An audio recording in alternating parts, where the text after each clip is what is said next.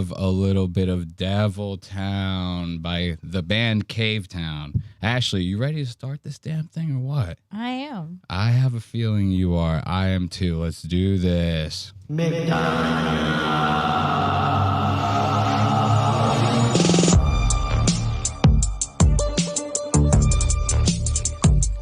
Hello and welcome to another installment of Lost Aux Media. As always, we are coming at you Sunday, completely undisclosed time. I am joined by the lovely Ashley over here. Hey, Ashley. How you doing over there, Miss Ashley? I'm pretty good. Pretty good. We need better than pretty good over here at Lost Aux Media, all right? Got to remember, this is the podcast that makes you take a second look at what you just watched. Make sure to like, comment, subscribe, do a little Nick Fuentes and tell us what you think about the show. Join the Discord linked in the bio. Discord's getting a little interesting lately, so we always like to diversify. We do not die, we diversify. You like that? Also, you can become a member over at lostaux.media. I'm sure we'll get into the perks and all that later on during the break because we have a long show today. We're going to be with you guys for a goddamn minute tonight, all right? So I hope you're buckled in. Hope you're ready to have a good time because the jamokes are flowing this episode. I mean, it's kind of crazy. We have just looking at the docket, we got Louis J. Gomez, Tony Hinchcliffe, fucking Joey LaFleur, Jeff Dye, Shane Gillis, Joe DeRosa, possibly Tim Dillon. I say possibly for a very good reason that you guys will come to realize a little later. What else we have on here? The Protect Our Parks boys checking in on Ben Avery, Devin Costa. A full comedy set by the Dubz General. How about you suck my dick, you bitch? I do what the fuck I want. Oh, Can't wait. Can't wait for that one, huh? And that's a live reaction. We got a live reaction coming later for that one. I forgot about Me and this. Ashley haven't even watched the Dubz General set. We had to get some of the Lost Boys in the Discord to do a little recon for that one and every goddamn thing. And then, of course, we have our dearly beloved, one of the newest jamokes on our roster, the Michael Lenoci we'll be getting into later on. Ladies and gentlemen, Michael Lenoci, of course, almost never failing to deliver when it comes to the tomfoolery that happens over at We Should Date. That is probably one of my favorite podcasts as of right now. Me and Ashley are completely obsessed. Me and Ashley have also been watching Tires. Have anyone in the audience been watching Tires? I'm going to tell you right now, Tires, I don't like it. I'll get into that maybe later. I don't know. Right now, We've got a great show, and I've wasted a lot of time. Red bar. We got to get right into the goddamn thing. If it's me running the show, then I say we got to get into the goddamn thing. We're going to start with, of course, our finger on the pulse segment. If you're new to the show, this is the segment where we kind of just, we tap that main vein a little bit. We try to keep our finger on that pulse, the pulse of society. We like to get into the news and politics and all that other good shit. Actually, I lying, of course. If you're new to the show, that's a little bit of trolling. We do a little trolling. It's called We Do a Little Trolling.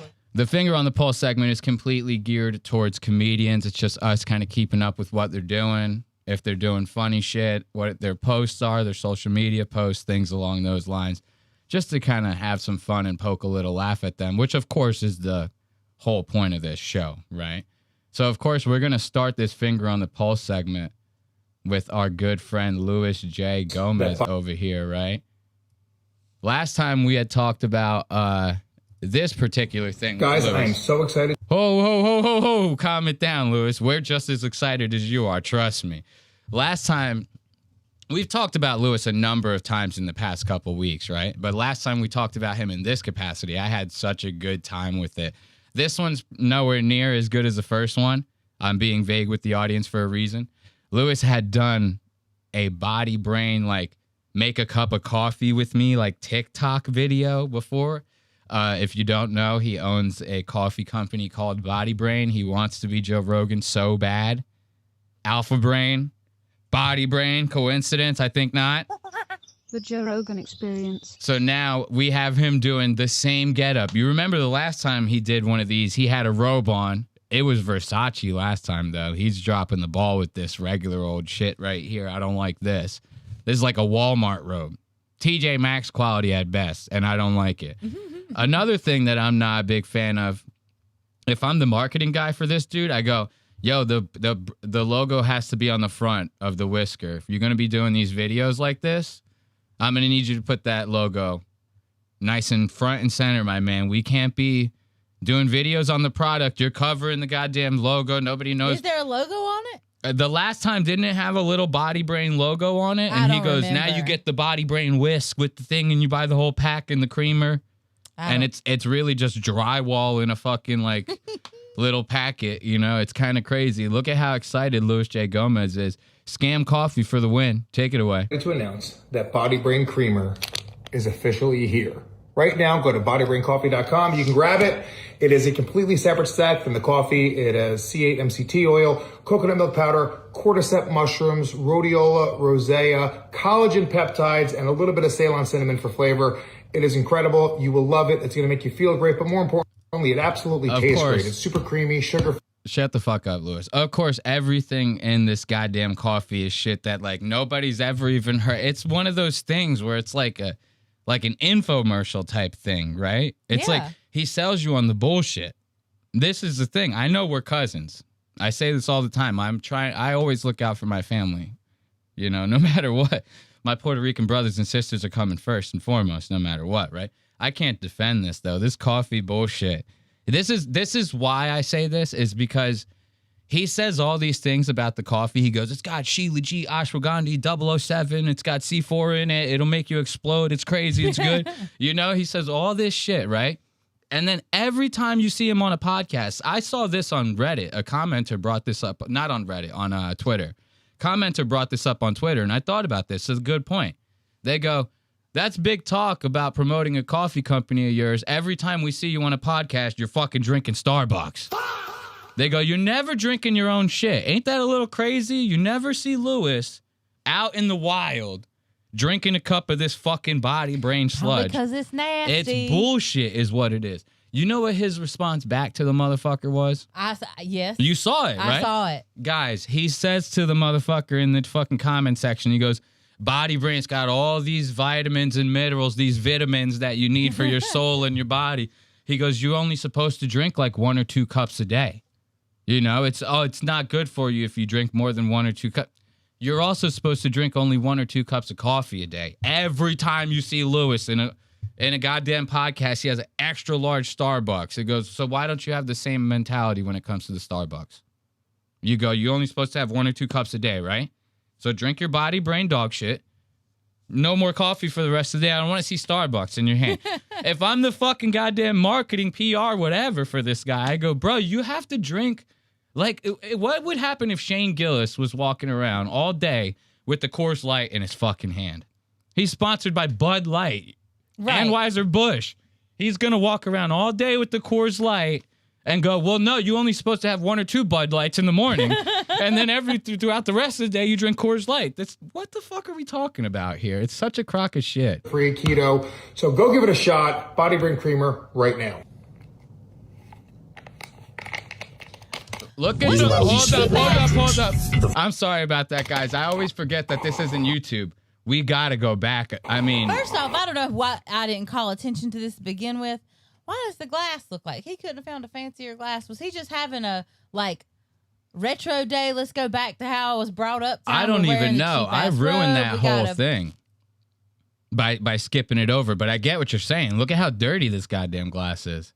It might just be that powdered stuff stuck to the side. I mean, you think so? We gotta go back. I fucked that up. I always forget that this isn't YouTube, and I hit the space bar, and it brings you to the next reel, right? You gotta see. I am so excited to announce. You have to see the fucking mountain of goddamn powder that is on this. It's sitting at the top of this coffee. It literally looks like crumbled up drywall. I don't even know what other way to explain this. What other adjective could you give that besides dry? Poofy? Would that be a different adjective? Yeah, It's like a poofy kind of poofs. Yeah, it's a powdery poof you put on the goddamn coffee. Go give it a shot. Body Brain Creamer right now. Look at this dog shit. And Ashley, you're wrong. I'm telling you right now, this thing was cloudy as fuck before. This thing was... I was just trying to give him benefit of the doubt. This cup was cloudy with the chance of meatballs way before he put the goddamn creamy powder in it. Step it up with our video. We need a nicer glass. We're rich. We can't be... You had Versace on the last time, sir. If I'm as rich as Luis J. Gomez is a multimillionaire, Gas Digital, all these podcasts, he's Skankfest, this guy has got goddamn money now. I'm throwing a cup out like I'm going, what is this? Every time a cup gets dirty, I'm throwing it in the trash. If I'm as rich as Luis J. Gomez, I'm not saving no murky ass goddamn cup. This thing looks like he picked it up off the street before he goddamn put it. It's from before he was rich. It's the same. Imagine. It's his emotional support cup. He's carrying it around with him all these years. It's like he treats the cup like it's a cast iron skillet. He goes, well, you can't wash it because you can lose all the flavor that way if you wash it. Look at his face. I mean, come on, dude. Chill with that shit. We don't want to see you like this. We don't want to see you like this. He doesn't even look happy about it. He's doing the stirring. He's going... Like he forgot he was recording. Of course. Cement mixing his coffee as always, you know, right? And looking miserable as fuck. God damn. He goes, my son, James. He's always talking about James. I hadn't heard much about the dog lately. No, well, they're on vacation. I've been keeping tabs on my cousin. I called him last night. Well, I guess the only time I'm keeping up with him is on Story Wars. Yeah, anyways. you watch one Lewis a week. I watch 100 Lewises a week. All right? I watch 1,000 Lewises a goddamn week. I think he's in... like Spain or some shit. I think I saw that on... Motherfucker says he's eating up a goddamn storm and losing weight. I don't know how that happened. Yeah, I saw that. Oh, it's crazy. Look at this. Drinking that chunky... Of course. Did you see? I mean, we're not going to rewatch. I wish you could rewind on Instagram. It's so lame. When he took that last sip, dude had the biggest piece of fucking cinder block stuck to his goddamn mustache right here. Which, if you notice, right? Let's check this out. You notice this? You see this? You see this right here? This ain't how you do it. I'm going to tell you right now, this ain't how... This guy's what, 75? You can't grow this goddamn shit out? I mean, this is how you do it. This is what you need. You need a Sam Elliott-esque goddamn mustache right here. Ashley bitches about the fact that my lips get covered up when I grow me a goddamn mustache. That's how real the shit is, right? Now everybody got themselves a goddamn mustache and nobody can fucking actually grow one. I wake up in the morning after shaving, I go, the whole thing fucking, I'm clean shaven, I go, it just goes, like a SpongeBob character. It grows right there on the spot. I don't get this Shane Gillis lopsided fucking little mouse mustache. Everyone's got one. Stop. Watch Tires. There's another reason. Everybody. There's another reason why it sucks. Every goddamn character has a motherfucking mustache. It's like, come on, guys. Let's get real with it, right? Look at that. So that was a little bit of Luis J. Gomez for us. We love Luis J. Gomez. Let's give it up for him and his body brain coffee. Look, they're calling him Jean-Claude Van Gomez in the chat. Jean-Claude Van Gomez with that serious face on, dude. He does look like Jean-Claude Van Damme a little bit. We're going to check out some other Instagrammies from some of these celebrities. This one is going to send you. Ashley's going to laugh her ass off the second she sees this. Why? Oh, okay. Ain't that funny as hell, huh, Ashley? You like that, don't you? All right, hold up. I'm going to get it prepped before I show it to the people. We need to get it prepped before we show it to the people. Guys, Tony Hinchcliffe is doing like ads for like a fucking Scandinavian bathhouse or some shit like this. Right? Listen, his stomach's looking real funny there. And the stomach. And I told you guys about the stomach last week. Ashley didn't want to give me nothing. She wouldn't give it up for me. I talked about the stomach like 5 times. Ashley gave me crickets. I was bombing in front of my own goddamn co-host / girlfriend. I was losing it. And I said, nobody believes me. It made me feel so unseen. Okay, right? well, I'm seeing you today. Yeah, you better be seeing me now. That thing is fucking out. That thing is top out. two is seeming very liver induced. Look at this. It looks like worms. He looks like a kitten that has worms. Like, that's legitimately what this looks like to me.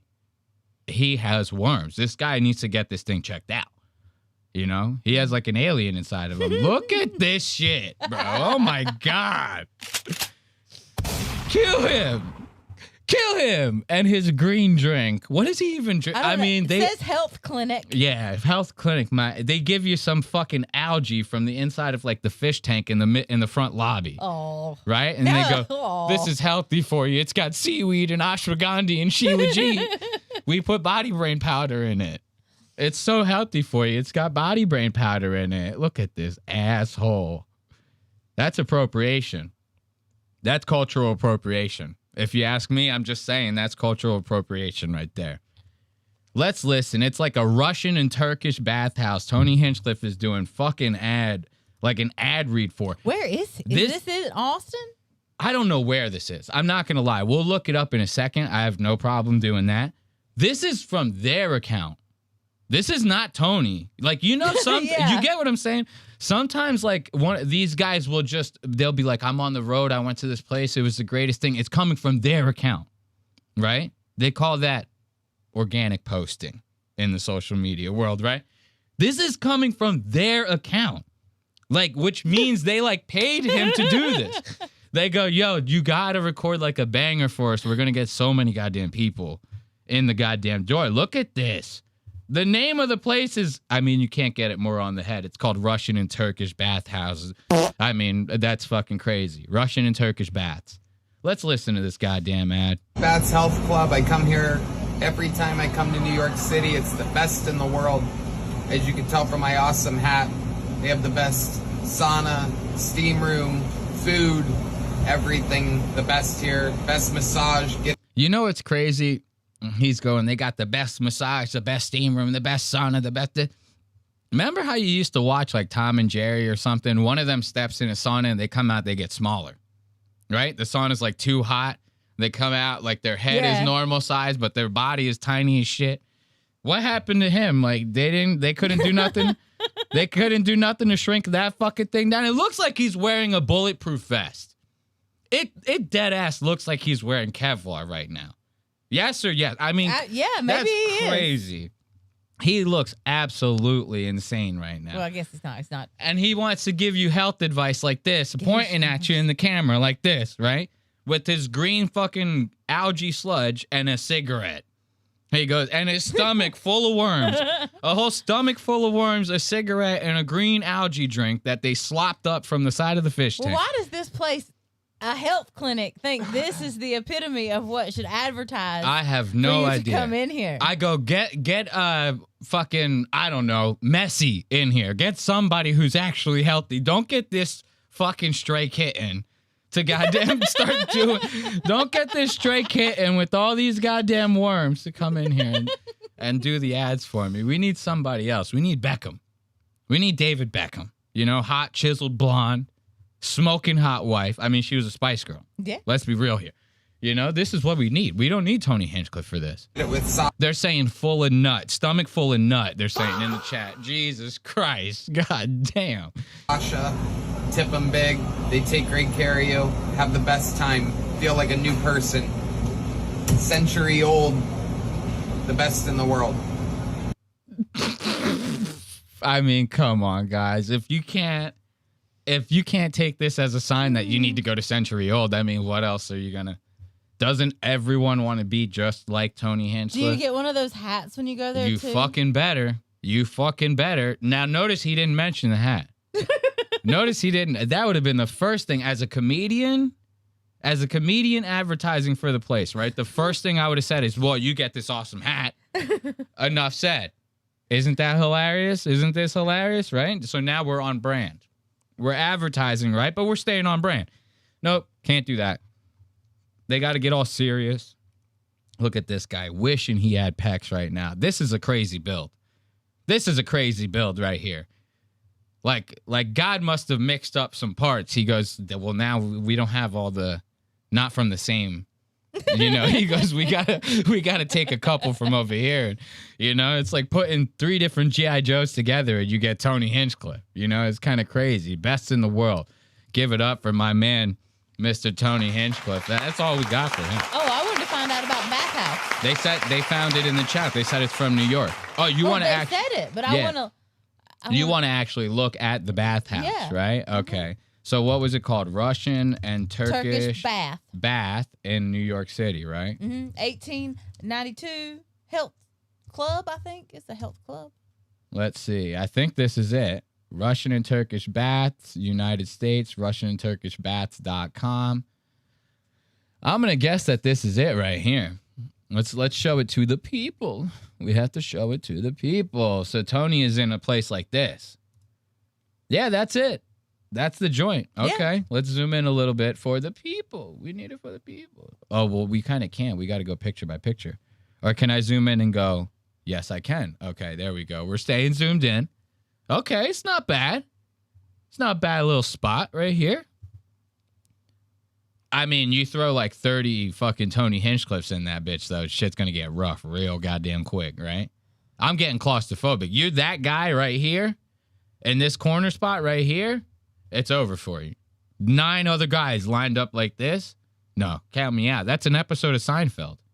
Like, hell no. I don't like places. I mean, what is that? Who's not slipping and sliding all the fuck over this goddamn place? What is that one for? I don't even know. This is the smoothest fucking goddamn surfaces known to man. What are we doing with this? You can't sweat in a place like that. That looks like it's supposed to be cold. It looks like a lawsuit. What if that's what it is? It's like a chill room. They like ice cube you out. See, I don't know nothing about this. And what is this?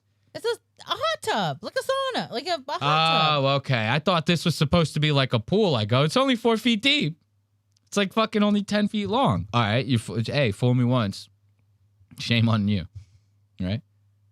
I mean, this place doesn't even look that fancy. What's Tony? What's that back? Back business. I mean, what is that? What is even this? How could they have even afforded to pay Tony the money for this? What is even this? Somebody's like phone number is back here. 8675309. Look at this. No. I'm not advertising. Someone needed to redo. No back. They need to call place. Tony's publicist or some shit and get this the fuck out of here. They're calling it the back rooms in the goddamn chat right now. This is like Tony's literally doing advertisements for the back room, bro. This is nuts. I mean, this is a normal health. This is nothing. What is even? It's not even a health club. They're selling wine. Yeah, this is nuts. There's beer in here. That's why Tony's there. Tony getting wasted. Tony's like, tip him big. You got to tip him big. It's probably like all the way cheap. How did this place even afford to? I mean, did Tony just do this out of the kindness of his heart? And that's even weird. Like Tony, the whole guy, like his 80% of Tony's personality is how much money he's making, how successful he is. He literally never fails at an opportunity to bring it up. Blackmailing him. Who knows? Imagine. They go, we'll get rid of the worms as long as you do a couple, advertisements for us. We'll get rid of the worms. I mean, this is about as normal as it gets. It's a Russian health and whatever club or something like that. Give it up for Tony Hinchcliffe.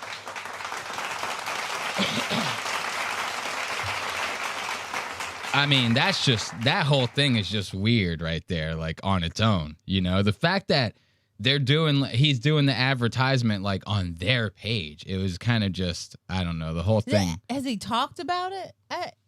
I mean, not to my knowledge. That was pretty much the only thing. How would you not talk about that? I have no idea. I really don't. I mean, that has to be like number one thing. I would be like, yo, I advertise for this thing on like my Instagram. Everyone should go to it. Yeah. Like on an episode of Kill Tony, right? You figure he would maybe do something like that. He might be ashamed of it. You might be right. He might be getting blackmailed. Who the fuck knows? This next one, though. This next one is a little treat for all the serious Lost boys out there. All the serious GoofCon fans out there. All the serious Joey LaFleur fans out there. You smell me? I love some Joey LaFleur. I mean, I'm sure a lot of listeners in the chat share that same interest with me. their love of Joey LaFleur. It's something genuinely funny about just the way that he operates his whole entire life. It's something very funny about that.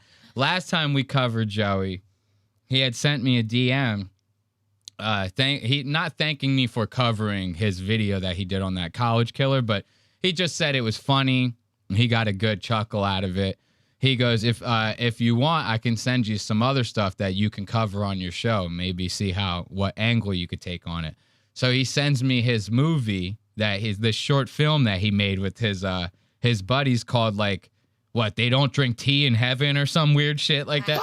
It was some crazy weird name that sounded like an authentic movie, but the whole thing was very chaotic. Chaotic and off-putting. And he even said to me, he goes, it's a little more self-aware than the college killer movie. We're trying to be funny and shitty, so I'm not sure what kind of angle you'll take on it.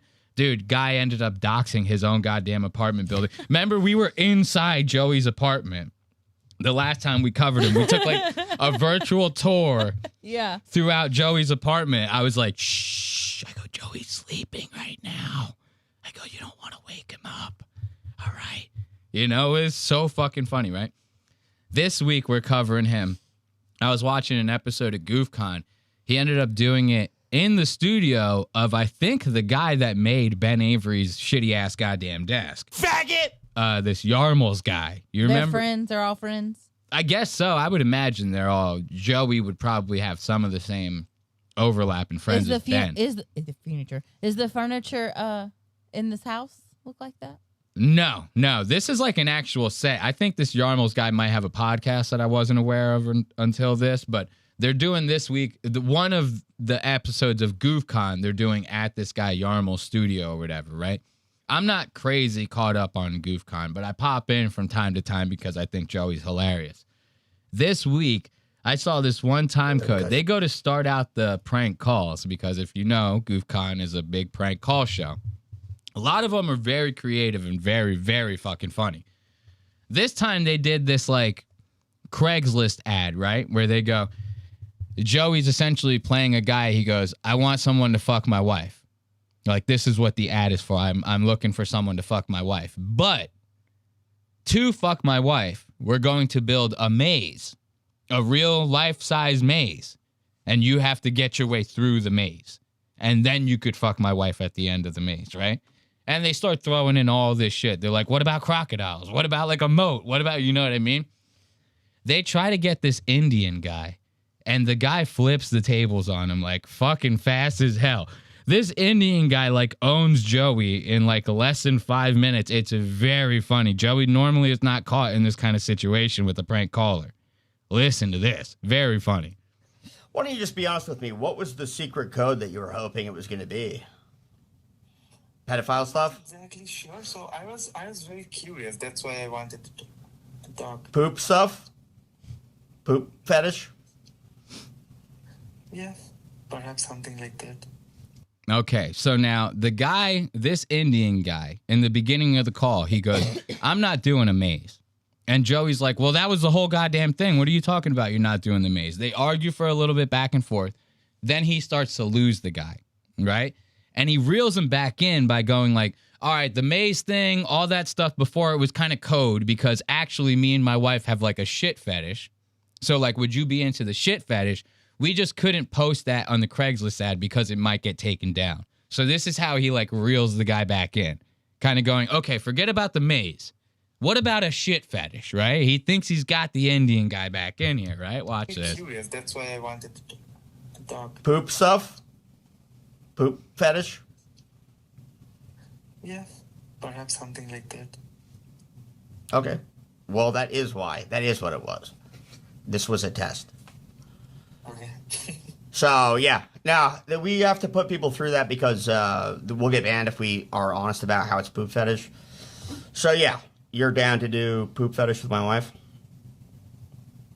Yeah, sure. Okay. And what time are you available to meet? And are you going to eat her poop? What you said? Poop fetish? I heard boob fetish. What the fuck? Yeah, right. So now the Indian guy says, wait, you said poop fetish. I thought you said boob fetish. Right? Now, I don't know if that's like him trying to recover or like what the situation is. As soon as Joey goes, all right, so you're going to eat my wife's shit, the guy goes, snaps back to reality. That'll rip you out of horniness. Something like that will rip you out of horniness real fast. Like, it'll be like you're like, you know how in Doctor Strange, he like hits you in the chest and your soul like comes out of your body a little bit, you know? And you're like looking at yourself. You go, wait, what's happening here, right? Something like that. You say that, that'll rip you right out of horniness. They go, you're going to eat my wife's shit? You go, you come back to reality. You're like, wait a minute, I'm in the wrong place. I got to leave. Like, you know, so this is kind of like what's happening with the Indian guy. Soon as Joey starts saying, well, you're going to eat my wife's shit, he wakes up from the Matrix and he goes, oh, I got to get out of here. Right? This is the attitude we have here. What you said? Boob fetish? I heard boob fetish. What the fuck? Yeah, right. What? You're in the trust tree now, bro. You can just be honest. It's we got past the maze code stuff. Ah, I see. You're a funny guy. You're a funny guy. Why don't you be honest? You're the first Indian guy that doesn't want to eat poo? No. Do you eat poo? I'm not Indian. So he goes, I'm not Indian, right? He goes, oh. So now you see how the tables are starting to turn here right now? Like as soon as this Indian guy goes, ha ha ha, you're a funny guy, right? He's automatically not on board, right? Right. So now Joey starts pulling, you know, typical, stereotypical Indian joke, right? No problem with that. We love a good Indian joke around here. Do not eat Christmas cookies that come from India. I will tell you that right now. This is not a joke. This is a PSA. Anyway, you know, so he makes a stereotypical Indian joke, right? And then the Indian guy goes, well, what, do you eat poop? Joey's like, well, no, of course I don't eat poop. Watch this. You're a funny guy. You're a funny guy. Why don't you be honest? You're the first Indian guy that doesn't want to eat poo? No. Do you eat poo?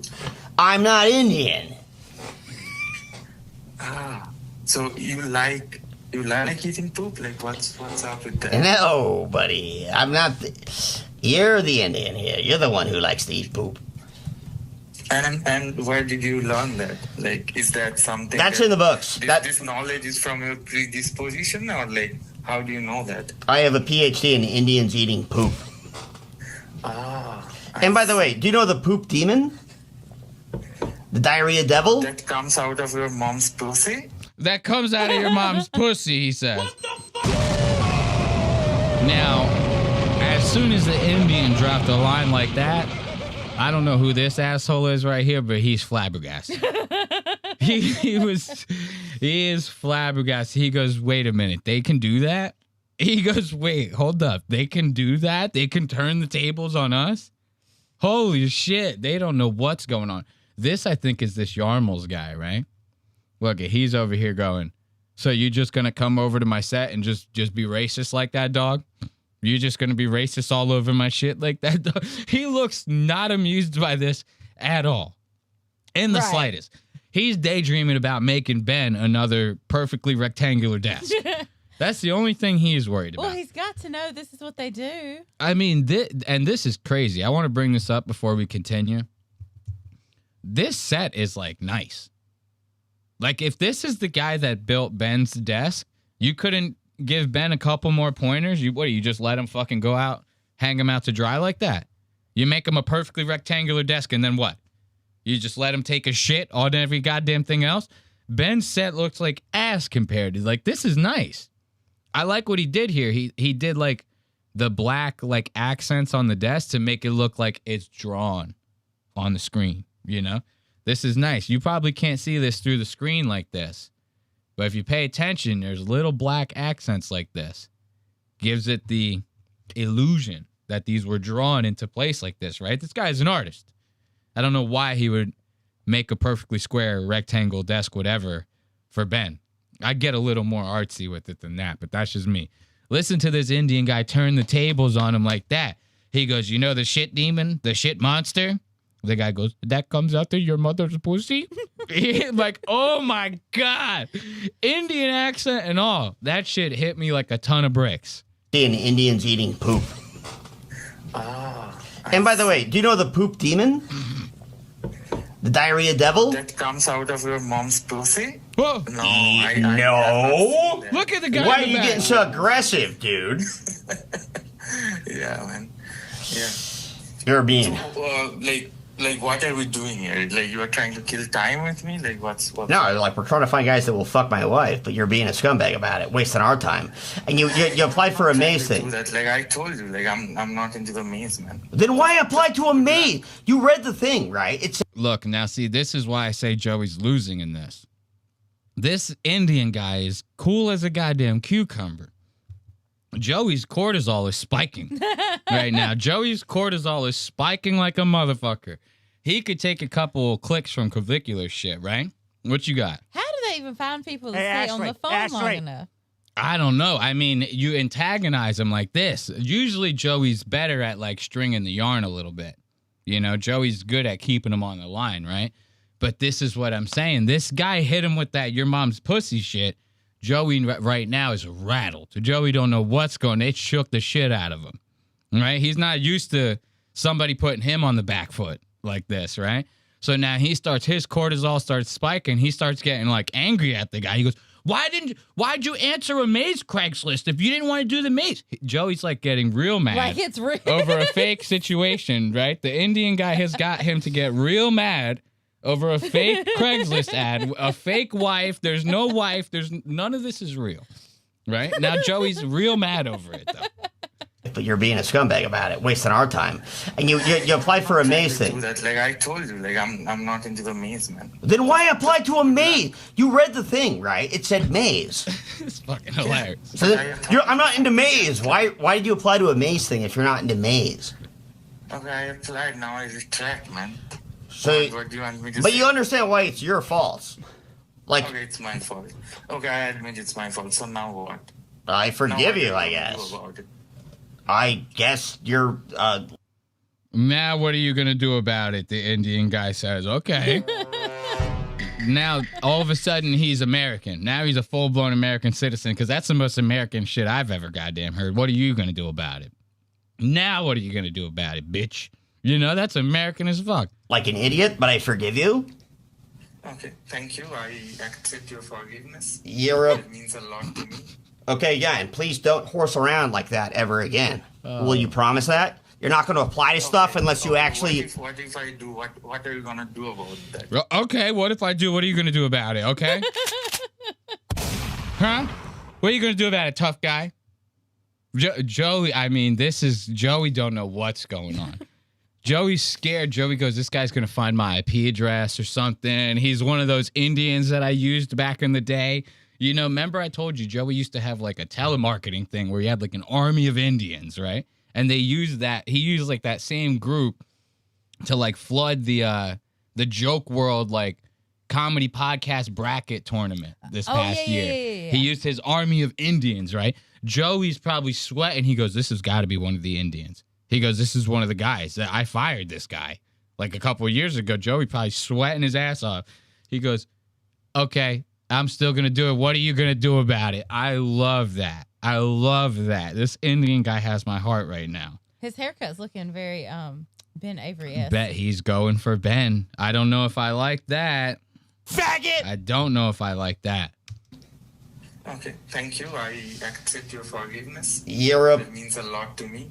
Okay, yeah, and please don't horse around like that ever again. Will you promise that? You're not going to apply to stuff unless you actually... What if I do? What are you going to do about that? Well, you're just going to be an idiot. Oh, and you are going to be a racist scumbag. How am I racist? So you know that, like, you do not have, like, half the educational and financial qualification that I have. And yet, like, you are talking shit to me. You fucking carpenter, like, bullshit, illiterate motherfucker.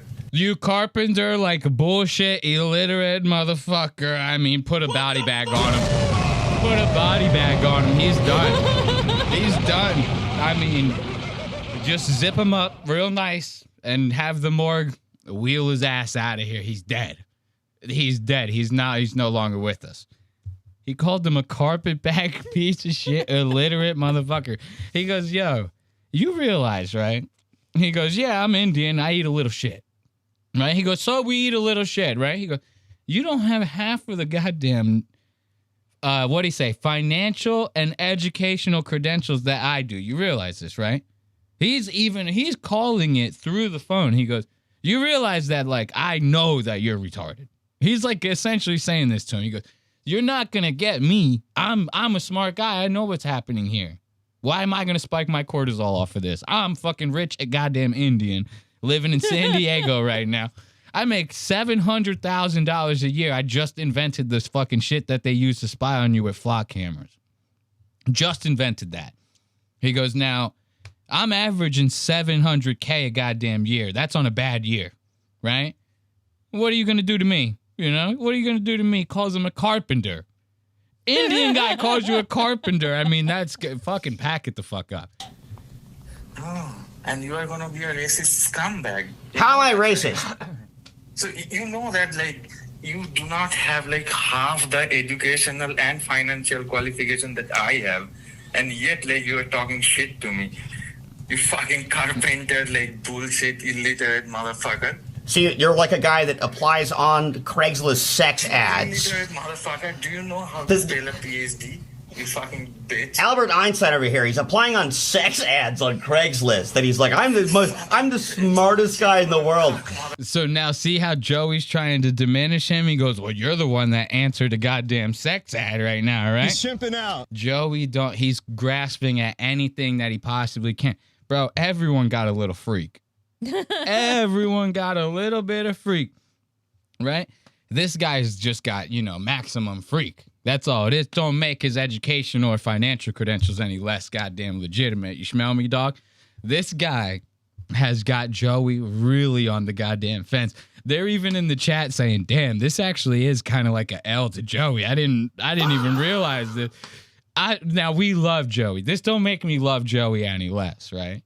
But this is just so goddamn funny that this is his first prank call of the stream. And I'm like, I'm done. Never mind. After that, you pack it up. You go, guys, it's over. I'm sorry. I didn't mean it. You know what I mean? I had no idea that this was even happening like this. Get me out of here. If I'm Joey, I'm hitting the eject button. Joey. Now, is this guy laughing at this point? Because this is fucking hilarious. Oh, yeah. Now they're laughing because this guy in the background with the mustache, now that's a respectable mustache. That I give him. That's a stashie right there. That's a goddamn stash, all right? Lost Aux Media approved. This guy in the background has no choice but to laugh. Your boy is getting fucking mud stomped by an Indian on the goddamn phone before your eyes. You laugh your ass off at this. See, you're like a guy that applies on Craigslist sex ads. Motherfucker, do you know how to spell a PhD? You fucking bitch. Albert Einstein over here, he's applying on sex ads on Craigslist. That he's like, I'm the smartest guy in the world. He's like, I apply for sex mazes. I apply for a sex maze, and then I was scared of the maze. Eat some poop. Eat some poop. And then he hangs up on me. He goes, eat some poop. Eat some poop. I love that. I mean, it don't get any more classic than that. Joey getting, like, really put on the... There's even saying in the chat, they go, Joey on the ropes right now, fighting for his goddamn life. Dude, give it up. You have to. You have to give it up for Joey. I hate to break it to you guys, but these dudes are taking L's all across the board this week. And don't worry, like, we all take a couple L's in our day. I've had fucked up streams, audio issues, probably had like a booger in my nose during stream. I don't know. Who knows what happens? This shit happens live, bro. We do it live. All right? So, anything could happen. It's just funny when it does happen. And when it happens to us, someone, please, in the chat, cover it. You start a podcast, you start covering us. Same shit. I don't hate on it. This next one is a good one. I love this right here. We're going to be getting into a little bit of Jeff Dye, the last cowboy in L.A., baby. You smell me? Jeff died. We haven't checked in on Jeff in a while. Last time we checked in on him, he was getting his fucking just desserts beating the hell out of Ben Avery, right? Well, that's not the last time we checked in on, but that's the most memorable, right? Mm-hmm. Watching Ben get his fucking shit pushed in by Jeff Dye was one of the funniest things in the world. I became an unironic Jeff Dye fan after that. All right? Me and Jeff became best friends. He's coming to Charlotte soon. Not that that's where I live or anything, but anyway. So we're checking in on Jeff, right? Jeff has been having himself a good old time. The diehards are completely different ever since the Ben Avery shit. You get what I'm saying here? They just hit so much different. When we covered it again, when we covered the next diehard after the Ben Avery saga, right? Jeff was like going after comedians. He had like this unironic critique type shit going on. Was doing passionate movie reviews, the whole fucking nine. I was really liking that. So I wanted to just check back in on him. And this last episode of Die Hard was a lovely one. I'm going to tell you that right now. First one, we got very big news. Very big news.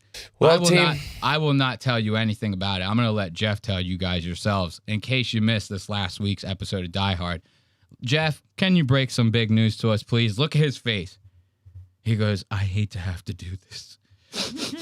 I hate to have to do this. Of course, Jeff with his awesome little toys, too.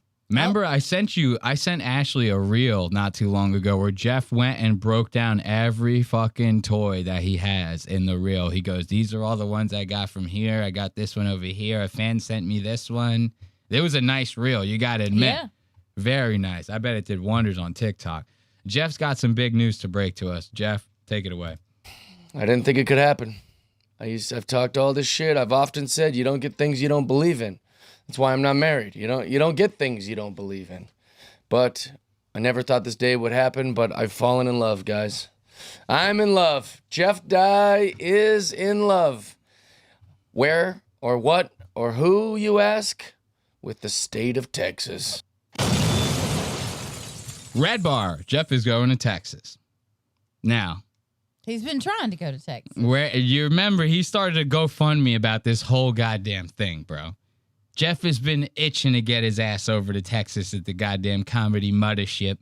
Look, they're going in the chat. Charlotte, got it, noted. Oh, they're God. Going, Elias, stop doxing you. Bro, we've said that already on the show that we lived in that area. Calm it down, guys. We just don't tell you every time you ask about it. Let's relax here. This is why. Everyone wants to make note of it. Anyway, going back to Jeff. Dude, Jeff has been aching to get to Texas for the longest goddamn time. Ever since he made that joke fucking goddamn GoFundMe, right? People tore his ass up about that. Then he goes, oh, it was just a joke. Yeah, I would go there if I could. I would go there if I could. Now what? He's finally saved up enough money to make it out there? He just got done doing a show at a weekend at the Comedy Mothership. You know that, right? No, but that inspired him. He really got to go back. He has to go back now. He did one weekend at the Mothership. He goes, that's it. I'm moving to Austin. I'm going to spend as much time as I possibly can here. Because those audiences jive with his goddamn comedy. He's trying to do this right-wing thing, right? The grift, as they say. Now, who else do we know that kind of pulled this same move? How about you suck my dick, you bitch? I do what the fuck I want. Dubz General, right? Ain't that some shit? Now, I'm not saying that Jeff is on the same level as Dubz, that's what's going to happen to him, right? Jeff is not an idiot. Jeff actually performed at the Mothership before buying a ticket to go visit the green room at the Mothership and then getting a fucking apartment out there by never doing a fucking comedy show at the Mothership. Dubz General, gambled his whole life after doing one opening weekend for Brian Holtzman. And Brian Holtzman goes, you look me up in Austin, I'll try to get you in the Mothership. You remember I said just like an old man, he threw a quarter at him and everything. He goes, bing. He goes, you're a good kid. Bing, flicks the quarter at him. I'll try to get you in the Mothership. Dubz uprooted his whole goddamn life and went to Austin, Texas over that shit. Jeff is sounding a lot like Dubsy. Now, that ain't going to happen to my boy Jeff. Jeff's a smart man. He knows what he's doing, all right? He knows that one good weekend at the Mothership is all you need. Now he's in. You know, at least he performed there. Let's hear him out, though. I'm in love. Jeff Dye is in love. Where or what or who, you ask? With the state of Texas. After spending Dallas 2 weeks ago and then Fort Worth 2 weeks ago and then doing a whole week, Tuesday through Sunday in Austin, I've fallen in love. I like that it's hot as shit. You know, I was like a little lizard running around, getting tan, sitting in pools, walking around the town, sweating up a storm. I loved it. I loved every second of that burning sunshine over there. All the people were nice. All the comics are inviting. It was just such a great, welcoming, receptive, cooperative, positive experience. Went over to the mothership. Obviously, every night I was at the mothership. Hung out with Joe. Hung out with Brian Simpson. Hung out with all the mothership people.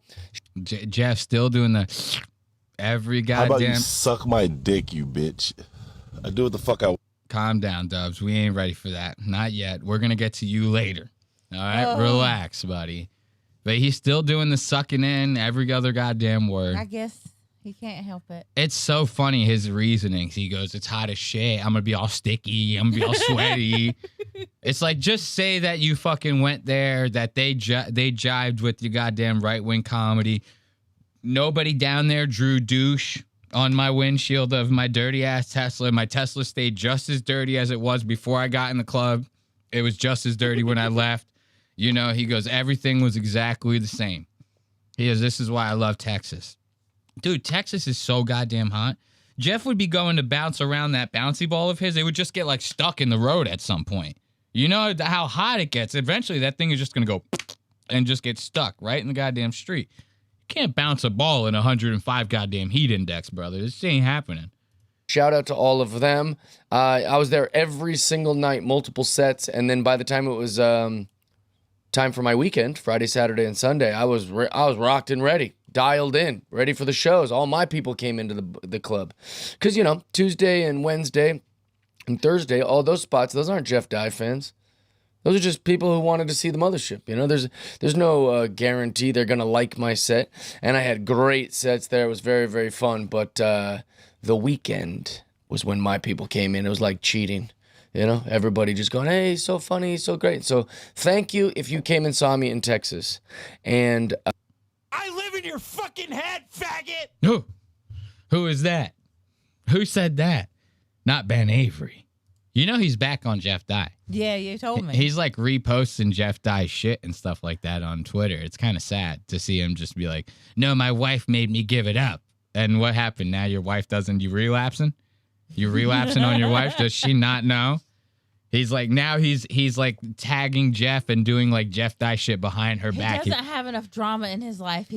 He needs a little something. Dude, Ben is literally like, he's jonesing so hard for it. He's now doing it like behind his wife's back, like it's an alcohol addiction or something. He goes, no, you know how people only drink vodka? They go, it doesn't smell as much. You know, they go, it doesn't smell as much. You know, Ben's literally relapsing on Jeff Dye behind his wife's back right now. Isn't that actually insane? Look at this. This is a quick one. You know, Jeff, he likes his goddamn movie reviews. You remember he did the one movie review of Mortal Kombat. He broke the whole thing down for like 45 minutes. Yeah, he's obsessed. Dude, it was like the only podcast he did in like the past year that was over an hour. And it was because 45 minutes of it was him covering the Mortal Kombat movie. Okay, I have a question about the mothership, though. Because you have to, like, give your phone up and do all this stuff. Is it just like a club, like you just go down and sit or whatever? Or at this point, it's so big, it's like Hard Rock Cafe. There's like a store you can buy shit in.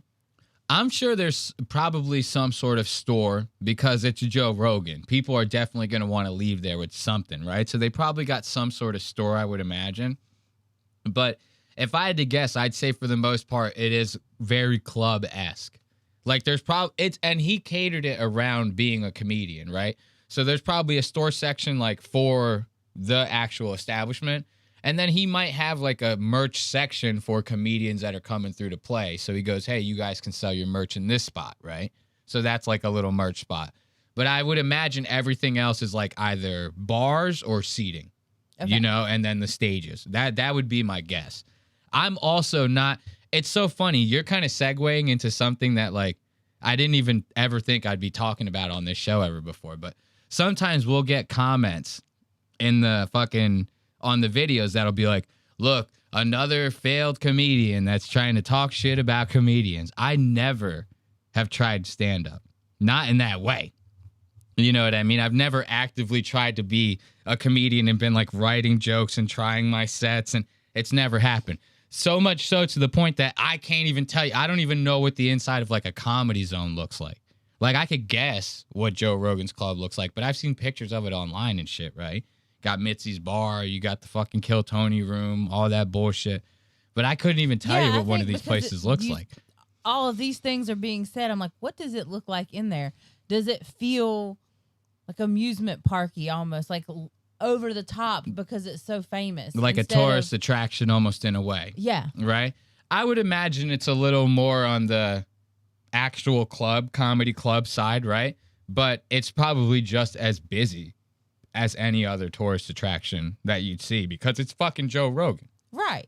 The guy's show literally has like the biggest show that I think has ever existed. I don't know if there's ever been a show that averages as many views a week as that show does. I mean, I could be wrong, but I'm not crazy tapped into all that. Pretty fucking crazy little thing, though. But going back to Jeff's, this is a real quick time code. Going back to Jeff's little movie review. Listen to this. I've been watching a bunch of old movies on Netflix, and holy crap, do some movies not hold up, which is a little discouraging. It almost makes me wish I wouldn't have went and revisited them. Which ones didn't hold up? The Fifth Element. Shit take. Fifth Element's the greatest movie. I mean, Fifth Element's got a little something for everybody. That's some good old-fashioned American fun right there. Fifth Element might as well be Wet Hot American Summer, as far as I'm concerned. Fifth Element, shit take. I just had to bring that to light. Look at this guy. Look at this guy. You're losing me, Jeff.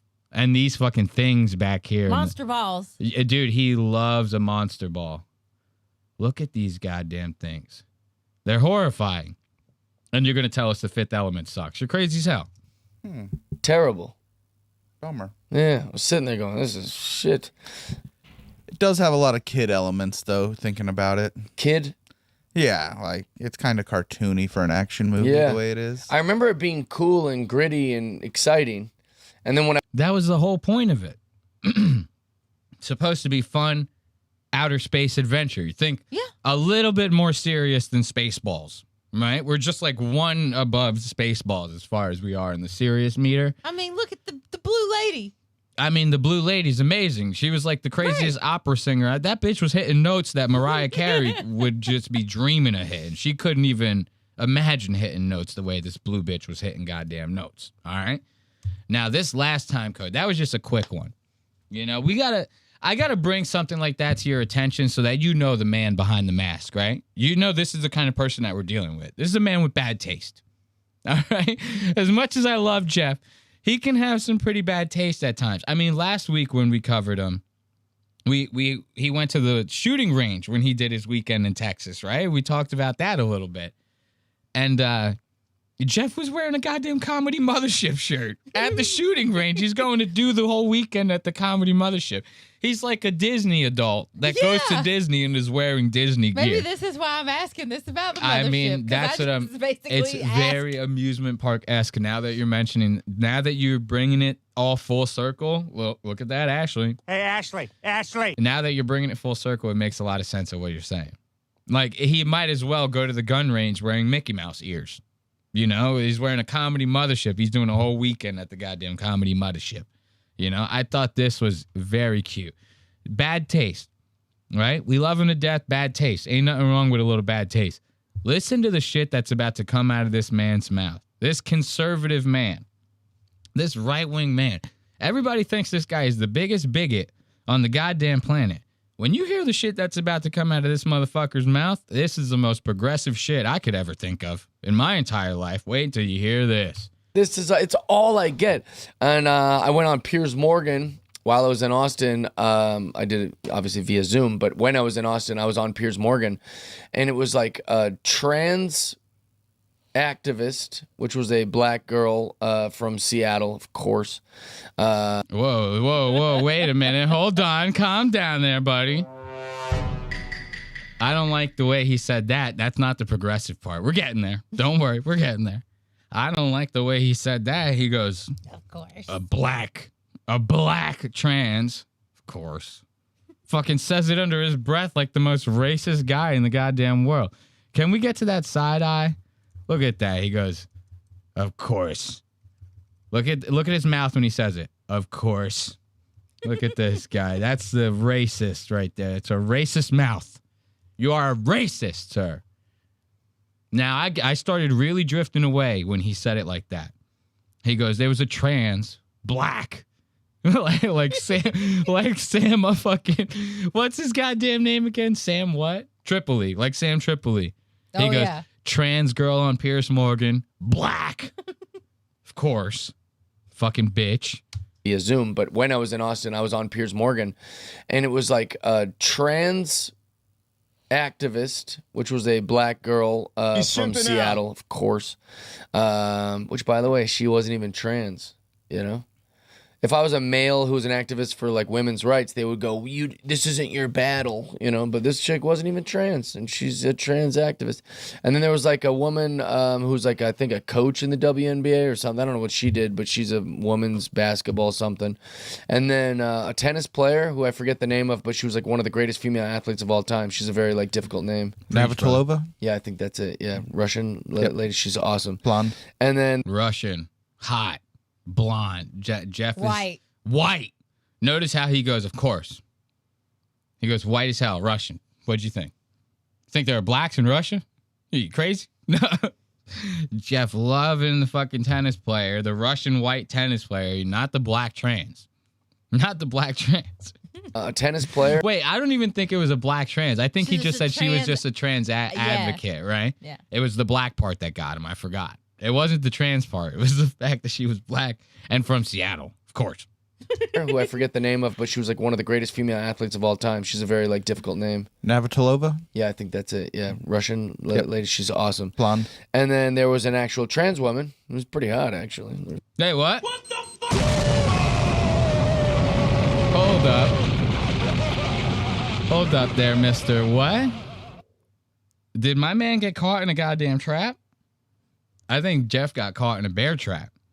He goes, I know why. It's because I bet the trans girl was like bimbo-esque. Oh, dude, she was probably like one of those ones that like goes way too above on the trans. She probably had tits like out to here, a waist like this goddamn skinny, you know, like real small ass waist. Jeff goes, I'm in love. Texas and the trans people and the barbecue and the toast, the Texas toast. He goes, it's all got me in love. I'm so goddamn in love. Yo, my man said, yo, there was a trans girl. He goes, she's pretty hot, actually. Has to look over at the producer for confirmation. I need you on my side. This is the face right here that he's saying this in his head. He goes, I need you on my side. I need you on my side. Can't even look in the camera. You can't get any confirmation out of the goddamn camera. Ain't nobody over there. Might as well be talking to the wall. I'm talking to that goddamn thing, right? I look at Ashley for all my confirmations, right? No, I'm kidding. So, look, he goes, yo, trans woman, pretty hot, actually. Basketball something. And then a tennis player who I forget the name of, but she was like one of the greatest female athletes of all time. She's a very like difficult name. Navratilova? Yeah, I think. Hold on, before we go on, it's so funny. Scroats McGoats in the chat, he's trying to give me shit because he thinks that I overlooked the fact that he was saying, of course, because the girl was from Seattle, not because she was black. I get that. Right? And then after I say that distinction, he corrects himself in the chat and goes, Seattle, I meant, not Portland. He said Portland. Gotcha. Gotcha, motherfucker. That's it. Yeah. Russian lady. She's awesome. Blonde. And then there was an actual trans woman. It was pretty hot, actually. There was a sexy trans woman. And then Piers Morgan. And then me, a comedian. I couldn't think. I was easily the least qualified to be on this panel to be talking. He's just gonna try to glaze past that, like to produce. I bet the producer right now he's like, wait, hold up, what? He's like jotting down notes. He goes, wait, I gotta time code this. He goes, Jeff, you want me to edit that part out, right? He goes, wait, you want me to edit that part out, right? Because I got the time code right here. I could edit this part out. Jeff glazes over. He goes, you know, there's a trans girl on the panel. It's pretty goddamn hot. And then I'm a comedian. My family came down for Thanksgiving. Whole day, you know. What's happening in the state of the world right now? He like tries to change, just goes right over it, just blows over it. If I was the producer, I go, ho, pause. You know how they do? I go, pause. You know they do that now. They go, pause. I got questions. You know what I mean? You can't let that just glaze by. What is happening here? He goes, pretty hot trans, actually. I was kind of hubba. You know, if that would be the only thing that would make it better if he goes hubba into the goddamn mic. I would lose. I would shoot through the ceiling like a rocket. Yeah. I'd shoot through the ceiling like a goddamn rocket right now. Look at this asshole. Let's listen to it one more time. We'll end this Jeff Dye shit. But she was like one of the greatest female athletes of all time. She's a very like difficult name. Let me turn it up for the people in the back. Yeah, I think that's it. Yeah, Russian lady. She's awesome. Blonde. And then there was an actual trans woman. It was pretty hot, actually. There's a sexy trans woman. And he said sexy. I didn't even hear woman. sexy trans woman the first time. Now watch this. Dude, this is like media trained. Like they trained. Those are the same people that like trained the president to do speeches. Train Jeff Dye, they go, now just roll over it like you never even said it. And then Piers Morgan, and then me, a comedian. I couldn't think, I was easily the least qualified to be on this panel to be talking about trans. I believe the kids are calling a hot trans woman a trap these days. Oh, a little trap lady. She looked good. And she was Republican. And she'll catch you in a trap if you're not careful. She's kind of an anomaly, you know? She was kind of like, you know, when you see a conservative... When you see a Republican trans girl, you're like, that's, you know, that breaks your brain a little bit. So she's a unique person. I'm over here stroking my dick. I got lotion on my dick right now. I'm just stroking my shit. I'm horny as fuck, man. I'm a freak, man. Like, yo, Jeff was, I mean, this is amazing to me.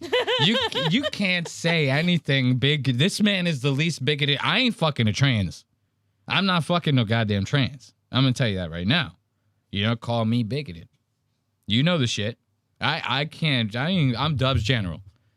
Go, you can't be the best in comedy. You suck a little dick. You know? That's Dubs' barometer for good comedy. You sucked a little dick, you ain't no good. Sorry, it's impossible. But isn't this crazy to hear this come out of Jeff Dye's mouth? I bet liberals are like, their heads are exploding. They go, wait a minute, I thought we hated this guy. But then he said he would fuck a trans. The girl that wrote the douche on his car, her fucking brain is probably melting right now. She goes, I don't know if he's like my hero or if like he's still douche. When I see him next time, do I write faggot on the car instead because now he likes trans? Or do I keep writing douche? You know, I don't even know because it's like, he's in like some moral gray area where he's like doing the right thing by fucking a trans, but he's still an asshole. You know, I kind of don't get it. You know, I love that. What are the odds Jeff actually banged out this trans? He goes, yo, she was sexy as fuck, bro. She was Republican. I mean, if that's what it takes, it's a trans girl that somewhat looks like a guy or an actual woman, and then she's Republican. It's like, all right, guys, marry her, bring her home to mom.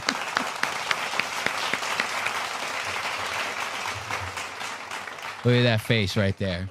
Memories all alone in the moonlight. It's a little Cats for you guys if you didn't know. Jeff Dye, hero of mine. I mean, is that good or what, man? Jeff Dye loving on the trans community. You didn't think he had it in him. No. You had no idea. All these fucking liberal haters out there ain't got no idea.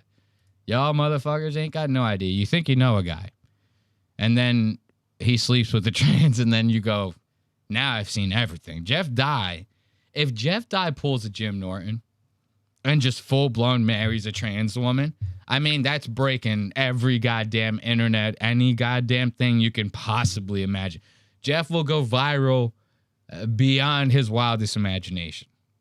Like, it would go that viral because so many people on the left, like, just hate on him just for, like, the whole right-wing grift, right? Yeah. That motherfucker pulls a Jim Norton, gets married to a trans, it's over. The internet is calling it quits.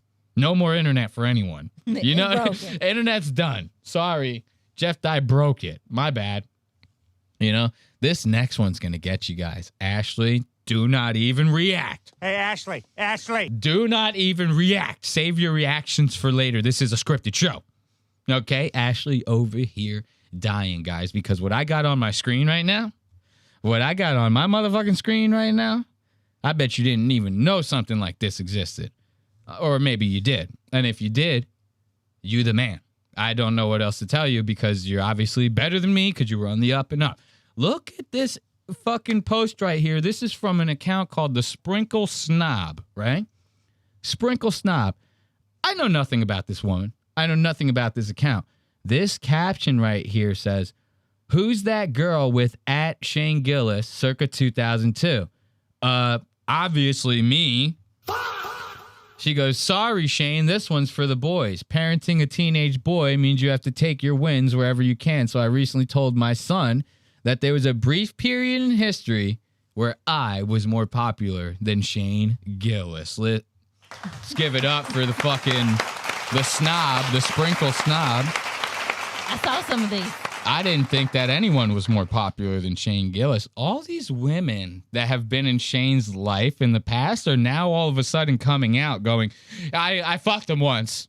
I fucked him once. I don't know if I've ever seen this, like, for a celebrity, that this is like a trend. This is like, you said you've seen some of these, right? I've seen this picture. You've seen this one. Okay. Yeah, But I feel like there was another one of these that came out not long ago. Or no, Shane? You know what it was? It was Shane's ex-girlfriend. He had this hot blonde ex-girlfriend, and they found her Tinder account after him and her broke up. That's what it was. Okay, brain fart. So, but you've seen these pictures, right? This is great. I feel like celebrities always do, like, here's their prom pictures before they were famous, shit like that. I know. It's kind of funny, though, to see the actual girl go like, hey, guys, I need some clout real fast. I fucked Shane Gillis once. She probably didn't even fuck him, let's be real. They're like fucking 8th grade. They barely held hands. Shane probably thought he had cooties after this. He goes, guys, am I going to be sick? She held my hand at the goddamn day. Am I going to be all right? Listen to this. She goes, about 20 years ago, Shane was a freshman and I was a senior. His dad was the coach of our basketball team, and Shane was always riding the bus with us. He was basically everyone's little brother, and I had promised him that when he got to high school, I'd take him as my date to a dance. Well, a promise is a promise, this bitch said, right? Now, she says, looking back now, there's a bunch of shit. TLDR, I'm not reading all that. I'm going to tell you that right now. I'm here for the pictures, all right? I'm here for the goddamn pictures. Look at this, though. A promise is a promise. Look at Shane Gillis right here. I mean, are these real? Like, did Looking Shane? So awkward. I mean, but this is 2026. This could be AI. Yeah. Who even knows nowadays? This girl could be clout chasing. I don't know. I mean, it looks a lot like Shane Gilly. Look at this. That's the one I saw. Yeah, it's probably because you follow fucking Naeem Ali on goddamn X. Naeem Ali actually posted this picture. Very funny coincidence. Look at Shane Gillis. Straight up dating a goddamn Paula Deen from back in the goddamn day. This is a Paula Deen. That's the same haircut as Paula Deen, the same white teeth, the same gummy smile. Paula Deen got a gummy smile. You know them southern women with the gummy smile like that. You know what I'm talking about, Ashley. You better give me that shit. Hey, Ashley.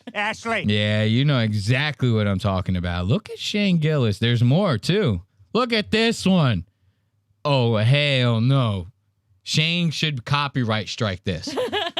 Shane, if I was Shane Gillis, I'd go, bitch, you got me looking all white like that. You got a goddamn spray tan in this goddamn photo. I'm over here looking like powder. Hell no. I go, publicist, take it down. I'm hitting the Barbra Streisand on this. I'm going, all my lawyers are going to get on this one. Take it down. Copyright strike it from every platform. Nuke it. Nuke it. I hit the goddamn red button on this content. Look at this guy. Still got the same chin. I mean, this is Shane Gillis. Yeah. You can't. I mean, whether it's AI or not, I believe it. I've seen it on the internet. It has to be real. This has to be real. This is Shane Gillis. Look at my man. Now, the only thing that kind of got me a little bit when I very first saw this is I go, well, Shane's like fucking 6'5" or some shit. He's huge. Yeah, but he's they're a different freshman. ages. Yeah, they're different ages. Well, yeah, and he's a freshman in high school. He's not done growing. True that. He might have hit a growth spurt. Like, she's done. That whatever height she is, she's done. She's done right there. She's also done in way more ways than height. I mean, she looks a little overcooked, if you understand what I'm saying. Look at her armpit area. Someone forgot to hit that one with the spray tan. It was 2002. She was laying in the tanning bed with her arms down and just On both sides, yeah. Okay. Yeah. Okay. So there was a crease. There was a fold. Yes. There was a fold in the skin. Yeah. Okay. Let's give it up for Shane Gillis right there. I mean, that's good shit, is it not? Seeing young Shane Gillis like that is actually funnier than fuck, dude. His face is the same. Exactly the same guy. Go watch Tires. It looks the same. And the girls kind of look the same too. Like Shane kind of brought it. Tires has some crazy ass looking people in it. Like even aside from the people that we know, because everyone's in it. Stavi, Dan Soder, Steph Tullow, fucking so many others that, you know, the list goes on, right? Chris O'Connor, blah, blah, blah, blah, blah. But even like the women that you don't know that they get to play like the hot chicks and shit, kind of all have this like specific like look to them almost. They're all like kind of hippie-ish vibe. They're all super cute, but they're not like hot, but they're not ugly. And it's very weird. I don't know how to explain it. There's like a formula. And the one girl, when they were doing I guess it was season 2, the car wash that he was into. Yeah, short hair, very weird looking. Like, not weird looking. She was a very cute girl, don't get me wrong, but she just was not typical looking at all. Yeah. And she kind of fit in this area of like, she's not ugly, but she's not super hot. She's just really cute. Something about her is just like really cute. And it's like every girl that he kind of has an interest in, it's like formulated for that. You're like, I would almost miss this girl in the crowd, but then again, they're like very good looking for some reason. Like, I don't know what it is about that formula. I don't like it. Pivoting from Shane Gillis, though, we're going to move on. This is going to be a clip. We're still on the Finger on the Pulse segment, if you guys are not aware right now. This is literally just the intro. It's just the intro. Red bar. Anyway, fucking moving on to our next segment within the Finger on the Pulse segment is this little story from Matt and Shane's secret podcast. I like how we're just bouncing around like this, going, because it's very interesting stuff we got here, right? And it's all just little snippet from here, a little snippet from there, a little snippet from here, right? But it's all very good stuff. Joe DeRosa is kind of doing a little bit of a podcast run right now because he has this Netflix special coming out called like I Never Promised You a Rose Garden or something like that, right? Now, we're giving it applause, right? Something to celebrate, whatever, whoop-de-doo. This special came out like over a year ago, I'm pretty sure. He had put it out on YouTube first. He wanted to sell it to Netflix. Netflix originally was like, we don't want it. Take it somewhere else, we're good, right? So he put it out on YouTube for free. But then, like, over the course of a year or so, Joe starts gaining popularity from moving to Austin, Texas, doing whatever. Now Netflix comes crawling back. They go, we'll buy it. We'll buy it. We want to re-release it on our shit, right? So they want to add it to their comedy library. So now Joe's kind of doing a little bit of like a podcast tour to kind of promote the fact that it's coming out on Netflix soon, or it may have already came out like this week or some bullshit. I don't really care. I already seen the goddamn thing before. It's like, why do I want to watch it again, right? But when he goes on Matt and Shane's secret podcast this past week, he ends up telling this fucking story that damn near had me in stitches, right? But right before we get into that, I want you to listen to the way Shane, Joe, and Matt talk about the fact that Lemaire is still living at Shane's house rent-free. Listen to this. Oh, Wes. Some bullshit. You know what? That kid's an odd duck. Lemaire is an odd duck. He's a real odd duck, dude. You brought down his whole mainframe. I did. I came home and unplugged everything. Yeah. Dude. I got a roommate. His name's Lemaire. You see, the thing is this. He's an odd duck. I mean, dude, he's got to be costing at least, I swear to God, probably $55 a month in paused games. He paused games alone. He has an entire setup back there. Paused his games and just goes on the road for like a week. I came back. The room's hot. So Lemaire's been living in Shane's pool house, right? Right. Shane goes on the road fucking just about every other goddamn day. He's probably hardly ever even home. Between Tires, he just got done doing like a goddamn John Madden movie that hasn't even come out yet. Fucking whatever else he's got going on. He's popular as fuck, right? So Shane is already doing shit on the road constantly, movies, commercials, whatever.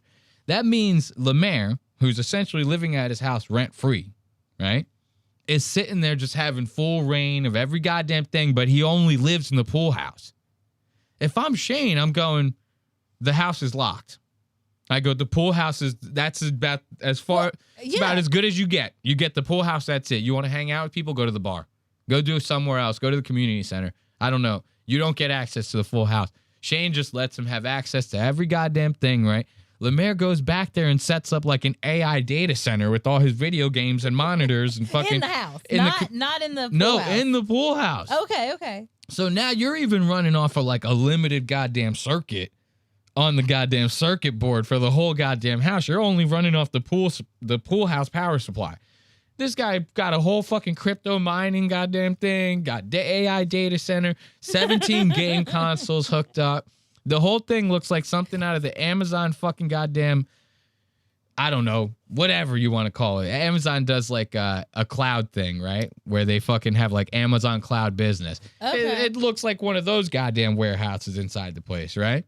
All just so that Lemaire can pause his video games, not have to save them and then shut the game off. He just goes, boop, he hits the pause button, puts the remote down like a fucking 9-year-old child, and leaves the house for like a week to go do shows in like Chicago or fucking over here or over there. Literally goes to the airport and gets on a plane. All the while, his video game is just paused, just sitting there like this. Paused, just like the producer of Jeff Dies should have done. He paused his video games and just leaves the house. That's like a kid does that. Yeah. A kid that has zero idea of like the consequences of the world, the electricity that it would cost, the whatever. The fact that the room is now hot, it's going to catch on fire at the some fire point. hazards, bro. Shane could literally come home and go, I was renting this house. Now I am liable for all the fucking damages because we set it on fire. Fuck you, Lemaire. Like, what kind of shit is that? Bro, if I was Shane, I would have kicked this asshole out the first time he did it. Now, listen to Shane. Shane's just fed up. Shane comes home like an angry father and rips all the cords out of the goddamn wall. Listen to him tell you that. I mean, dude, he's got to be costing at least, I swear to God, probably $55 a month in paused games. He paused games alone. He has an entire setup back there. Paused his games and just goes on the road for like a week. I came back. The room's hot from his mainframe, dude. His servers. You can save wherever you are. Of course, I literally the first thing I did when I got home was I just went back and ripped all the plugs out of the outlet. I was like, dude, enough of this. That's crazy. Imagine Shane Gillis coming home, literally looking like a high school football coach. And goes, God damn it, with the goddamn cords and the electricity. Rips out all the shit in the wall. Sounding a lot like Phil Gillis right now. Sounding a lot like your goddamn pops, my man. He goes, I just came home. I ripped all the goddamn cords out of the fucking wall. It was like, the room's fucking hot, man. Fucking bullshit. You can save wherever you are. Of course, I literally, the first thing I did when I got home was I just went back and ripped all the plugs out of the outlet. I was like, dude, enough of this. Enough of this. I'm going to throw all this shit in the pool when he gets home. It's kind of. When he gets home, literally dad behavior. Shane Gillis is now a father. His now 100%. Shane Gillis now has a goddamn mixed child named Lemaire Lee. Shane is a legitimate daddy. He goes, I'm gonna wait until he gets home. I'm gonna fucking throw all the goddamn games in the fucking pool, man.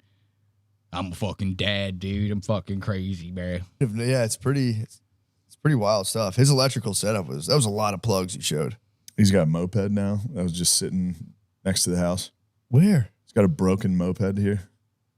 Like a shitty Vespa just sitting out. He's like, I'm going to fix that. This is meth. This is like meth you behavior. are absolutely never going to fix that. No. A broken moped. Now Shane literally has like fucking broken down vehicles in his goddamn yard. Lemaire goes, it's totally fine. I'm going to totally fix. Bro, Shane has to come home every other goddamn week from traveling somewhere, legitimately working to put all the fucking food on the table, so to speak. That's the only clean room in the whole house. It's everything else is trashed. Yeah. Everything else is trash. Lemaire, like a child, he goes, we don't fuck with all this stuff because this is where we podcast. Shane gets really mad if you mess with any of this. If the camera was to just go like this, you'd see it be like a hoarder, like an episode of Hoarders. The whole fucking thing's trash. There's like fires happening in the corner of the room. All sorts of crazy shit like this. This is meth behavior, dude. It is. This is lots of tinkering. Yeah, but he doesn't exhibit meth. He's not on. behavior. No, he's he doesn't certainly do not on any there. meth. He does have meth No, it's tendencies. spoiled child behavior. He just doesn't do any meth shit. They're calling it Black Stepson Simulation in the goddamn There you go. chat right There now. you go. If he was on meth, he would have disassembled the moped. Yeah. True. He He'd constantly probably be- plugged in computers. Probably be a tad thinner too. True. That's rapid weight loss. Yeah, and his sleeping would not be. It's so funny to hear this whole thing go down like this, and Shane being like, I actually got sick of it and ripped the cords out of the wall. I'm not even kidding. I want to say like 3 or 4 episodes ago, because this has literally become Matt or Shane's secret podcast. Like they don't even, the fact that they're doing this together, this is like the first one that they've done together in like a month and a half. That's like 6 episodes. 6 episodes. This is the first one that they've done together with a guest in a long ass time, right? It's usually Matt with like a fucking penis. Podium. Yeah, it's Matt at the podiums with like a penis psychiatrist. The guy goes, I talk to penises. I help them get through struggles. I hypnotize penises. That's what I do for a living. Matt's like, oh, dude, that's fucking crazy, bro. Shane's over there doing podcasts with like Billy and Spud in different goddamn areas. Good old boys from War Mode. It's a miracle that we got them in the goddamn same room together. But the last time they were together, Shane was like, Lemaire, you might not make it to the next house. Like, he straight up said that to him. They're like in the middle of talking about it. He goes, Lemaire, you really might not make it to the next house. And like, my lease is up soon. Now he's sitting there talking about ripping the cords out of the wall from Lemaire wasting all the electricity in the goddamn house. Lemaire ain't making it. Lemaire ain't making it, bro. I'm sorry. Listen to this one, though. Very funny. Joe DeRosa, he's about to tell this Adderall story, right? Of him and one of their close friends, Beezer. This guy, Ryan Beezer, or some shit like that.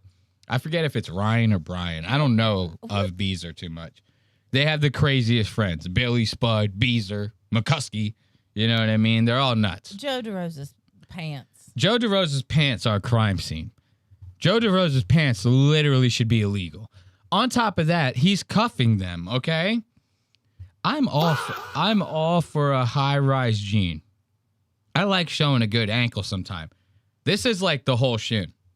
Like Joe DeRosa is rocking the whole entire shin, right?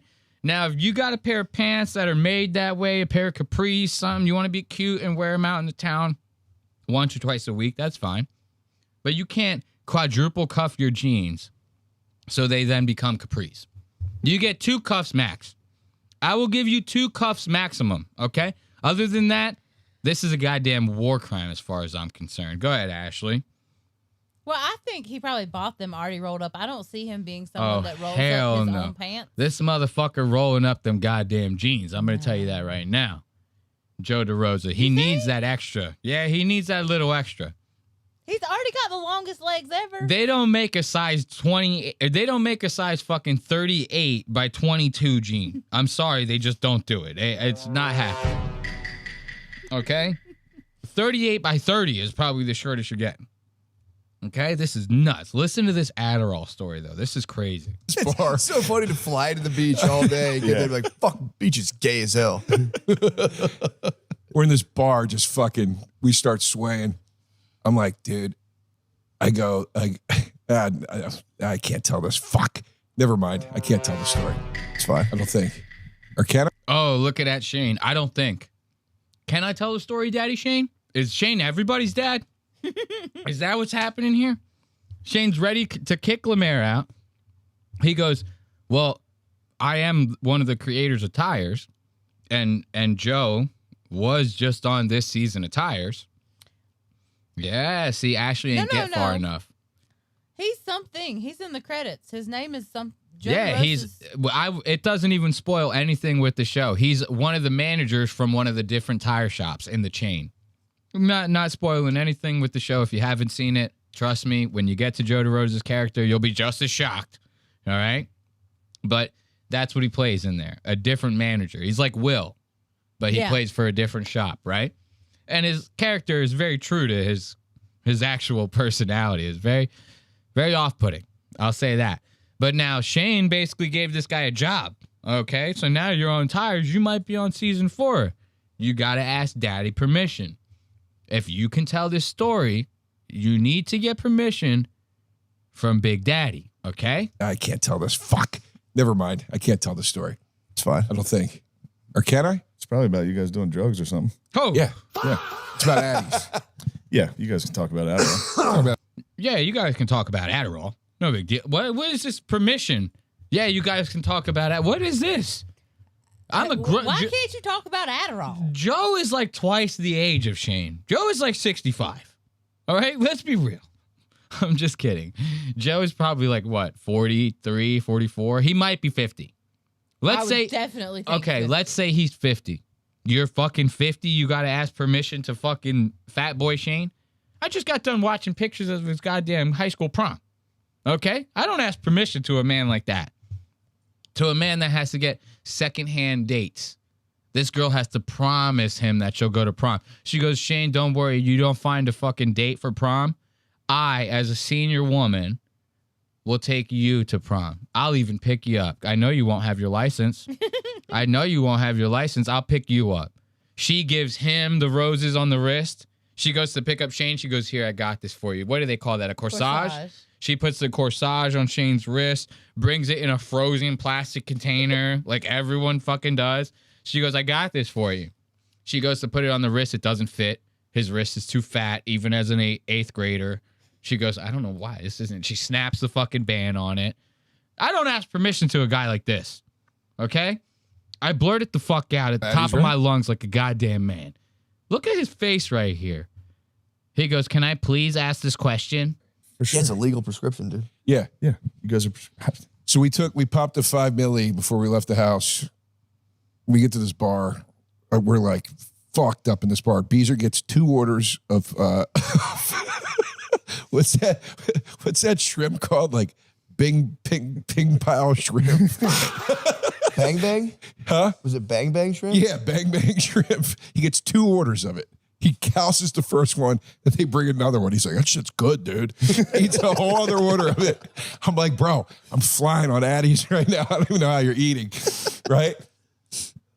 I go in the bathroom. He's like, let's go to this other bar. I go in the bathroom. It's going to be a 25-minute drive to this other bar. I go in the bathroom. I'm swaying again. I take another 5 milli. What the fuck? I take another 5 milli. Okay. I take another 5 milli. This is where shit starts getting a little dicey. All right? I take another 5 milli. What are you, fucking Superman? He just got done saying, he's like, I'm flying off of these goddamn Adderalls. I don't even know how you're eating. So by the time the guy ate his second order of Bang Bang shrimp, you're going to the bathroom and already going, the Adderalls wore off. Those things are like time released or some shit like that, ain't they? Yeah. Like, I'd imagine he's getting the good shit, right? The time release capsules or whatever the fuck you want to call them. He's like, oh, well, I got enough Adderall in here. It'll slowly release over time, right? And it'll kind of just like work its way through at an even pace. He goes, it's already wearing off. It's been 45 minutes. The pill just hit his system. He goes, it's already wearing off. Gotta hit another milli. Gotta hit another 5 milli. The way he says this, too. What are you, fucking 13? Right. I gotta hit another 5 milli. Yeah, another 5 milli. So I hit another 5 milli. He melts into the couch like that drug commercial. You remember the Dare commercials? I remember the commercial. He just melts into the couch. He goes, so I hit another 5 milli.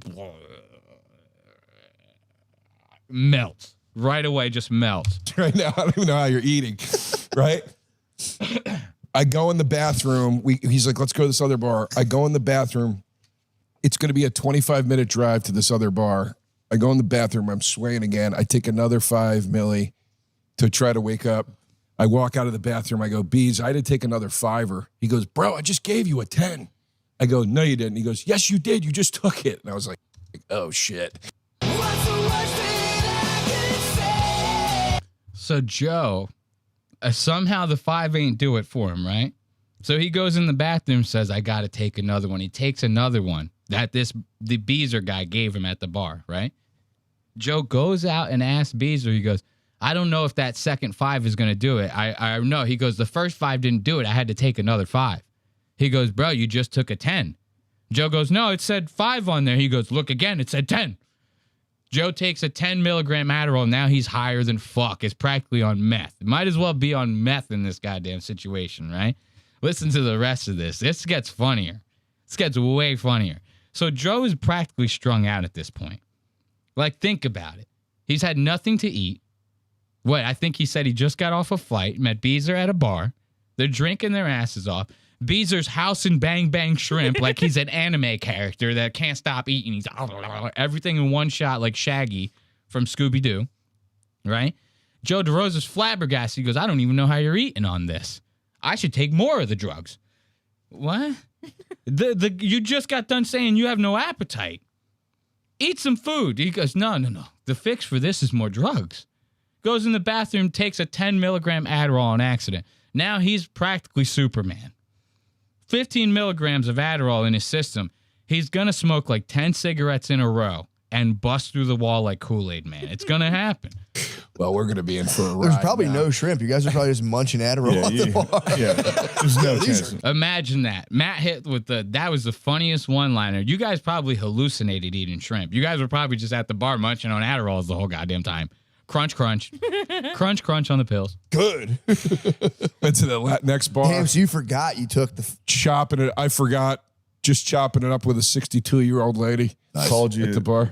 We called you when we got back from the beach. You were still at the bar. You're like, I'm coming back, man. And I was like, oh my God, DeRosa, you fucking dirtbag. Don't come back. Shane don't even want... Dude, when you came... Adderall's supposed to delete some of the alcohol. Joe was so many drinks in. By the time he called Shane and was like, I'm coming back, man. Shane goes, don't come back. He goes, don't do that. He pulled the Kamala Harris on him. He goes, do not come. Do not come. You ever seen that Kamala Harris? Oh, I'll show you that in a second. Very funny. Let's listen to him talk about it. Shane goes, no, don't come back. You're slurring. He goes, please don't do that. He took the... Chopping it. I forgot. Just chopping it up with a 62-year-old lady. Called you at the bar. We called you when we got back from the beach. You were still at the bar. You're like, I'm coming back, man. And I was like, oh my God, DeRosa, you fucking dirtbag. Don't come back.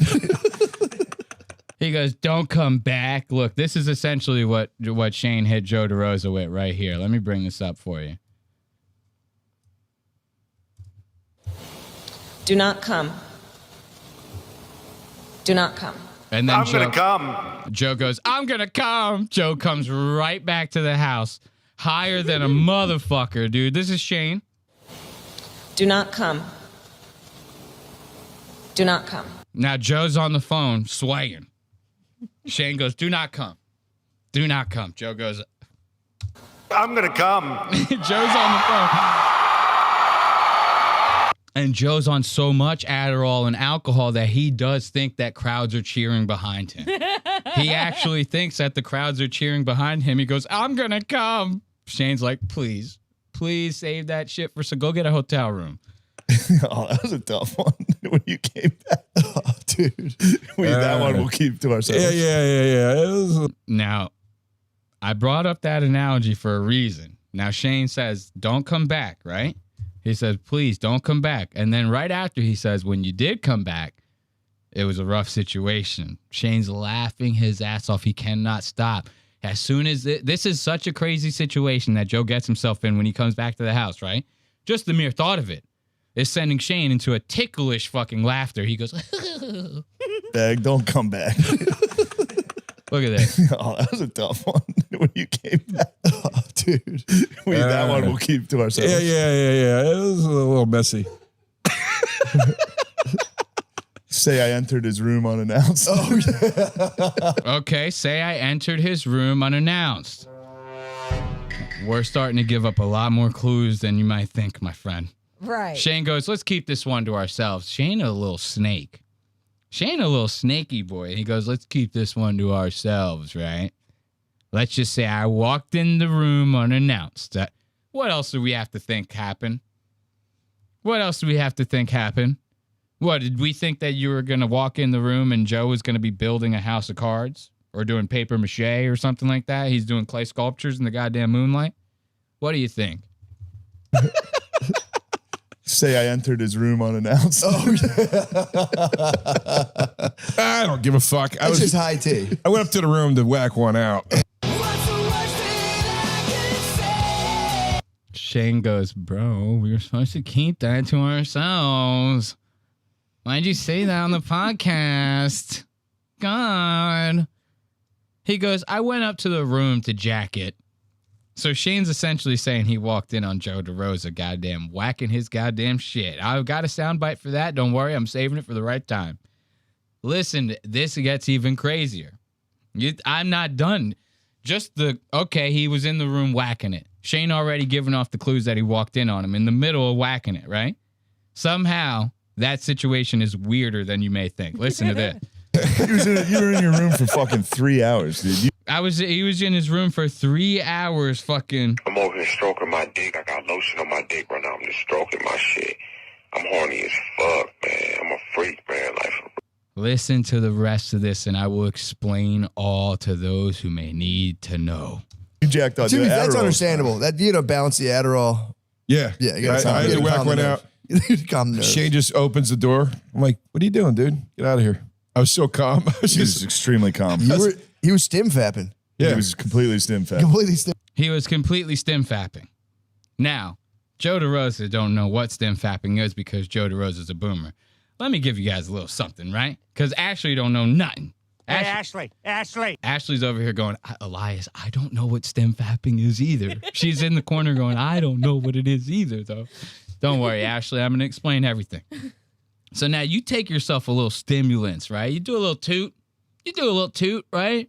You do a little bit of Adderall, right? You do a little, I don't know about meth, but I would imagine it's along the same lines, right? You do these stimulants. That shit makes it real hard for a guy to get off. Like, there's a such thing called, like, coke dick, right? You do, like, so much coke, that thing just renders your fucking guy useless. You're over there flopping the warrant. You go, I can't even, not even if I wanted to. There's not enough blood. You go, all the blood's out. Somewhere, it's somewhere. I just don't know where it is, right? So that can happen to you. So Joe gets all horned up because he's got the alcohol in his system, too. He's got a little Adderall, so now he's all awake, right? He goes up into his room. He goes, how do I fucking shake some of this Adderall so I can actually get to sleep? Because I'm drunk as fuck, right? He goes, I know. I got the perfect trick. It always works for a guy. He goes, I'll just jack one out real quick. It'll make me nice and sleepy. He goes, I'll just turn over. I'll just, I'll get a couple Z's. Snooze it out a little bit, right? The thing is, he's on so many stimulants, his thing is barely even working right now. It probably took him a good 45 minutes to even get the thing hard. Right? He's sitting there doing everything he can, smacking it and tugging it and stretching it like this. He's going, holy shit, nothing's working. He goes, nothing's working. 45 minutes and he finally gets it up a little bit, right? He goes, all right, good. I'm going to need at least 3 hours of beating it before I can even pull off a nut from this. He goes, I'm going to need a good amount of time. All these stimulants running through me. Joe is probably sitting there with the cell phone fucking going through it like it's porn TikTok. He goes, swipe, swipe, swipe, swipe, swipe. And he's probably sitting. Don't they have that now, basically? I'm sure it exists. I'm sure there's something like that. I mean, you can watch porn on goddamn Twitter. So I'm sure there's like, you can scroll, like you watch one video and you just like keep it going or something, whatever, right? So Joe's in there gooning his goddamn brains out, gooning his ass off. And fucking Shane's like worried about him. He goes, there's noises coming from that room. He goes, hold up. It kind of sounds like some Evil Dead shit. And we all know how obsessed Joe is with the Evil Dead. He's literally running red lights to go see the Evil Dead. So Shane's worried. He goes, there's like an exorcism happening upstairs. Walks right in on Joe beating the ever-loving shit out of his goddamn dick. Joe, because he's on so many stimulants, he's lost the ability to be surprised. Shane walks in. He has his whole dick in his hand. He goes, well, what are you doing here, man? He goes, you're not supposed to be in here. Can you leave? Can you do me a favor and leave? His whole dick is in his hand. He goes, hey, can you get out of here, man? You're not supposed to be in here. Calm as hell. If I'm Shane, I'm calling the cops. I go, it's only a matter of time before he does something. You guys better get here and do something or I'm gonna. I went up to the room to whack one out. You were in your room for fucking 3 hours, dude. You jacked up. Jimmy, that's understandable. That balance the Adderall. Yeah. Yeah. You I had to whack one out. Calm nerves. Shane just opens the door. I'm like, what are you doing, dude? Get out of here. I was so calm. He was extremely calm. He was stim fapping. Yeah. He was completely stim fap. Completely stim fap. And then He was he an goes, actual stim fap. Yeah, it was. yeah, I just go, get out of here, dude. And he's like, all right. Close the door. He peeks his head back. He goes, I won't tell anybody, dude. I go, okay, thanks. Immediately goes downstairs, tells everybody. I mean, just what a fucking scumbag, dude. Goes down the stairs and tells everybody and their grandmother over here. Wow.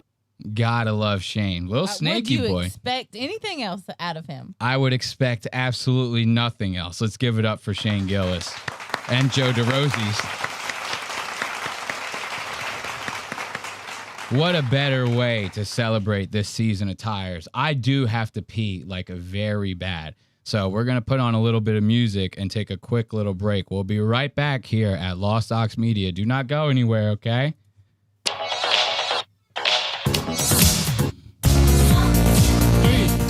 Let me hear you scream if you want some more like, push it, watch me work it. I'm perfect.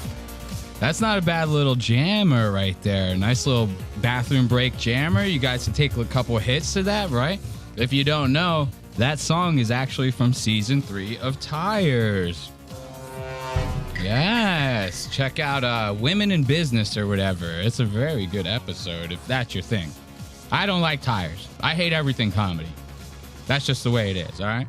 Fuck you, Shane Gillis. No, I'm kidding. We love Shane Gillis. Of course, we love Shane Gillis. All right. So we're going to finish the Finger on the Pulse segment with the very weird listener submission.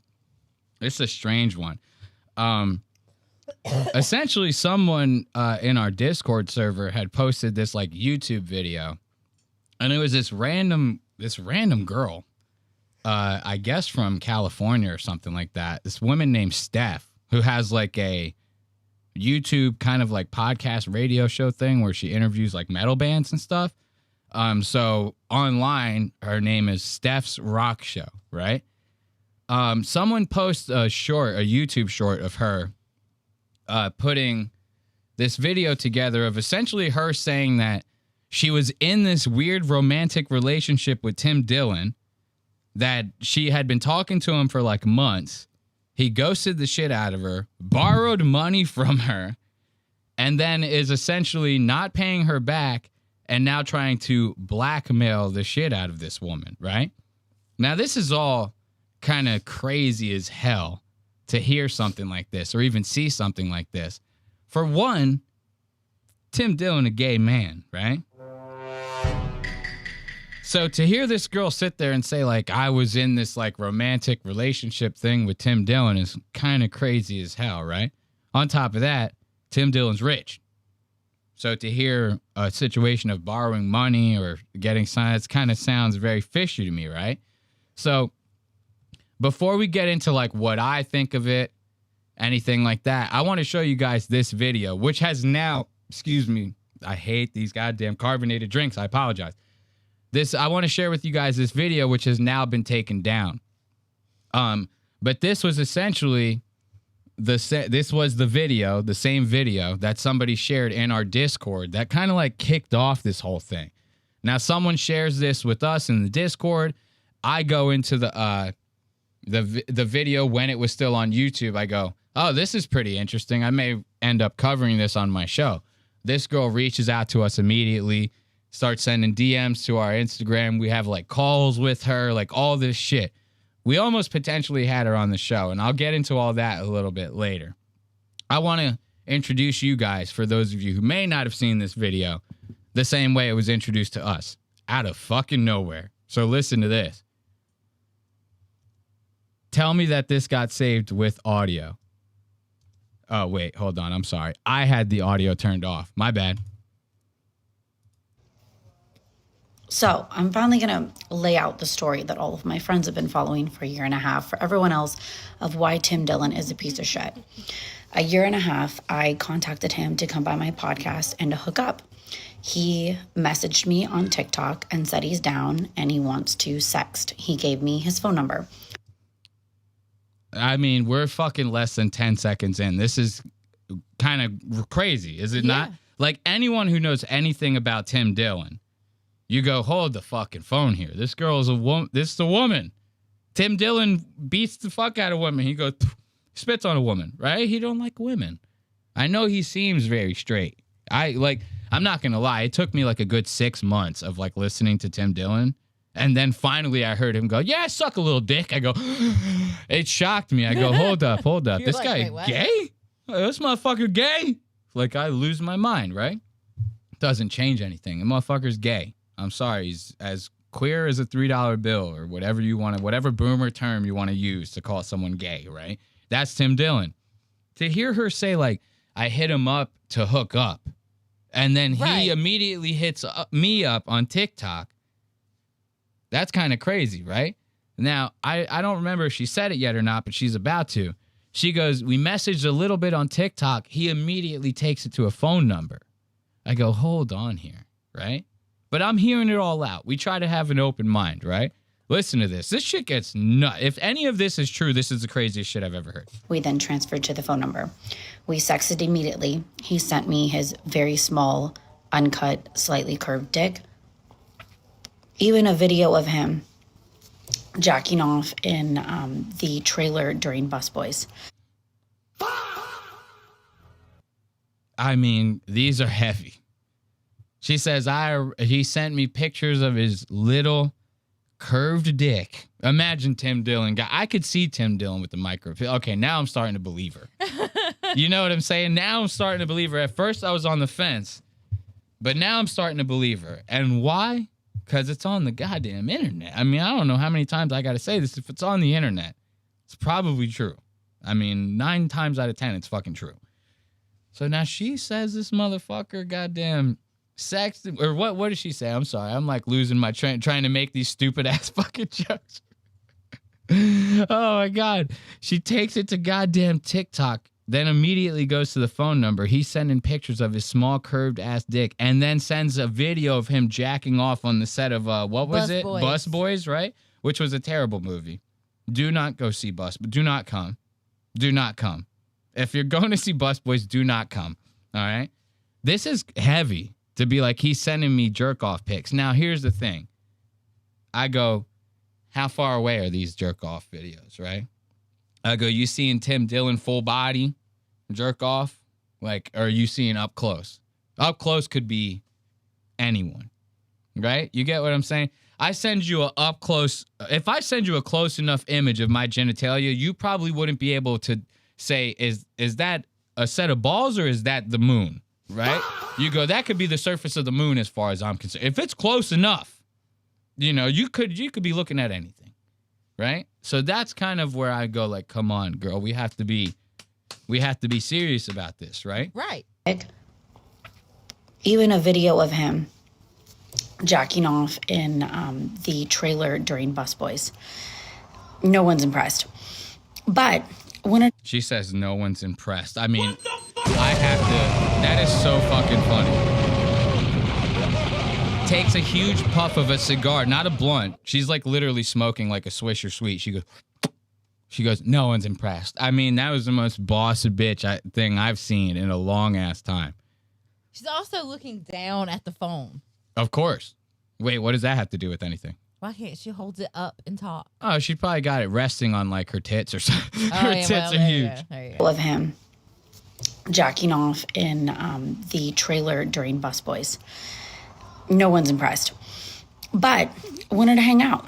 He said, I want to do the podcast. Lied, was a no-show for the date that he scheduled. Then he said he wanted to meet up. Was all stoked, cleared my schedule for a weekend. Hit him up, are you here in Sac? Nope, I'm in Manhattan. So did not hang out. So this goes on for a while. He tells me he's facing charges for tax evasion, money laundering, whatever, something financially with the IRS, and he's very scared to go to prison because of what they do to gay guys. Tells me he hates Tom Segura, that he's really... What do they fuck him? That's all they... I thought that's all they did. Isn't that what gay guys want? Yeah, like they just fuck them, and I think they just fuck gay guys in prison. They go like, now you're my girlfriend. I'm here for life. I need some puss. You know, you in there, you're gonna be someone's girl. I mean, I'm sure he wants that, right? To a degree. Now, of course, we hate the gays. No, I'm joking. But all jokes aside, that's a heavy ass thing to say right there too. That was at first when I saw this video. I hadn't talked to this girl at all, right? Because mind you, we've had conversations with her. We'll get to all that stuff in a little bit, right? But like, I'm watching this, I'm like, this is the craziest thing I've ever heard in my entire life, right? Especially because after seeing this video, I went and checked out her show, and like, it's not the biggest show out there. I don't try to talk shit on people with small followings. We have a small following as well, don't get me wrong. But like, it's not a show. Like, if we asked Tim Dillon to do this show, he'd be like, what, are you fucking crazy? Why the fuck would I do that? You know, what do I get out of it? Nothing, right? And all right, let's say it was like a romantic thing or whatever. As far as I had seen in this video, she had not talked about meeting him in person at all. So it's like on the phone romance is about as real as, you know, the phone call. That's about it. You know what I mean? Yeah. If there is a phone call or the text messages or the fucking goddamn pictures, whatever it may be, right? This goes on for a while.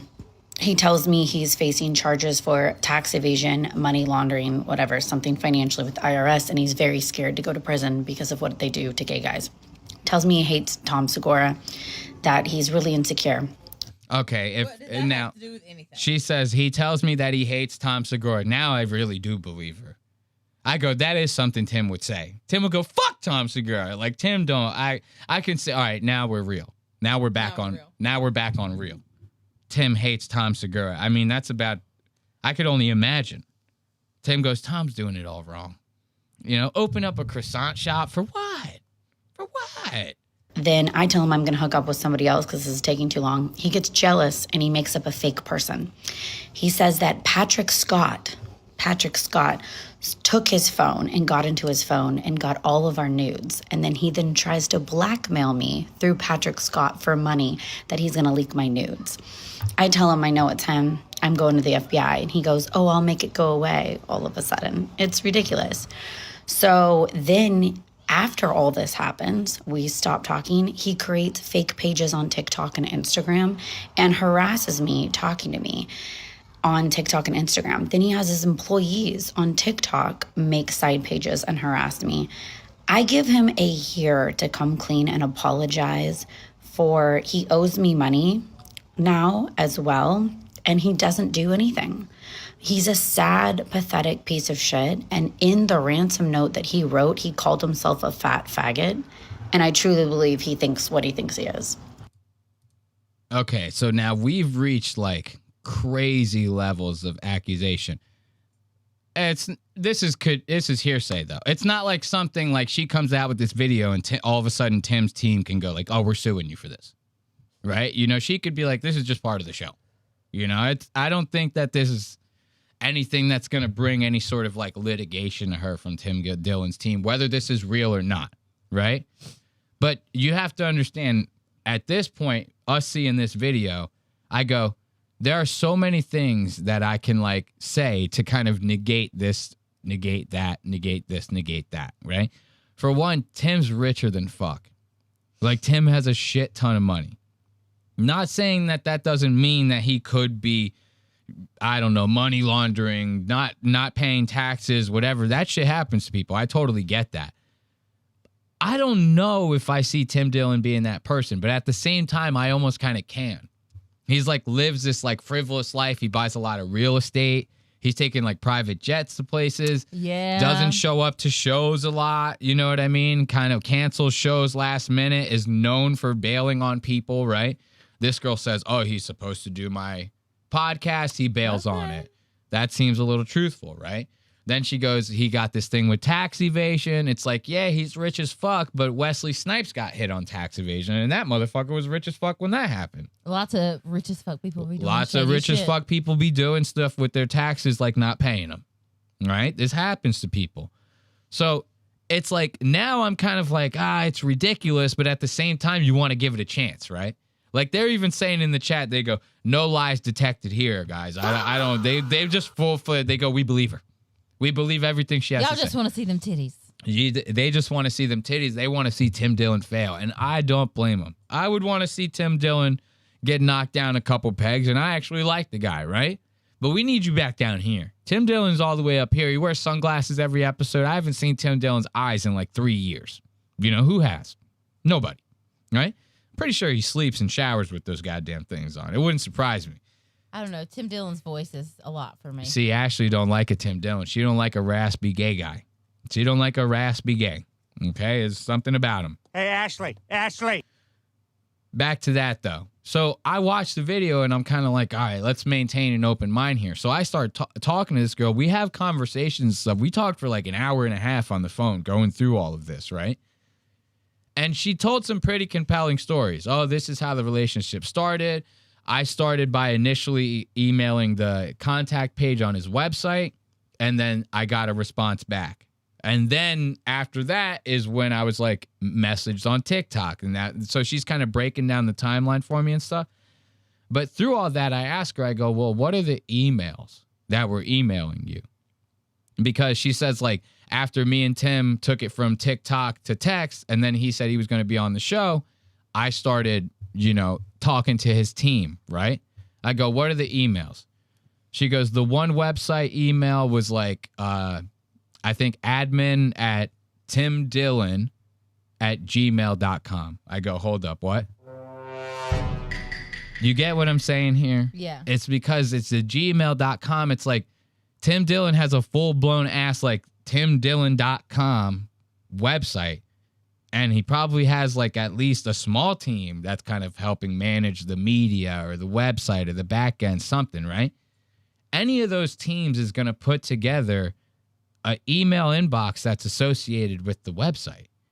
So it's going to be at timdillon.com, not gmail.com, right? Especially if the way that you contacted them was through the website's contact page. It wasn't like she said, oh, I was talking to Tim, and then he said to me, I'll have my assistant reach out to you. And then that email was Gmail, right? It's not. She's saying she emailed the contact form on the website, then they emailed back, right? That's more than likely not going to come from a Gmail. Right. It's just in that sense. So that was one thing I brought up in the conversation. I was like, yeah, and I want to believe you and everything, and I'm trying to, but I got to get more proof than this, right? Like I can email those accounts and kind of be like, hey, did you talk to this person? Blah, blah, blah. If they were real, those people would probably be like, we don't know who the fuck this is. Not answering, right? If they're not real, who knows what the situation's going to be. I was kind of leaning towards like maybe somehow that email got like intercepted or something. Something happened, an inbox got hacked, whatever the situation may be. And then now somebody's kind of like pretending to be Tim Dillon in a sense. And like, this is where we're coming to at this point, right? Sorry, my Jew CD fell down and I had to fix it.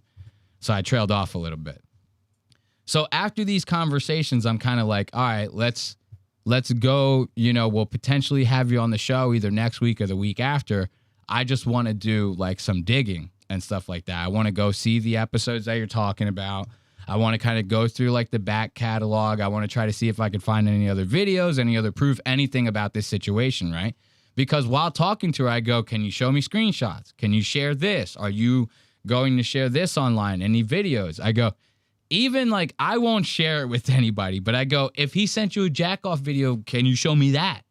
Right? So I can just see like what the fuck is happening here. Yeah, it was a little sus that I asked for the video. I ain't scared. I ain't scared. All right? I need to get to the bottom of this, man. We need to get to the bottom of this.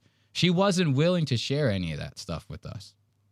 So that's kind of where I started kind of like almost backing off a little bit and was like, we'll see. On top of that, as soon as I said to her, I go, like, nothing against this girl. I have no problems with this girl. As a matter of fact, the conversations I have with her, she was very nice. It's like, I got nothing bad to say about her.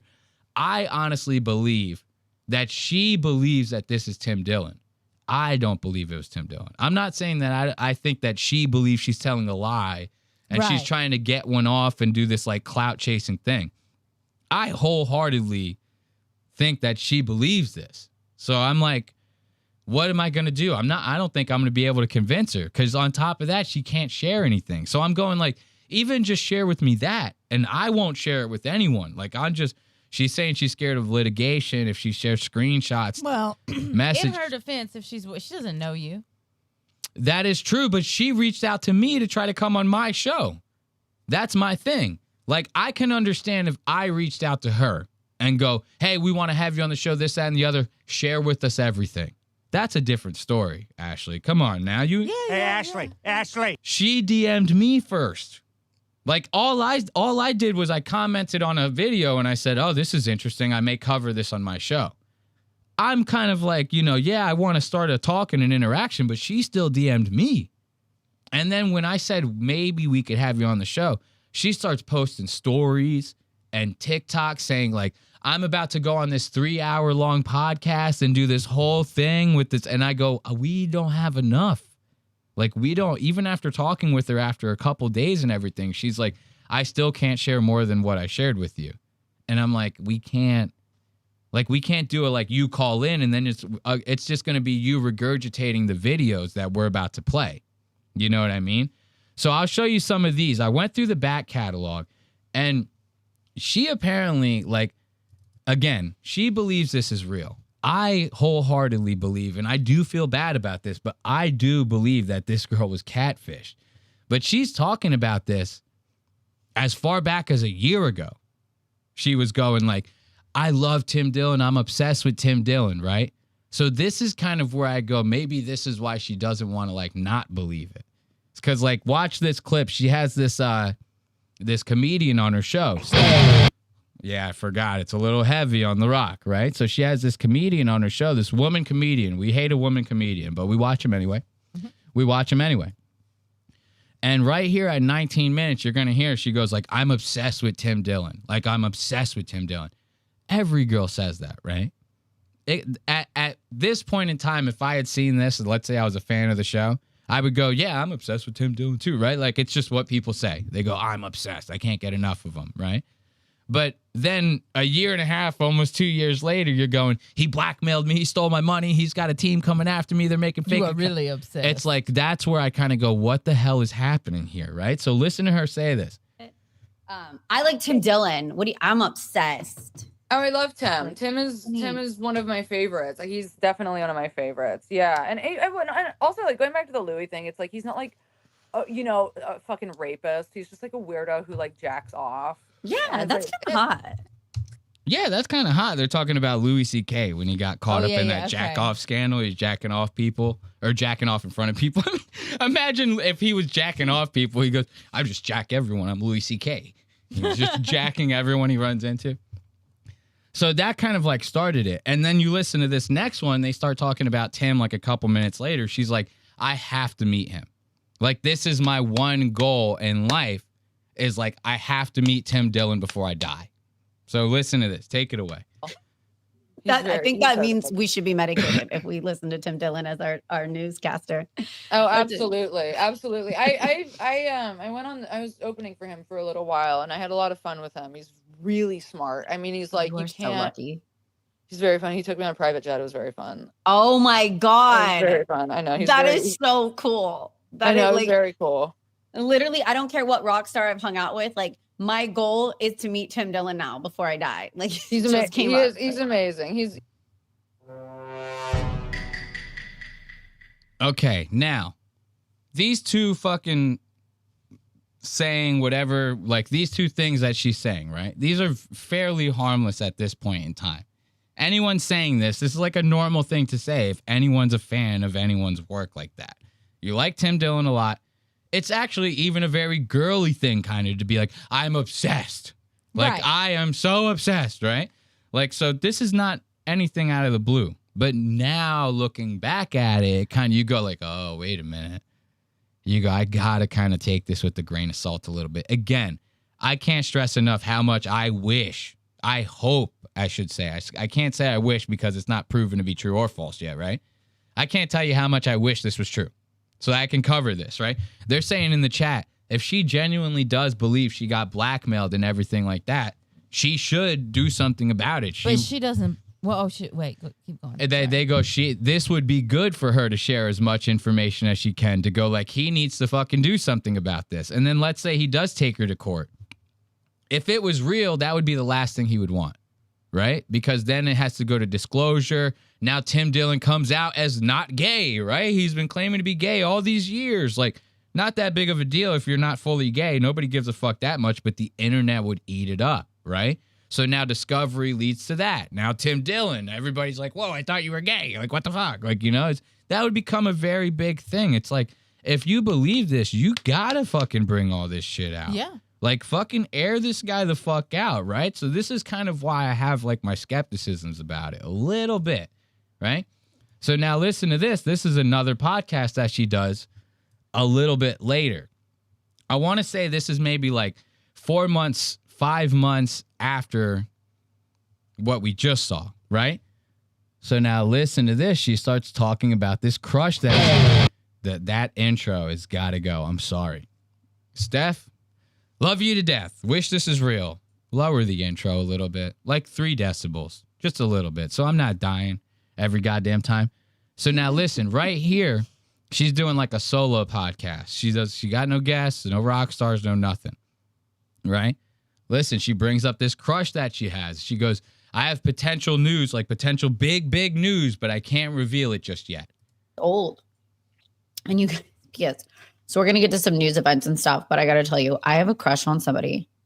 Like, it's been like a long time and I can't tell you yet, but if we decide that we are going to go forward with this, and I can tell you, you're going to shit your pants. You're going to literally shit yourself. Like, you would not see this coming from either parties.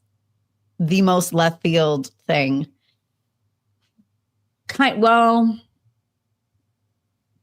I thought this person was really cool for a long time, but I did not see what is brewing happening, and it's exciting. So, okay, I do want to pause real quick. I misread what I read in the chat. They're not saying that the one person that said this is not saying that she should share everything. They're saying, oh, if it is true, she shouldn't because it may hurt her case. In what way? In what way would it hurt her case? If all it is that she wants her money back. I think she said in the video it was like $400 or something like that. I'm not even kidding. In one of these videos, it was like $400 she said she lent to Tim Dillon. It's like Tim Dillon should call like a comedian friend, right? He called Joe Rogan. Go, Joe, I need a 400. Right. Joe, that's like 5 cents. He goes, here you go. It's no problem. Right? So this is kind of this is what I say. But okay, let's give it to the chatter, right? If this is real, she wouldn't want to share all that. And she did tell me on the phone, she goes, I have an uncle who's a lawyer. They're telling me not to share these things, blah, blah, blah. I don't know. I'm not going to share it. At least show me, right? So I can kind of be like, all right, now we have something to go by. Here's the reason why I kind of say, show me something of proof, right? Because now I have this girl on the show, right? And let's say it's not real. And Tim's team does want to do something about it. Now I'm a fucking goddamn accomplice in this like smear campaign. This fucking, what do they call that? Slander, right? Yeah. You know? It's like, I need to see something to assure my goddamn position in all of this. Doesn't mean that I'm going to go and share it with everyone. It's that I need to make sure that I'm not going to get sued for no fucking goddamn reason too. Right? Like, I get this is a comedy podcast and it's like there's a lot behind parody law, right? But if I have this girl on the show and I'm interviewing her about a situation that she believes to be real, there is no parody in that. I would be liable for all the shit that I'm like essentially propagating on my goddamn show.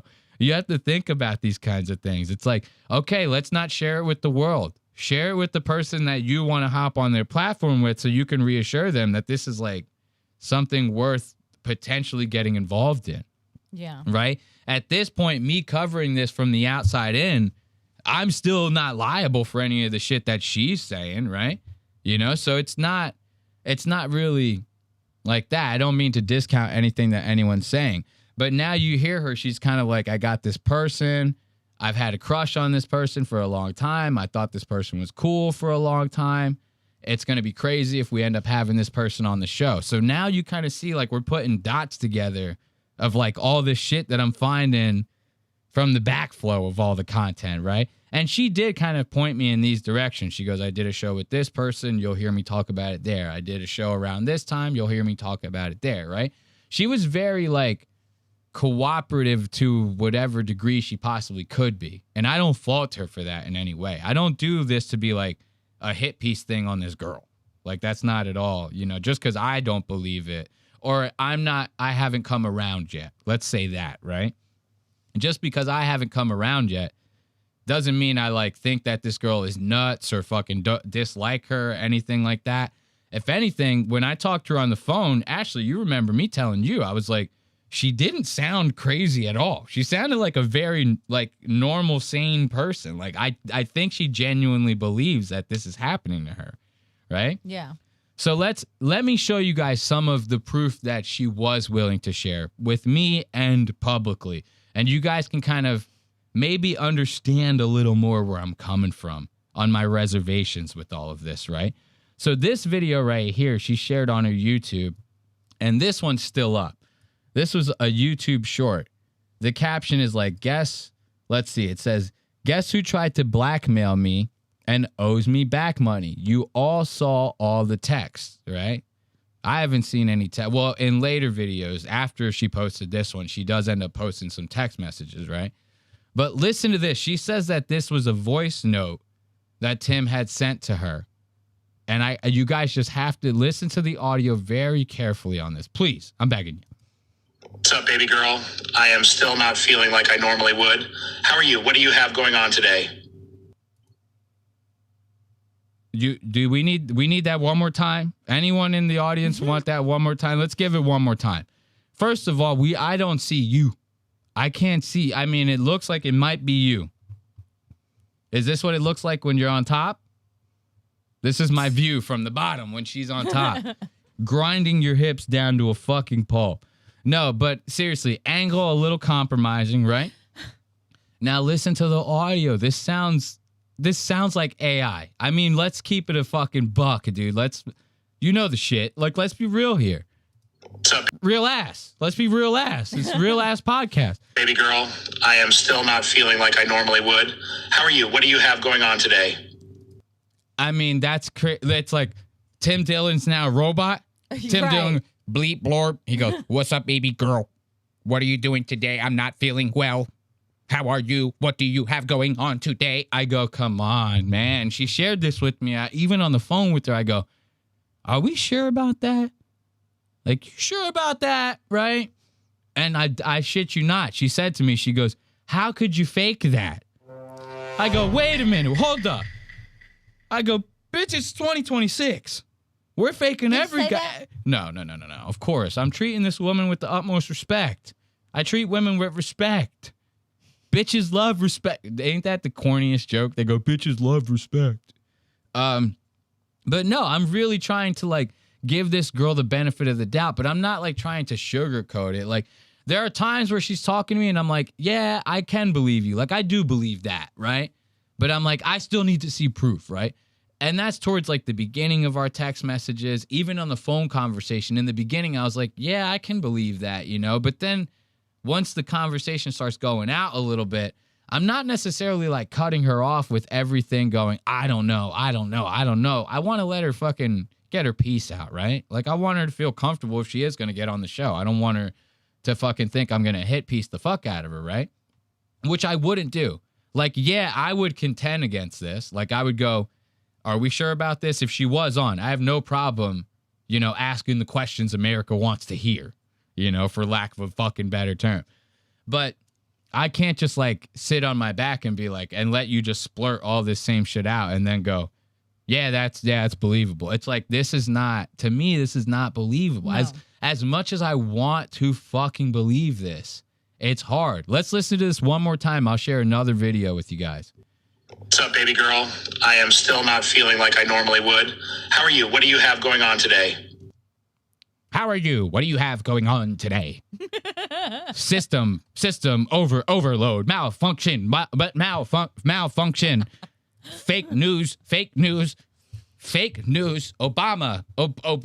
You know, he's always talking about politics. He goes, Iran, Trump, fake news, system overload, bleep, blor, boom. Blows the fuck up red bar. So this is kind of where I'm coming from, guys. Like, and the only reason we're making it seem like attacky in any sort of way is we're just trying to have fun with all the joke around. You know, I'm telling you, like Jesus Christ, I want to believe. I want to raise my hand up.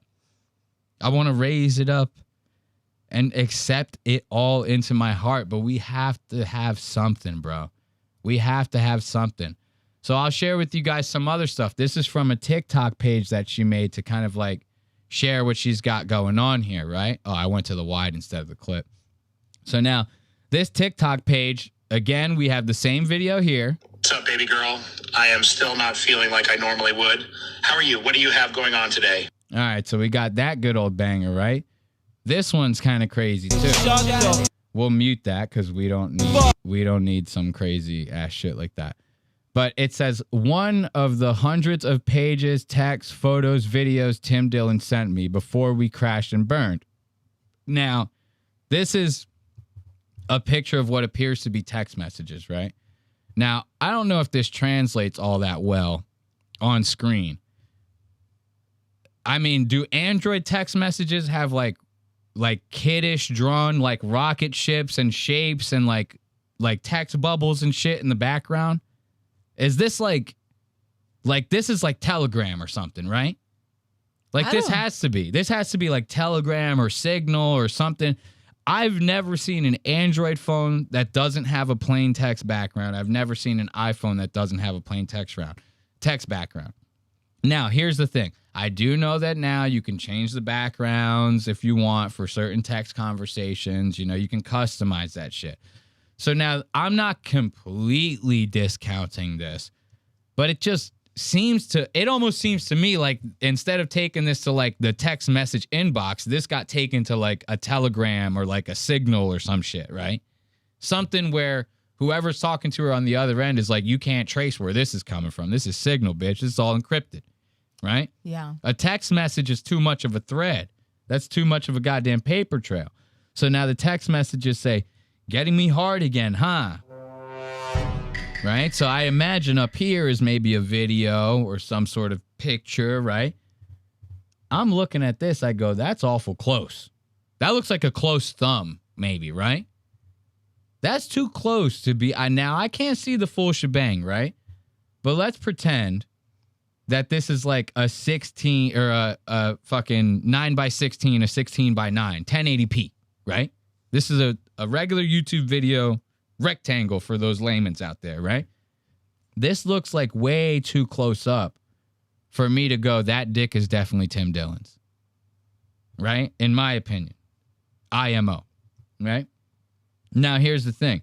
Maybe she had other pics and stuff like that beforehand. This is just what he happens to be sending her now. He says, getting me hard again. Sorry, it fucking keeps like backing out for some reason. Get the fuck out of here. Let's go back to that. So he writes to her, getting me hard again. She censored hard. She writes back, fuck. She goes, daddy, you're so fuck. I can't see. It's cut off, right? So I don't know what that says. And it says, and no pussy to offload the censored, right? Holy shit. So now Tim Dillon's a gay man sitting there going, yo, I got no pussy to offload all this nut in. Like, you're getting me hard. I mean, that sounds nuts, right? Mm-hmm. And then the text messages look very goddamn sus. Very sus. They're even saying in the chat, they're like, it's a pedo app. They're saying it's a pedo app. They're going crazy, right?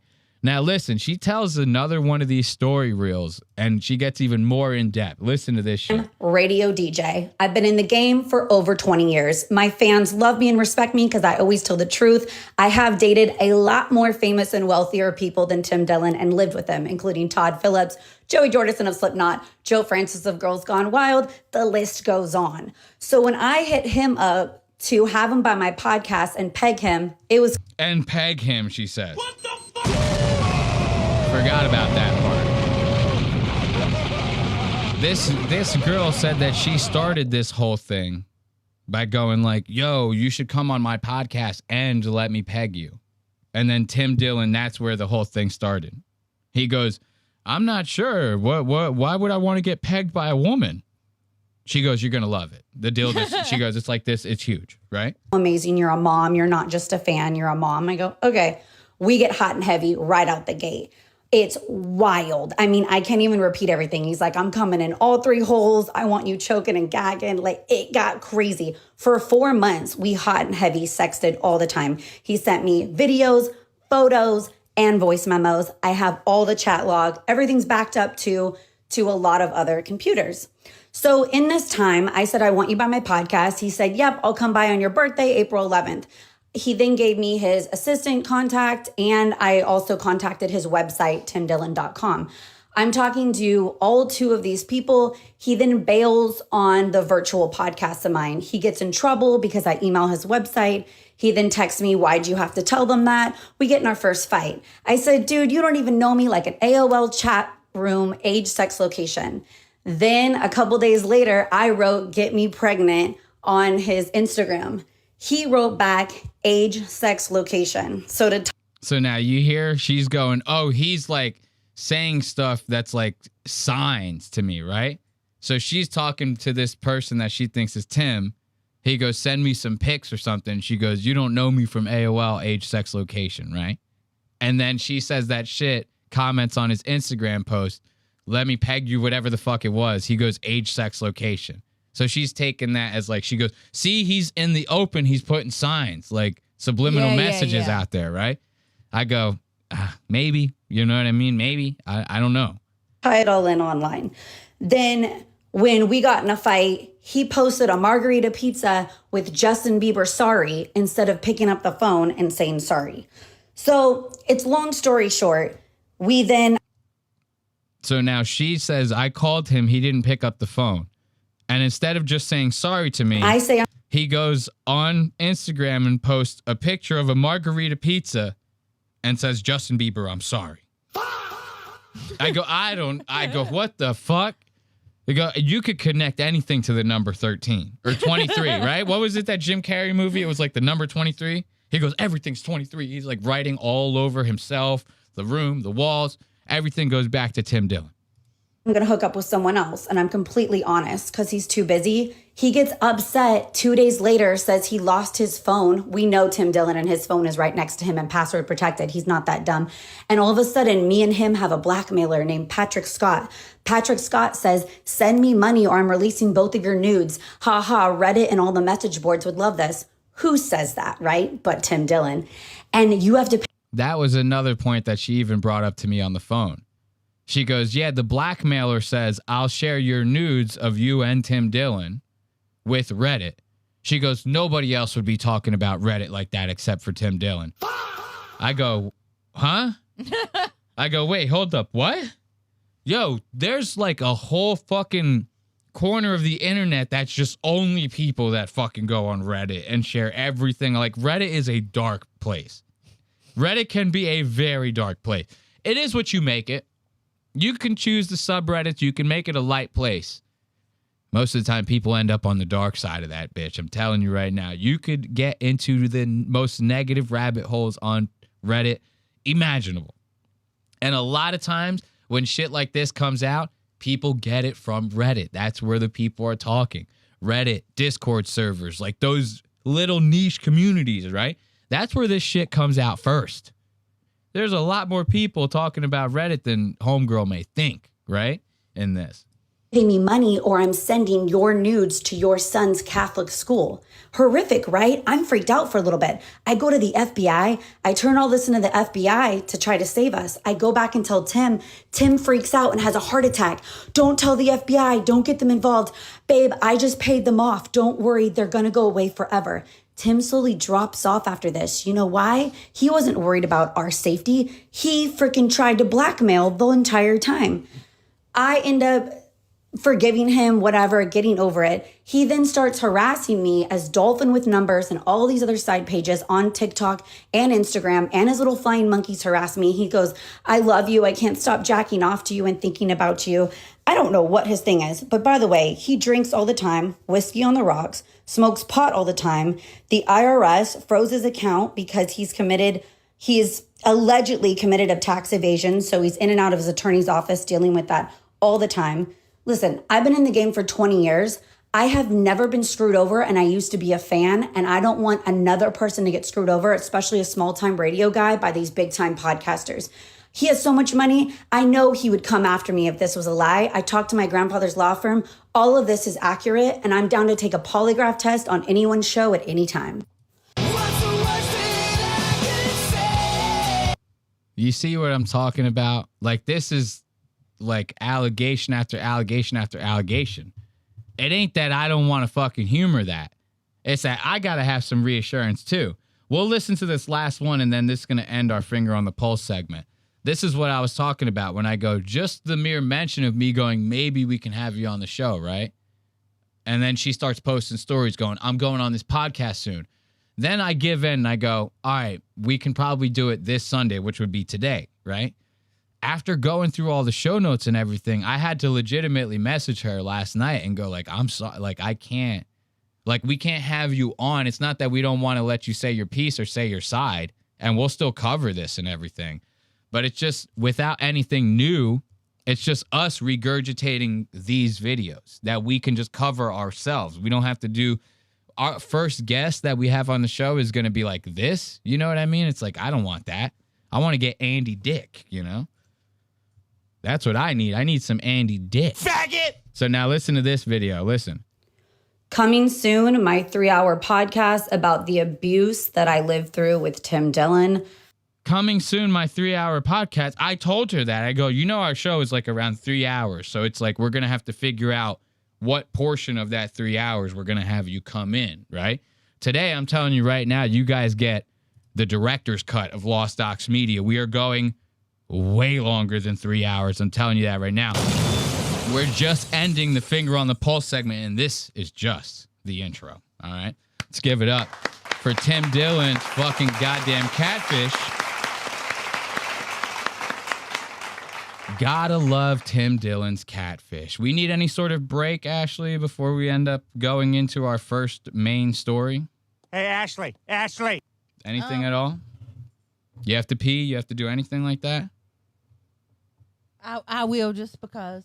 You will just because. All right, well, hold on. Let me get some music on. Guys, we're just going to take one more quick one, and then we're not taking a break for the next 8 hours. All right? So you just bear with us. Let me put on a song real fast. I like this one right here. Okay, 1 minute. We'll be right back here on Lost Aux Media. Ooh, yeah. Oh, man. I like that little jam. Boom, boom, boom, boom, boom, boom, boom, boom. Ooh, you guys see that? It's a nice little, what do they call that? A hybrid wood? It's a hybrid wood. That's a 3. That's a 3 wood right there, okay? Y'all don't know shit about that. Okay? You don't know nothing about this. You know, me and Ashley are thinking about getting into golfing. We went on Facebook Marketplace today, and we bought like a cheap-ass set of golf clubs for one for each of us. What, it cost us like $120 for the whole goddamn thing, yeah? Woo! Boy, we out there. We about to start hitting some balls like the great late Ben Avery, you know what I mean? What better way to commemorate one of our favorite streamers than to goddamn hit a couple balls, 20 minutes a day. 20 minutes a day, I'm on the green. At least 20 minutes a goddamn day, you're going to see me on that green, just like my favorite broadcaster, Ben Avery, who we will be getting into a little bit later. I'm sorry, I just had to share that with you guys. That was just the intro.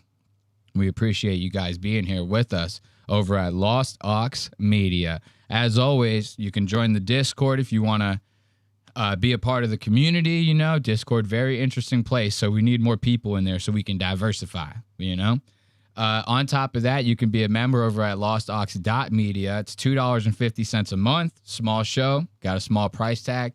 You get discounts on merch. You get access to the OG merch that we don't sell anymore from when I first started the show. That was before Ashley's time, actually, when we were selling that merch. And then we do this thing called the smoke breaks, where we go live aside from the show. And we have a little bit of a Ben Avery model with the smoke breaks. You can watch them live. That replay, that's going to cost you $2.50 a month. I'm sorry, my friend. Shalom, and then... That's just the way it goes, all right? So, you can be a member over there, $2.50 a month, or is that like $30 at the end of the year? You pay $30 a year. You support your favorite goddamn podcast. Anyway, moving on, this is our first main story. We're going to be getting into a little bit of Protect Our Parks. Are you familiar with this Protect Our Parks, Ashley? The Joe Rogan experience. Vaguely, she says. Ashley don't know nothing. All right? She don't know nothing about no goddamn Protect Our Parks.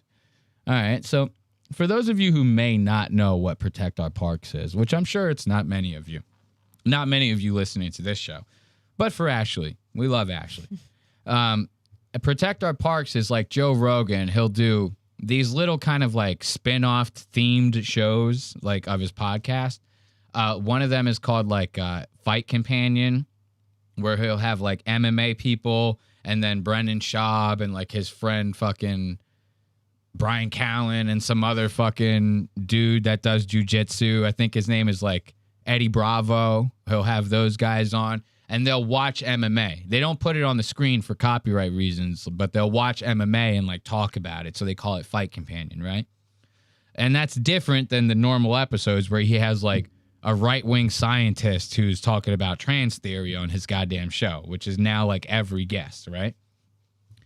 But he does have this one called Protect Our Parks, and that's where he has Shane Gillis, Mark Norman, and Ari Shaffir all come on the show. They do like a little four-way split. They all get drunk as shit. They smoke a little weed. They just have some fun. They be talking a lot of shit. This Protect Our Parks was very funny for a lot of different reasons, right? Main focus being Mark Norman. Mark Norman like puts his foot in his mouth or does some stupid shit like every fucking other half hour. This shit went on for like 4.5 hours, right? Every goddamn half hour, Mark Norman is fucking doing something stupid, saying something stupid. It's the funniest goddamn thing in the world. And he starts by taking a little Zen. You know, Mark Norman is not a smoker. He ain't a toker. He ain't a midnight joker or whatever the fuck you want to call it. Mark does not take part in the nicotine, right? What do you think a little Zen's going to do to a guy like that, right? So look at this. 2 minutes in, Mark Norman getting ready to hit the Zen on your boy, Joe Rogan Experience. Watch this. They figured out a lot of things. So you're off the nicotine. I think it might start. Yeah? If you got a pouch. You got one on you? Yeah. You're going to buzz out, dude. I've never done a pouch. You're going to buzz. It'll light you up, dude. I don't mind a buzz. It's going to light you up. What are we doing here? I think I'm going to stop because last night. You hear all of them warning him. They go, bro, that shit going to make you woozy, dog. Ari Shaffir over there. Ari already looks like a ghost. Ari is pale as fuck. And he looks like a ghost from a fucking like pirate ship. He's like an old fisherman ghost. You go, don't go down to the quarry. The ghost of old man Jim is down there with the peg leg. He's going to get you and haunt you for the rest of your life. Ari already looking like the oldest fisherman ghost that you could possibly imagine. He says to Mark, he goes, it's going to light you up.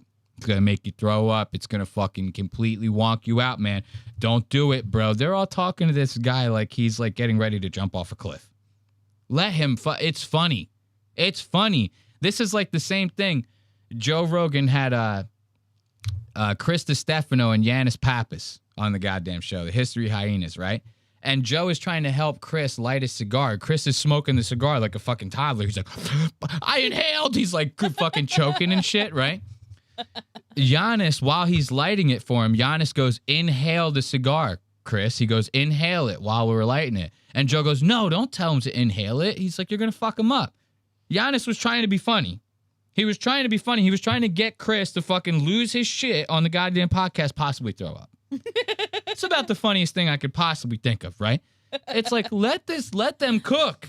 Let them cook, all right? Everyone wants to warn this guy. Let him puke. Let him fucking yak his brains out on the fucking Protect Our Parks. It'd be the funniest thing. He throws up in the middle of Joe Rogan's desk. All the trinkets and the fucking ape skulls and blunt wraps. He goes, throws up all over the middle of them. That would be fucking hilarious. Phones, they figured out a lot of things. So you're off the nicotine. I think it might start. Yeah? If you got a pouch. You got one on you? Yeah. You're going to buzz out, dude. I've never done a pouch. Just hearing. Shane's down. Shane's prepared. Shane goes, I got two. He goes, you want one? I got two. I hate Mark's voice. He goes, you got one on you? You got one on you?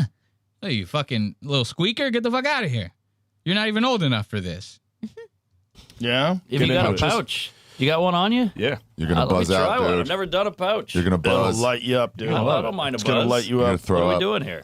I think I'm going to stop because last night I couldn't get to sleep because I was sitting in the green room and I just kept fucking chewing on them. And then I chewed on one on the way home. And then I got home and I turned on the TV for a little bit, popped another one in. Each one of them is 6 milligrams. It's just bang, bang, bang, bang, bang. And then when it was time to go to bed, I was laying in bed. I'm like, fuck. Yeah. He goes, fuck. I'm addicted to nicotine now. Yo, you know how many times I've heard Joe Rogan on this show go, I smoke cigarettes. I don't get addicted to them. He goes, I smoke like 1 or 2 before I get on stage. I smoke like a couple cigarettes with some whiskey. He goes, I don't get addicted.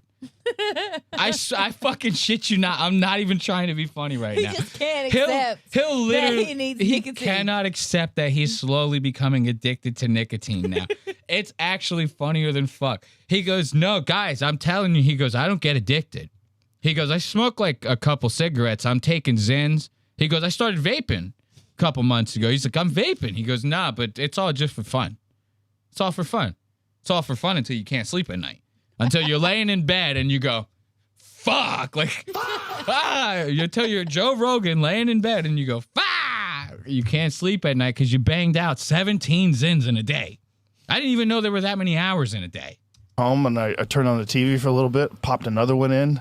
Each one of them is 6 milligrams. It's just bang, bang, bang, bang, bang. And then it was time to go to bed. The way he talks about that Joey Diaz right there, that bang, bang, bang, bang, bang. Red bar. Oh, red bar. I fucking hate a red bar. That's why he's in his grave. He's dead. He's got diapers on.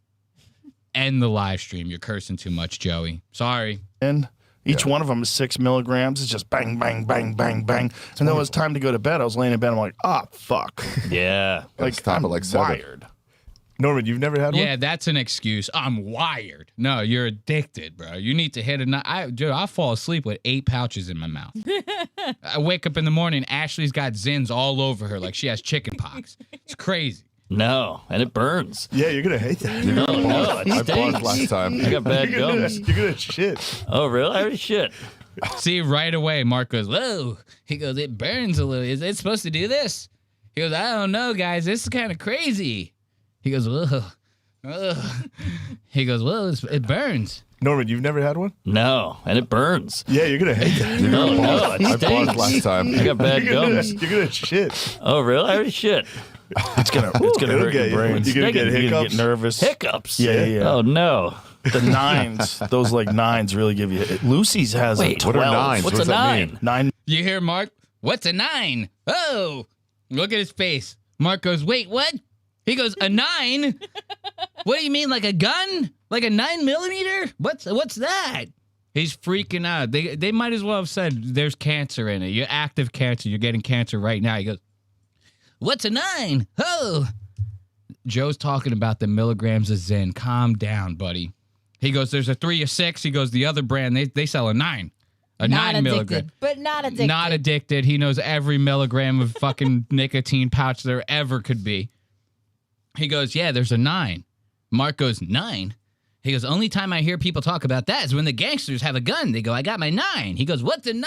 Oh. It's gonna hurt your brain. You're going to get hiccups? Get nervous. Hiccups? Yeah. Oh, no. The 9s, those like 9s really give you. Lucy's has a 12. What are 9s? What's a 9? 9 milligrams. What's a 9? I still can't get over this face right here.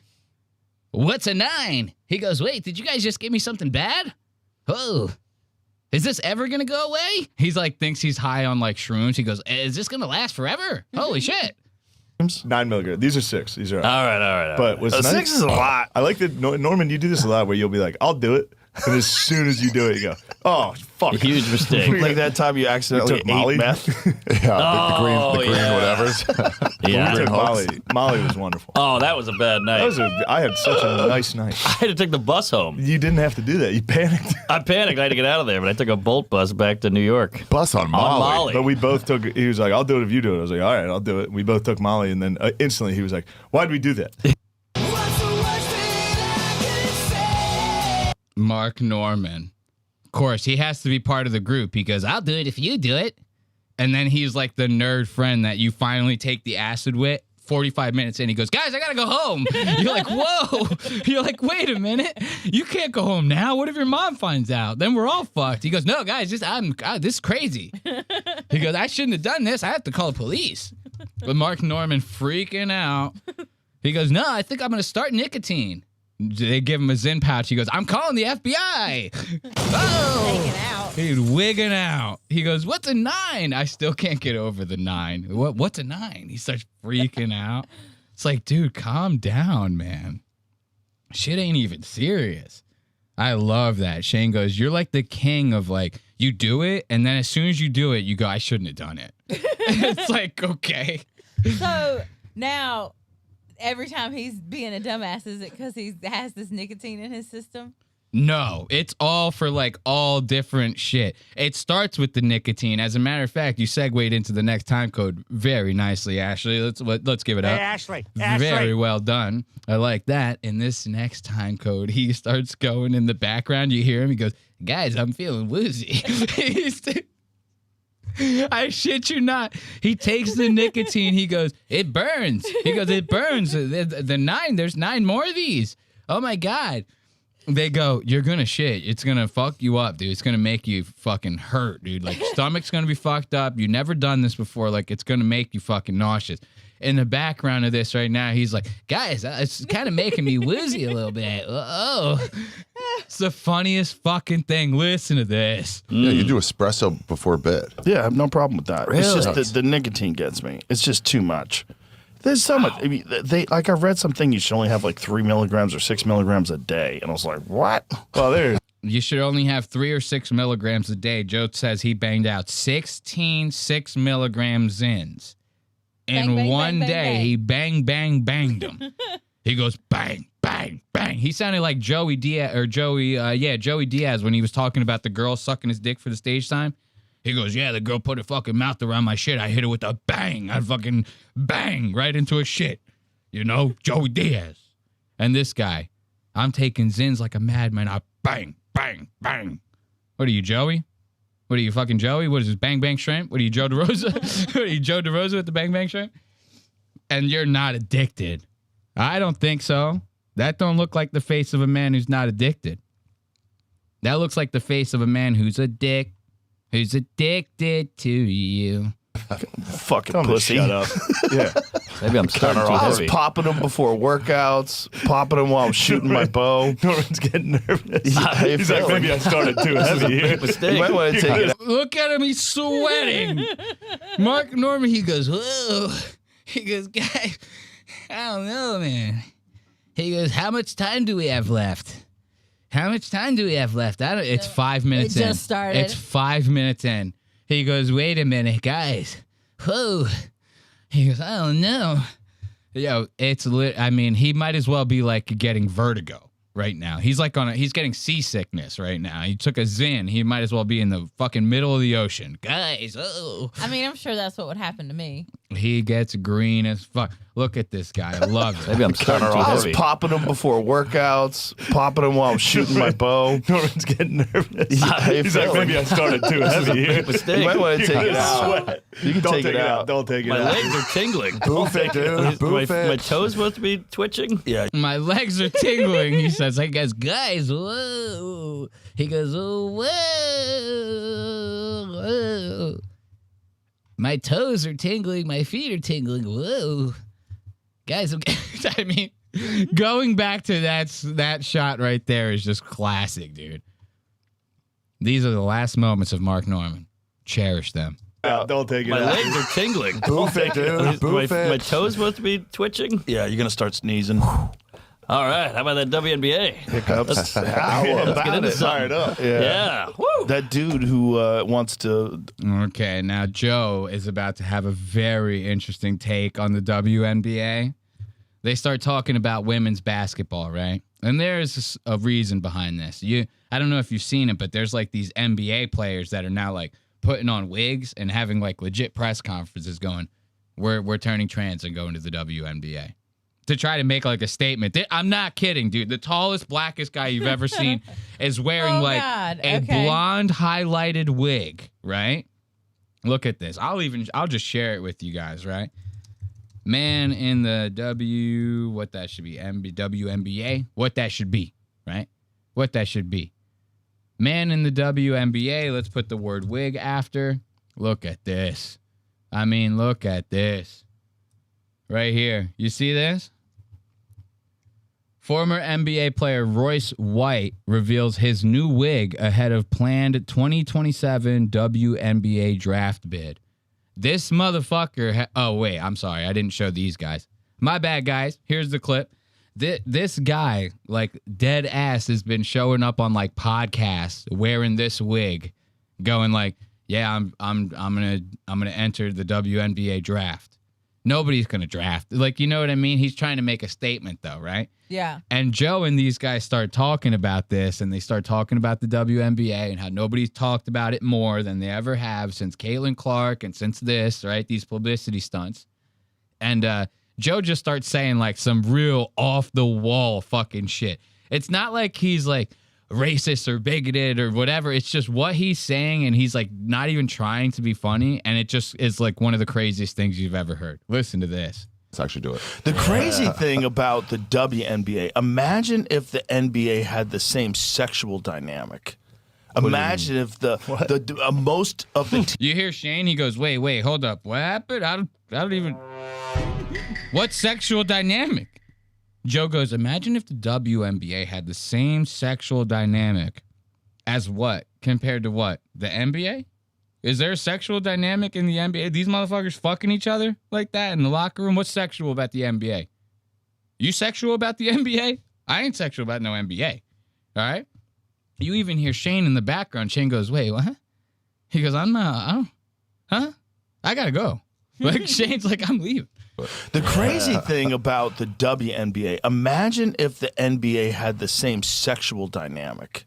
Oh, he says, imagine if the NBA had the same sexual dynamic. What's sexual about the WNBA? My point still stands. I don't know. Is he going to tell us? Well, this is my suspicion, is that Joe thinks that the WNBA is filled with a bunch of dykes. So he goes, they're all sucking and fucking and tucking, right? They're all pegging, right? Okay. This is what Joe has in his mind. He goes, they're all pegging, right? He goes, imagine if the NBA was like that. All of them brothers sucking and loving on each other. Meet me outside, though. Afterwards, let's meet outside and let's actually do it. The crazy thing about the WNBA, imagine if the NBA had the same sexual dynamic. Imagine if the most of the team was... You see Shane's face? He goes, wait, hold up, what? He goes, hold up, Joe. He goes, Joe. He goes, wait a minute, hold up. He goes, Joe, don't make me do this to you right here now in front of everyone, please. Because Shane's the only one that'll say something to this asshole. Shane's the only one that will go, you being retarded right now? You being a little stupid right now? I think you might be being a little stupid right now, right? Shane don't know what's happening. Shane, he goes, huh? Huh? What's happening? Joe follows it up with an even crazier thought, right? Listen to this. It's a bunch of gay dudes who are like very aggressive and black. Very aggressive and black. What did he just say? Look at that. Okay. Joe goes, Nick. He goes and says it. He goes, I'm dropping the N-bomb right now. Look at his face right here.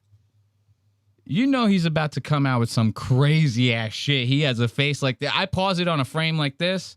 You know something wild's about to come out of that goddamn mouth. He goes and explains it to these guys, same way as I explained it to you. What if it was men and they were all fucking each other, but they're all black? He's simping out. You know? Joe and his crew love throwing extra emphasis on the goddamn black, right? Just say nigga and get it over with, guys. Like, for real, it's like, stop throwing so much emphasis on black. They're really throwing it in there. I say black, I go, can you hand me the black crayon? Right? You mind handing me that black crayon over there? Joe and his crew, they go, can you hand me the fucking black goddamn crayon? Every time with these guys. Thing about the WNBA, imagine if the NBA had the same sexual dynamic. Imagine if the most of the team was a bunch of gay dudes who were like very aggressive and black. Black's already there. Do you know what I'm saying? Yeah, Do you know what I'm saying? Imagine if you reversed that. If the WNBA was just a bunch of straight people playing basketball, no controversy. No, sex isn't even a thought in the. And they're all white. He goes, imagine if the WNBA were straight people, right? And they were all white. He goes, imagine that. Imagine a world where that's possible. I bet you can't. And he has the hands out like he's going, guys, I'm making like a really good point here. Like, are you with me? Like, Joe is getting the same silence I'm getting right now. Oh, no. No, I'm joking. I'm joking, Ashley. Calm down. Hey, Ashley. Now listen to this. You thought it got bad with the goddamn black and the fucking gay NBA, right? You thought it was crazy with that because that's a wild thing to say on a couple different levels. For one, to assume that every woman in the WNBA is gay. You get what I'm saying? He goes, imagine if it had the same sexual dynamic. He doesn't bother to explain what he's talking about at all. He just goes, you guys also assume that they're all dykes in there too, right? Right? No? That, like you heard Shane, they were lost. They go, what sexual dynamic? Because they're not all assuming every WNBA player is fucking munching box in that goddamn in the locker room, right? But Joe does. Joe goes, okay, well, you know how they're all lesbians, right? He goes, right? Right, guys? Yeah, so imagine that, but in the WNBA. They go, oh, now we get it. Yeah, that's kind of funny. And then he goes, black. And they go, whoa. They go, wait a minute. They go, stop, pause, put the brakes on real fast. Why'd you say it like that? Why'd you say it like that? I don't understand this. Listen to that. You thought that was wild. Listen to this. Joe starts talking about something that he found on the internet that I ain't never fucking heard of in my goddamn life. And I'm on the internet. Now, I'm not some dark web, like I hit an Onion browser, then I go to Tor and I hit the .org and the whatever, and then next thing you know, I'm watching like snuff films and people dying on. You can watch all that shit on Twitter now. You don't need the dark web. But I'm on the goddamn internet. At least I try to be, right? To at least keep up with these motherfuckers, right? I've heard some goddamn weird-ass terms in my day. Gooner, right? Somebody trooning out, right? The act of turning into a trans because you watch so much goddamn porn, right? 6'7". Who doesn't love a good 6'7", right? You get what I'm saying? It's like I've heard of some of these terms before. Joe ends up saying some shit that I go, I ain't never even heard of this in my goddamn life. I'm pretty sure if you Googled this term, you wouldn't even find hits on it. Joe, like, really was doing some deep dives when he found this out. Listen to this. Or Dwayne Wade. Off to a hot start, fellas. Well, just say Let's fucking go. We're back. Look at that. I mean, he's like a rapper. This was not the kind of gay that I was talking about. Look at Draymond and the cat. I stumbled upon an Instagram page called Cumcore. What the fuck? It's family shit. Cumcore. Now look, Shane with another beautiful moment. He hears Cumcore. Shane goes, whoa. He goes, I think I'm in the wrong podcast. I think I went to the wrong podcast today. Sorry, what happened? Called Cumcore. What the fuck?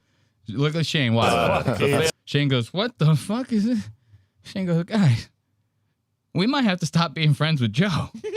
He goes, I don't know what the fuck he's talking about. He's looking at Ari for like confirmation right now. He goes, you thinking the same thing? We vote him out the group, right? We vote him out the group. That's how this works. We can vote him out, and then we get to use the studio and do this once every 4 months, right? Without him, we should do that. We should really veto him out. We should get him out of here. He goes, Cumcore? What are you even talking about, Cumcore? I ain't never in my life. I would have never even thought to put those two pieces of words together. Cumcore. What is that? Hardcore cum? I guess so. That's like parkour, but with jizz. You know how parkour, you jump all over everything and you swing from stuff? And cumcore, you just come on you're walking down the street, you go, stop sign. Ba-ding. You hit the stop sign. You go, holy shit, is that a handrail? Ba-ding. You hit the handrail, you go, cumcore. And you fucking run away. You know, you go, oh man, this is cumcore. Crazy. You remember The Office where they go, parkour. And they all like run around the office and they're doing backflips and shit. Same thing, but in Joe Rogan's studio, he goes, Cumcore, and then he comes in your face real fast. He goes, wasn't that funny? He runs into the studio. He's like a little hobbit, runs into the studio. Called Cumcore. What the fuck? It's family show here. hardcore music for gay guys. So it's gay guys in like little like nipple leather straps and jock straps and motorcycle hats. Yeah. You know, bare-chested, hairy, and they're doing hardcore music, and they're just talking about sucking dicks and getting cum. Talking about sucking dicks and getting cum. I don't like that. I don't like that. I'm sorry. I don't know. You called me Bigoted, you say, hey, man, you don't even have an open mind. I go, I don't want one. Not for Cumcore. What are you, crazy? And hold my fart like a bong rip. No, that's some hold my fart like a bong rip type shit. Cumcore. And then he knows the whole thing. That's how long he scrolled through the Instagram page. I see a Cumcore on Instagram. I go, I'm going to delete my whole account. You know what I mean? I go, it's clearly I went too far. I made it too far into the internet. I didn't know that you could get this far. I might be close to beating the game. Like, you know, you might be close to the final boss of the internet. He goes through the whole page. I see something like that. I call the police. I go, this shouldn't exist. Right? Joe goes through every reel. He goes, the nipple tassels are crazy on that one. He goes, is that genuine leather? He goes, shit, I got to talk to my leather guy and tell him, see if he can make me like a saddle or something out of some shit like that. You know, Joe's like legitimately in this. They all go, huh? Like, he's literally, look at the way, the passion he has in explaining this. Look at this. Joe might as well be announcing an MMA fight right now. He goes, I could tell you the whole thing play by play. I could tell you the whole thing play by play. He goes, it wraps around the chest like this. Once it covers the nipples, you clasp it on the back. Like that, you clasp it on the back. I watched him he did like a get ready with me. Right? He goes, get ready with me so we can do this hardcore, this Cumcore show, right? The guy's getting ready. He goes, first I put on my nipple strap. And Joe's watching like a fucking idiot. Cumcore. That's crazy. I mean, come the fuck on, dude. Gay guys. So it's gay guys in like little like nipple leather straps and jock straps and motorcycle hats. Yeah. You know, bare-chested, hairy, and they're doing hardcore music, and they're just talking about sucking dicks and getting cum. The way he says that, they're just talking about sucking dicks and getting cum. Shane, are you okay? Shane, are you okay? Like Shane goes, hold up. I didn't know it would come to this. He goes, if someone would have told me being friends with Rogan would have led me here, I would have just had to find a different way to make it happen. Shane looks, I mean, he really looks like he's questioning a lot right now. He goes, Cumcore. He goes, I'm turning into a dad.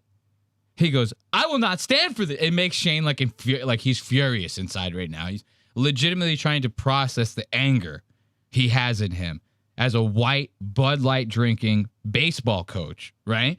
He goes, Cumcore. What the fuck is that? He sounds like his dad. He goes, what the fuck is even that? Cumcore. And then you hear when he goes, and they're talking about sucking dicks and getting cum. Mark immediately goes, oh. Like, even Mark can't handle it. Mark, dude, you will go on Mark's podcast. He will put his whole asshole right on your nose and fart in your fucking face, right? And Mark goes, oh. He goes, I fart on people. It's like, I don't even do that. That's kind of disgusting. No?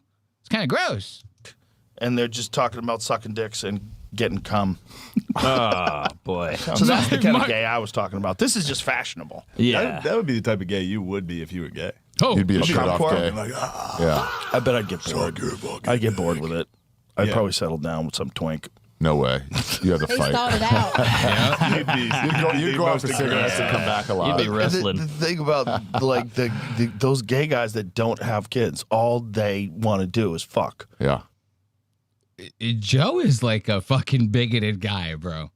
Like, I understand. Like, I get it. A joke is a joke, right? Joe believes this stuff in his mind. He goes, every gay single guy out there, all they care about is fucking. You know how like crazy that's like going every black person wants to rob the TV from the store. Like, you get what I'm saying? It's like, that's like the craziest thing to say. Same thing with the goddamn WNBA. He goes, you know how they're all dykes, right? You know, right? Wouldn't it be crazy if the NBA were all fags? Right? Wouldn't that be something? Black. It's like, where are these? This has to be originating from someone. This is like festering in you, right? And he tries to like say it passively as like a joke and stuff like that. But like, don't call me a liberal. But it's kind of crazy to just assume like every single gay guy, all they're thinking about all day long is fucking butts all goddamn day. They're not worried about their responsibilities. None of that shit. God, these drinks, man. They're not worried about none of that shit. All they're worried about is butt fucking, right? That's a crazy thing. That's slander. Those gay guys that don't have kids, all they want to do is fuck. Yeah. Like they just fuck all the time. Why you don't not? have any kids. No one can get pregnant. They just fuck all the time. Sure. I know a guy at the Comedy Store, good-looking guy, and his boyfriend was like, can you just, he would cheat all the All time. right, we're done with the gay talk. We just had to talk about Cumcore a little bit. Look, they're going in the chat. They go, Joe's not wrong. Joe's not wrong. They go, all the gay guys, they want to fuck each other. How you know? How you know in the chat? You met a couple gay guys that all they talk about is fucking? No, of course, I'm joking. Don't prove me wrong in the chat, okay? Red bar. Watch this, though. This is very funny. I liked this one. I also liked how, like, they go, Joe, that would be exactly the kind of gay guy you would be. You'd be cumcore gay. If you were gay, you'd be cumcore. You'd be hardcore cum. You know, I don't know. I thought that was funny as well. All right, let's see if we can go to the next. We are on the next time code. All right, this next one's funny. Look at this. Jamie starts getting a little upset, right? Because Shane is just leaving beer cans like all over the studio. You know, Shane will house like 23 of these goddamn things in 4 hours. You know, Shane don't give a fuck. He's sponsored by Bud Light for a reason. All right? My man's a cold-blooded American. He's going to put down that goddamn Bud Light. You feel me? So he's putting all these empty cans down. It's starting to turn into a goddamn Bud Light graveyard in that bitch. Jamie sees it, and Jamie's like, he's going to do it again. Apparently, every time Shane goes to the studio, all he does is leave Bud Light cans all over the place. Who do you think has to clean those up at the end of the show? Jamie. It's Jamie. It ain't going to be Joe. Joe's about as tall as it can. How's he going to pick that up and then throw it into the trash can that's 18 inches tall? It's going to be crazy for him, right? So Jamie has to do it. Listen to this. Dosing yourself up with estrogen. So, like, where are you doing it once a week? Is there a spike in your estrogen that is a dip down? Do you get, do you have balance it out between masculine and feminine? Jamie, depending on your injections? You hear Jamie? Listen to that in the background. Joe's trying to have a conversation. Jamie's literally taking like waves of fucking Bud Light cans. He's going, they're scraping all off of the fucking table or whatever it is, wherever he's putting them. Jamie's going all into a can. Joe's trying to have a nice, normal conversation about fucking trans and the W, all this other crazy shit. And he can't even focus. Jamie's 78 empty Bud Light cans he's putting in the trash can. Listen to this. On top of that, you're dosing yourself up with estrogen. So, like, where are you doing it once a week? Is there a spike in your estrogen that is a dip down? Do you get, do you have balance it out between masculine and feminine? Jamie, depending on your injection. I almost can't even hear Joe. It's like so many cans. It's like, and look at Shane over here. He goes, did I do that? Shane's over here. Did I do that? Oh, no. Oh, no. What's the matter, Shane? You upset? You embarrassed, maybe? Because you put fucking 98 Bud Light cans empty? Jamie's like, nobody's going to be able to even walk through the studio. But he said, what if someone has to go to the bathroom? He's like, I can't see the floor. There are so many Bud Light cans. He goes, I can't even see the floor. Shane embarrassed. He looks over at Jamie. He goes, watch this. Watch what Shane does. Do you have balance it out between masculine and feminine? Jamie, depending on your injections? I see the trash. It is what. That means you've been thinking about this, and I apologize for leaving cans. It's fine. I leave cans every time I leave. You're right. I didn't even think about it until I noticed you put a trash can here. Don't sweat it. You're a fucking piece of shit, Shane. Nobody even fucking likes you. Takes a big man to admit when he's wrong, right? That I'll give him. Shane, let's give it up. He even gave him a trash can. He put, shit. Jamie must have walked over and army crawled under the podcast table, right, with the trash can in his mouth. He's like, he had it ready when Shane got there. But the thing is, he can't walk in front of the cameras to put it there. Oh, you're saying he put it there before Shane even got there? Yes. Okay, so now Jamie is extra pissed because Jamie went out of his way to put the trash can there, and now Shane is still throwing the cans across the studio when he's done with each one. He goes, fuck this, right? Might as well be throwing them at Jamie's face. Look at this guy. Guilty as charged. Guilty as charged. Put him away. Let's take 2 on that, Shane. All right. Let's take 2 on that. Why don't we? Okay. Let's try that again. Masculine and feminine, Jamie. Yeah. Depending on your injections. I see the trash. It can. is. It is what. That means you've been thinking about this, and I apologize for leaving cans. It's fine. Just I leave cans every time I leave. You're right. I didn't even think about it until. Now, Shane, he thinks he's on an episode of Tires. He goes, let me turn this into like a really heartfelt, deep thought monologue. He goes, Jamie, I know that I've hurt you inside, and I'm sorry for that. He goes, you put a lot of time into the studio, into the work. You put the trash can, and I haven't been respecting your feelings. And I know that you've been thinking about it because you put the trash can there before we even fucking started the podcast, right? I know it hurts, Jamie, and I'm sorry. I'm still an asshole. I'm sorry.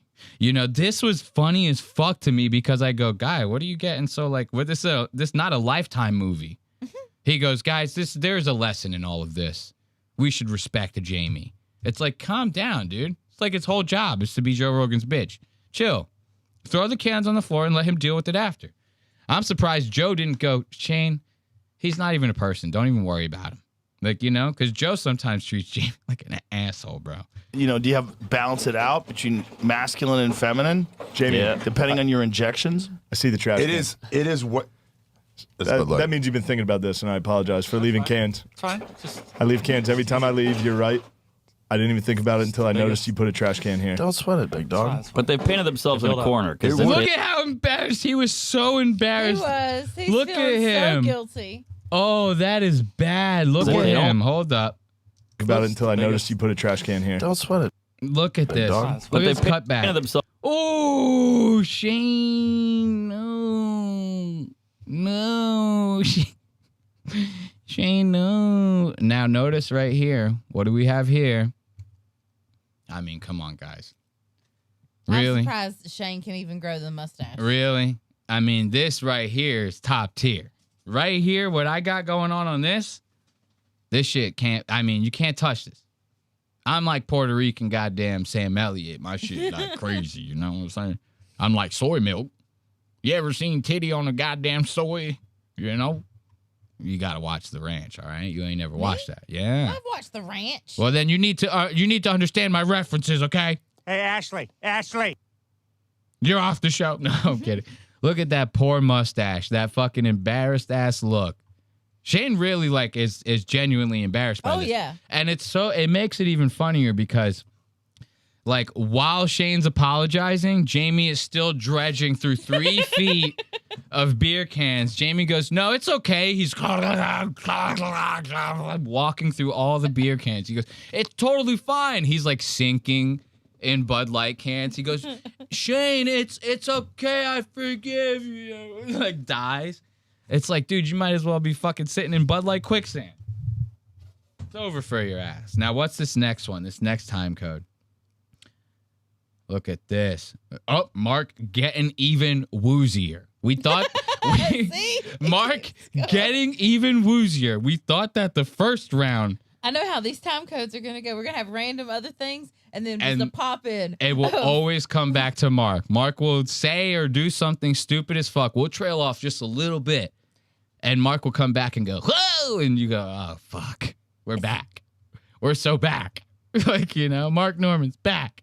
He's getting woozy. I thought he was woozy enough from the first one. He still got the zin in his mouth. You figure after complaining about it the first time, he would take it out. Ditch the goddamn thing, right? No, he's committed. Nope. Make me press that X, you savage. Fuck yeah. Whew, this nicotine's a bad idea. Terrible, right? I'm like uncomfortable. I'm like uncomfortable. Dude, Jamie won't even cut to him. He's probably purple. Dude, he's probably dead ass purple. He goes, whoa. He goes, whoa. I can't think straight. The way he makes noises is so fucking funny, dude. Oh my God. It makes me want to block the whole page. Yeah, like you make me press that X, you savage. Fuck yeah. Whew, this nicotine's a bad idea. Terrible, right? I'm like uncomfortable.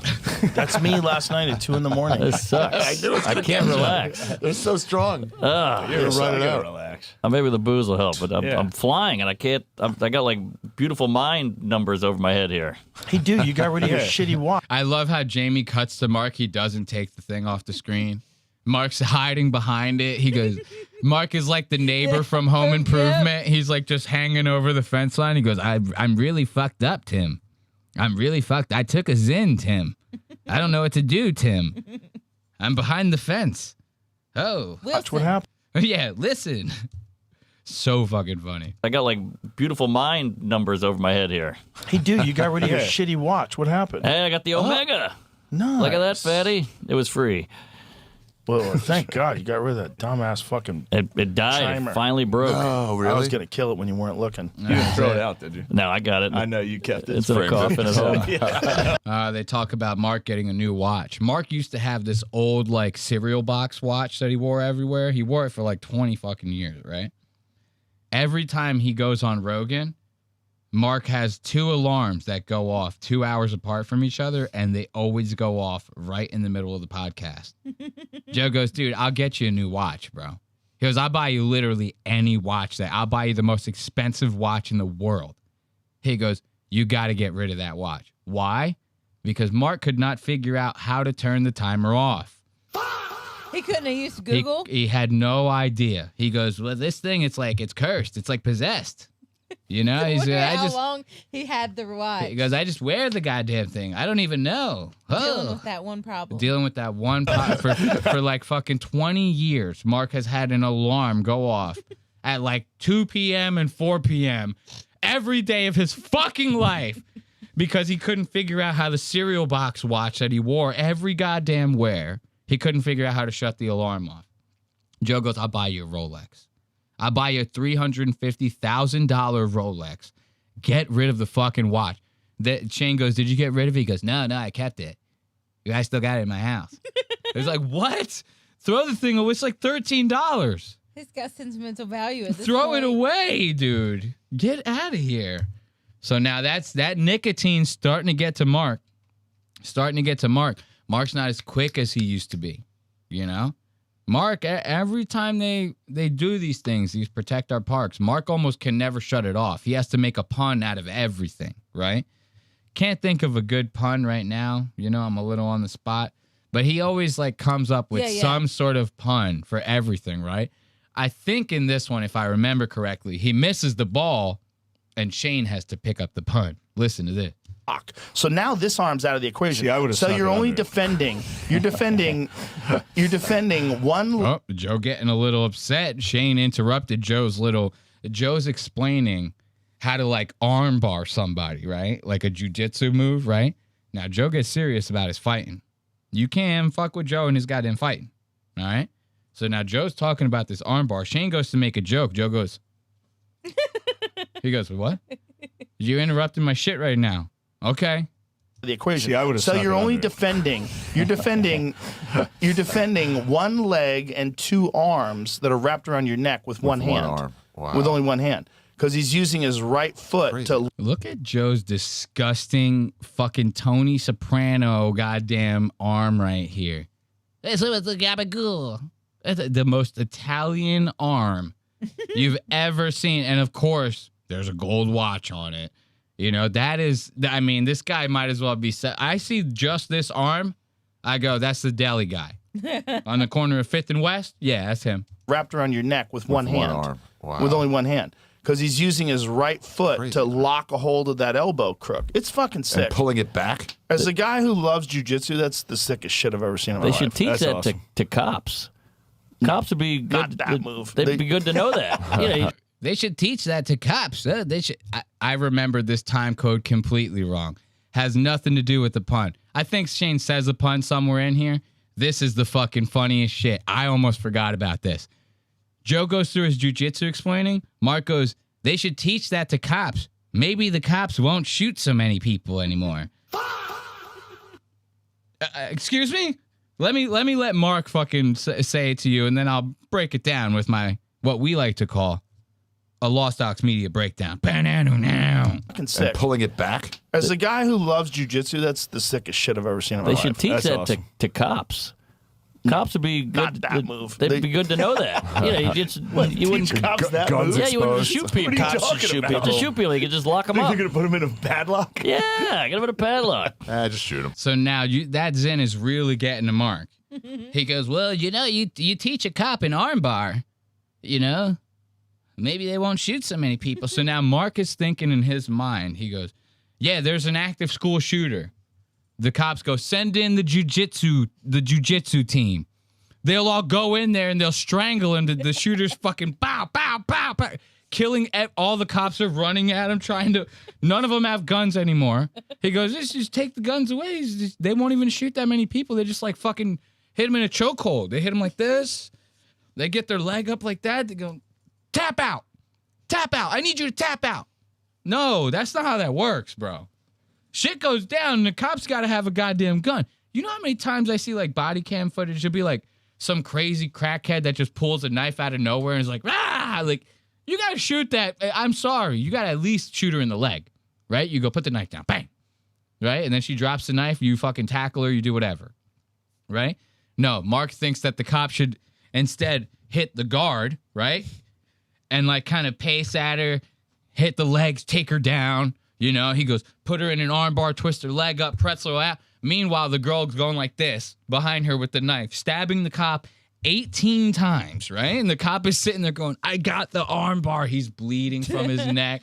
There's blood shooting all over the place. The cop goes, I got the armbar. We got her, guys. Don't worry. They all immediately look at Mark like, are you retarded? You're like a little something, ain't you? Like a little special. Shit I've ever seen in my They life. should teach That's that awesome. to cops. Cops would be good. Not that move. They'd be good to know that. You wouldn't. Teach cops that Guns move? Yeah, you wouldn't shoot people. What are you Cops should talking shoot people. about? To shoot people, you could just lock them up. I mean, Mark you hear how crazy this sounds, Yes. right? And on top of that, he's pulling a Dubz General. Mark is at the lowest quadrant of the frame right here. He's getting lower and lower and lower. He's still looking a little crazy. He's looking crazy, right? Mark is done. Mark green as hell. He's looking down. He goes, guys, I can barely. He goes, ugh.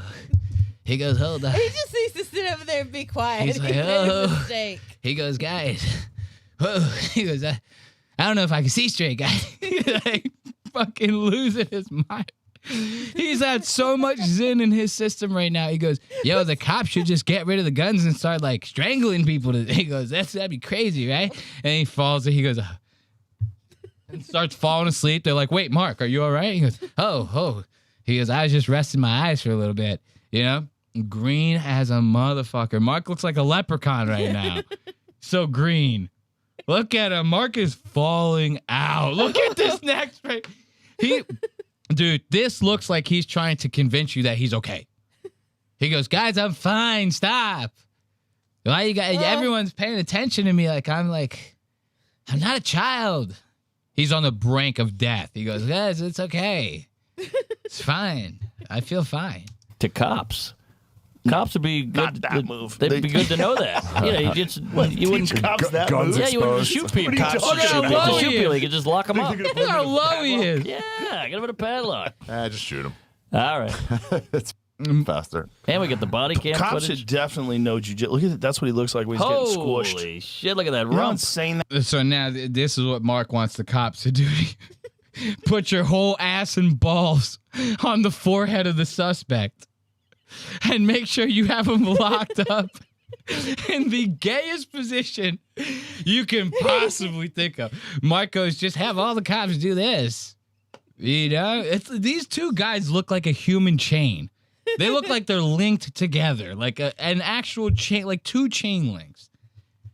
Mark goes, yeah, the police said just do that. Just put your balls right on their forehead, man. Mark, He's really been up. yo, this guy is losing his way. His head is probably actually up his ass. Dude, as a matter of fact, you know what would be funny? This would be really fucking funny. Is if this guy right here in the red shorts this was his head. He's bent over so fucking much that's his actual. He's actually just choking himself out. He's just laying on top of another man while doing it. Mark is crazy. He goes, yeah, just teach that to the cops. You know, you just spread your asshole, put it right on the suspect's nose. Fucking make him tap out, man. And it's like what? Look at this asshole. Got one arm that really can't even engage. See, his arm can't even grab a hold of where it's gripped. Oh, that poor he can't guy. reach it. He's And in then his hell. other hand is where he wraps a hold of it with his foot. So he locks up with his right foot underneath the crook of the elbow on the left arm, and the other arm's useless. So he's just. Joe might as well be talking Chinese to Mark Norman. He goes, what? He's like, I'm not even here. He goes, oh. Hey, guys, I'm feeling woozy. The cops should do jujitsu. He goes, is the podcast over? It's not even an hour in. Mark is saying all this crazy shit. He's that woozy from all the goddamn. Still has this in his Dude, mouth. it's not even an hour into this thing. Mark is losing his goddamn way. Listen to this now. Mark starts genuinely like misunderstanding what the guys are saying. The guys are talking about all this crazy shit. Mark starts going completely in left field. Like, legitimately, it seems like Mark is with us in body. He might not be with us in spirit. Mark might be astroplaning into another dimension. Mark is sitting in Protect Our Parks like this. His soul is like traversing the universe. He's like, like Mark is somewhere else completely. Watch this shit. Those are the Tiger Schulman is a coach, and he runs a bunch of like elite. He marketed MMA gyms. Yeah, he sells a lot. He parlayed it well. Who, So Tiger he must- Schulman? Yeah, he's probably a good fighter. Well, they know what they're doing for sure. They've developed a bunch of like elite. Did you even know Tiger Schulman was like a real person? I had no idea. You never seen those commercials growing up? Mm-mm. Oh, I used to see them all the time growing up in the Northeast. Dude, I would every other day I'd see join Tiger Schulman's Taekwondo, karate, get a black belt. Like it was like a whole karate gym type thing. There was like an assload of them all over the place. Dead ass. I used to see commercials for that all the time.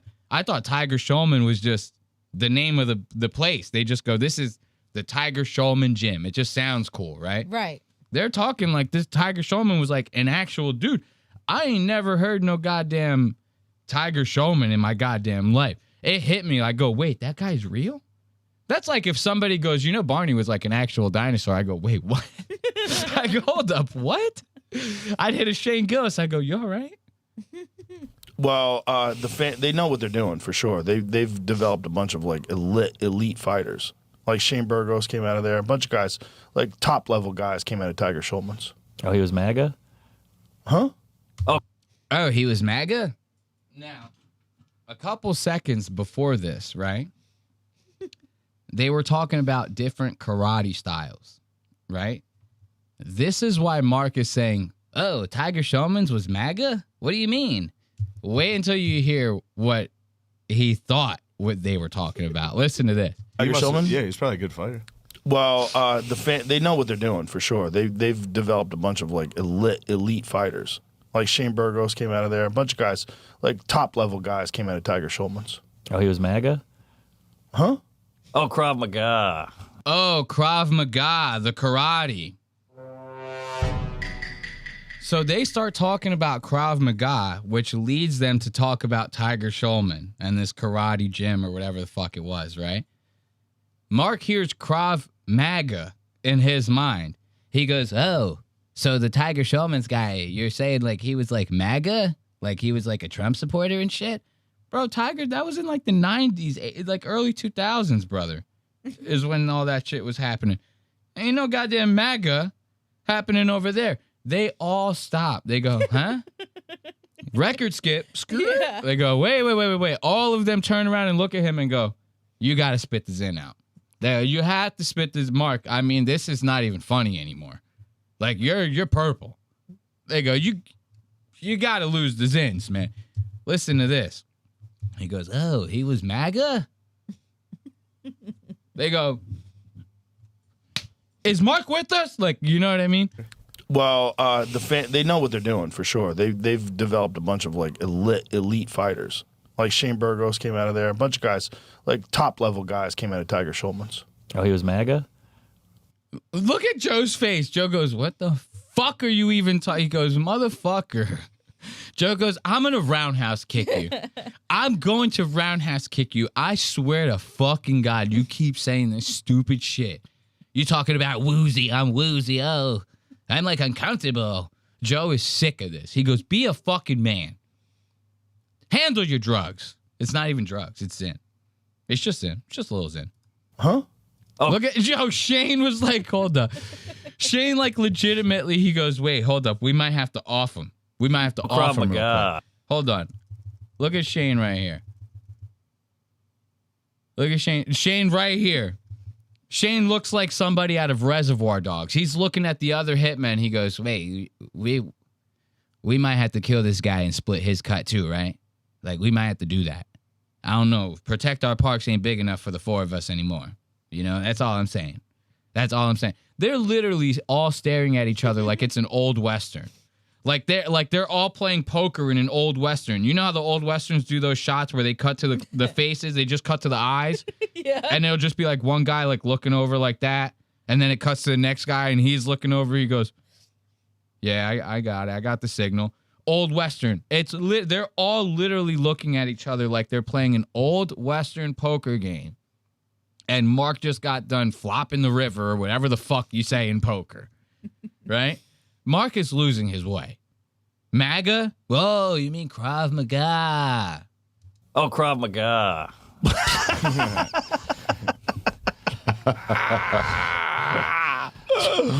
The original MAGA. I don't remember what Moti Horenstein's style was, but this is. And then Joe goes right back into the karate. He goes, "Yeah, I love Trump. So what?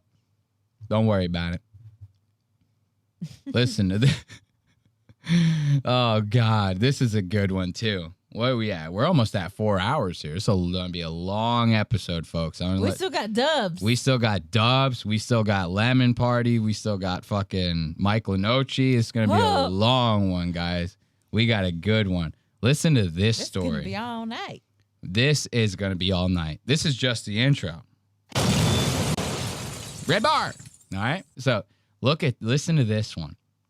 Ari has been traveling a lot lately, for those of you who don't know. Ari Shaffir, he just got done finalizing a visa in England, and it was very hard for him to do. They're talking about how easy it is to immigrate in England. Ari's like the leftist guy who's like, it's not. It took me forever. They did not want to give a Jew a visa in goddamn England. He goes, I'm telling you, it was hard. The reason is because Ari's like a stand-up comedian, so like, other countries, if you're not big in their country, which I'm sure Ari is, but he's not like household England name, right? So it's going to be still a niche group of people that like Ari in England, right? So you go to apply for a visa, they go, "You have no work history. This is like essentially all freelance work. You just have people sending you random checks, like for whatever, you know?" Yeah. It's like, we need something more solid.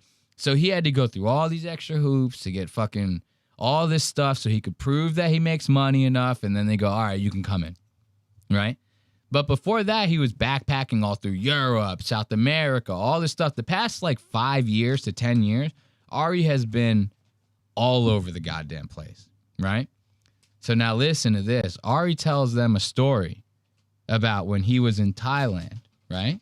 Or Vietnam. I think it was Vietnam, right? That leads to Mark talking some risky business. Listen to this. Some guy tried to jerk me off in the back of a bus in Vietnam. Hold up, what? That ain't even the fucking crazy part of this goddamn story. So 2 seconds in to this time code, we're already seeing Ari's shame. He goes, "Some guy tried to jerk me off in the back of the bus in Vietnam." It's like, hold up, Ari, you okay? You want to talk about that? To a therapist, not to us in the middle of Protect Our Part? We don't want to hear this. "Some guy tried to jerk me off at the back of the bus in Vietnam." I mean, where did that story even come from? They want what they want. They got gay bars.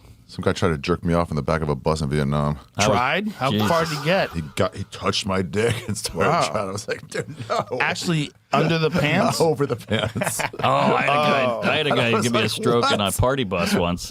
I had a guy give me a stroke in a party bus once.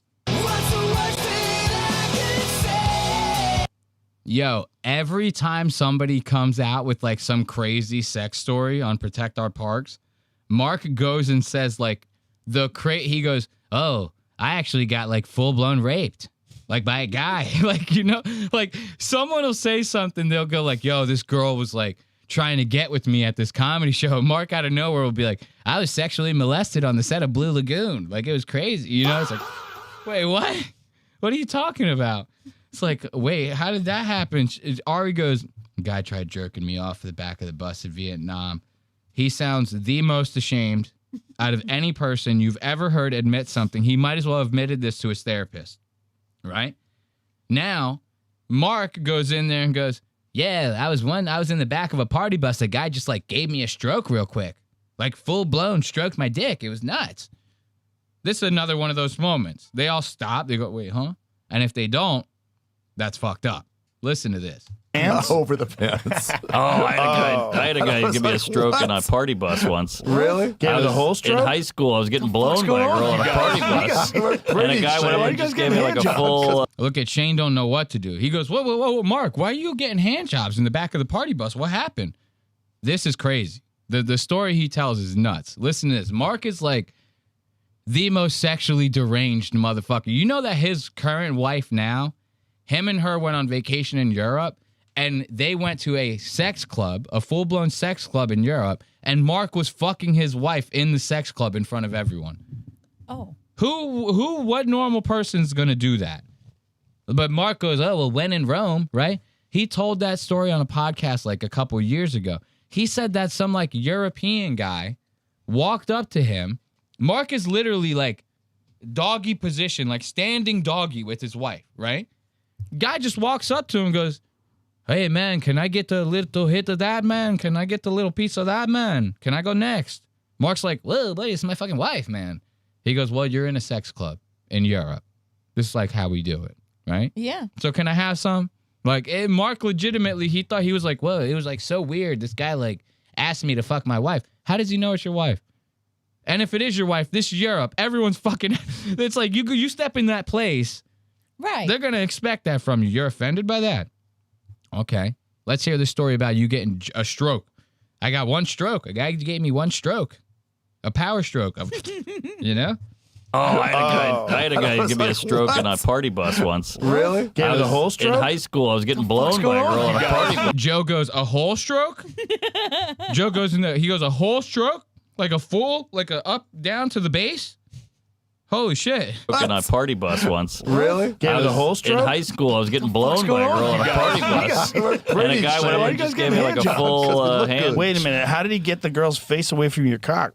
So now, did you hear that? In the mix-up of all the commotion, Mark's talking about how he was getting a blowjob from a girl in the back of the bus. I heard that. Yeah. So now this man who gave Mark a whole stroke, right, had to get between that girl's face and Mark's dick somehow, right? Mm-hmm. So that's what Joe's asking here. He goes, wait, if you were getting blown, there should have been a whole skull. There should have been a whole skull barrier between you and that man's hand. How did it happen? Why you guys gave me like a full hand. Wait a minute. How did he get the girl's face away from your cock? He said something. She went, huh? And then he grabbed my dick and did like a stroke. He fucking juked her. Wait, hold on. Repeat this. Mark, the girl that was blowing Mark, the guy just goes, hey, girl. She goes, huh? What girl does that? She goes, huh? And she does a full 180, completely goes away from Mark's whole body, and the guy just sneaks in and gives him a little, makes him come real quick and goes to the front of the bus. He goes, isn't that funny? I just pranked Mark in the back. I just made him gay. Mark's gay now. Do you guys know that Mark's friend is like the gayest man? And he goes, a serial stroker. We have a serial, guys, we have a serial stroker on the goddamn bus. Someone call the feds. You know? Mark always has to say some shit like this. I'm going to show you a different Protect Our Parks where there was a similar situation like this. Funniest fucking thing you've ever seen. Listen to this one more time, and then I'll show you that. He did like a stroke. He fucking juked her. He Wait, showed hold it. on. Repeat this story? I was on a party bus in high school. Remember those parties? Shane can't believe it. Shane has full-blown glasses on. He goes, hold up. I'm the coolest guy in Austin right now, and you're saying this to me. You're saying you got a full stroke. Wait, hold on. Repeat this story? I was on a party bus in high school. Remember those party buses? Yeah, remember party buses. And we put all our money together. We rented a party bus. Can I borrow your sunglasses? I Blown feel by a left out. lady in the back of the bus, like Rosa Parks. And he said something, and she popped her head up, and he gave me a full stroke. Wow. And I was like, oh, and I pushed him, and then was like, that was weird. And then she went back. He was like, and then she went back. Mark got a full-ass stroke from a man. I would have said, driver, take me home. I would have said, driver, take me home. Or at the very least, we're getting this guy off the bus. He just gave me a full-on stroke. Like, that's crazy talk. You say that to the bus driver's going to agree with you immediately. He's going to go, I'm slamming the brakes right now. You tell the bus driver, this guy back here, he gave me a full stroke. Bus driver is probably some Cambodian dude. He's going to be like, oh, full stroke. No good. Get him off the bus. You know? Crazy talk. Shane Shane goes, hold up, what? He goes, repeat that. Shane's hunched over like, he goes, well, here, repeat that real quick. What are you, fucking nuts? You didn't hear him the first time? Listen to this, dude.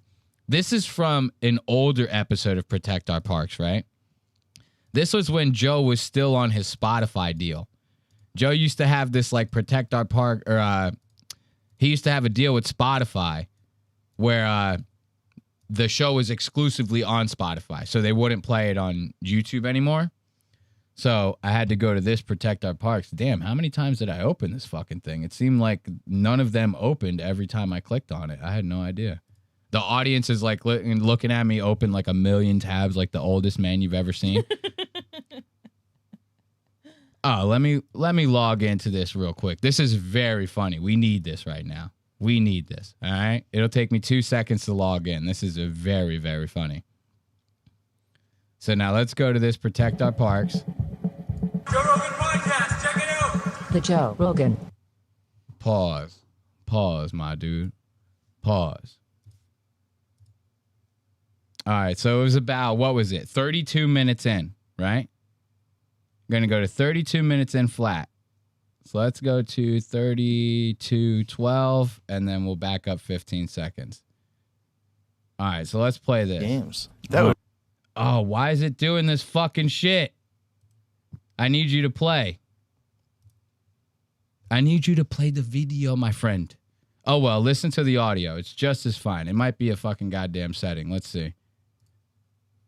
Settings here.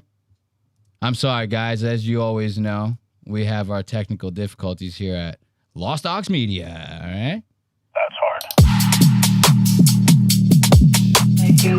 Hold up, all right? Because we got music playing. We got everything playing right now. We don't need it. We don't need it. We just need that one time code of Mark Norman, okay? So let's open the music and pause that real fast, all right? Let's do that. And let's see if this video will play now. Sometimes with Brave browser, it's like weird. It's got this thing because of the ad blocker that like Netflix won't play on it, and there's all sorts of shit. So let's see.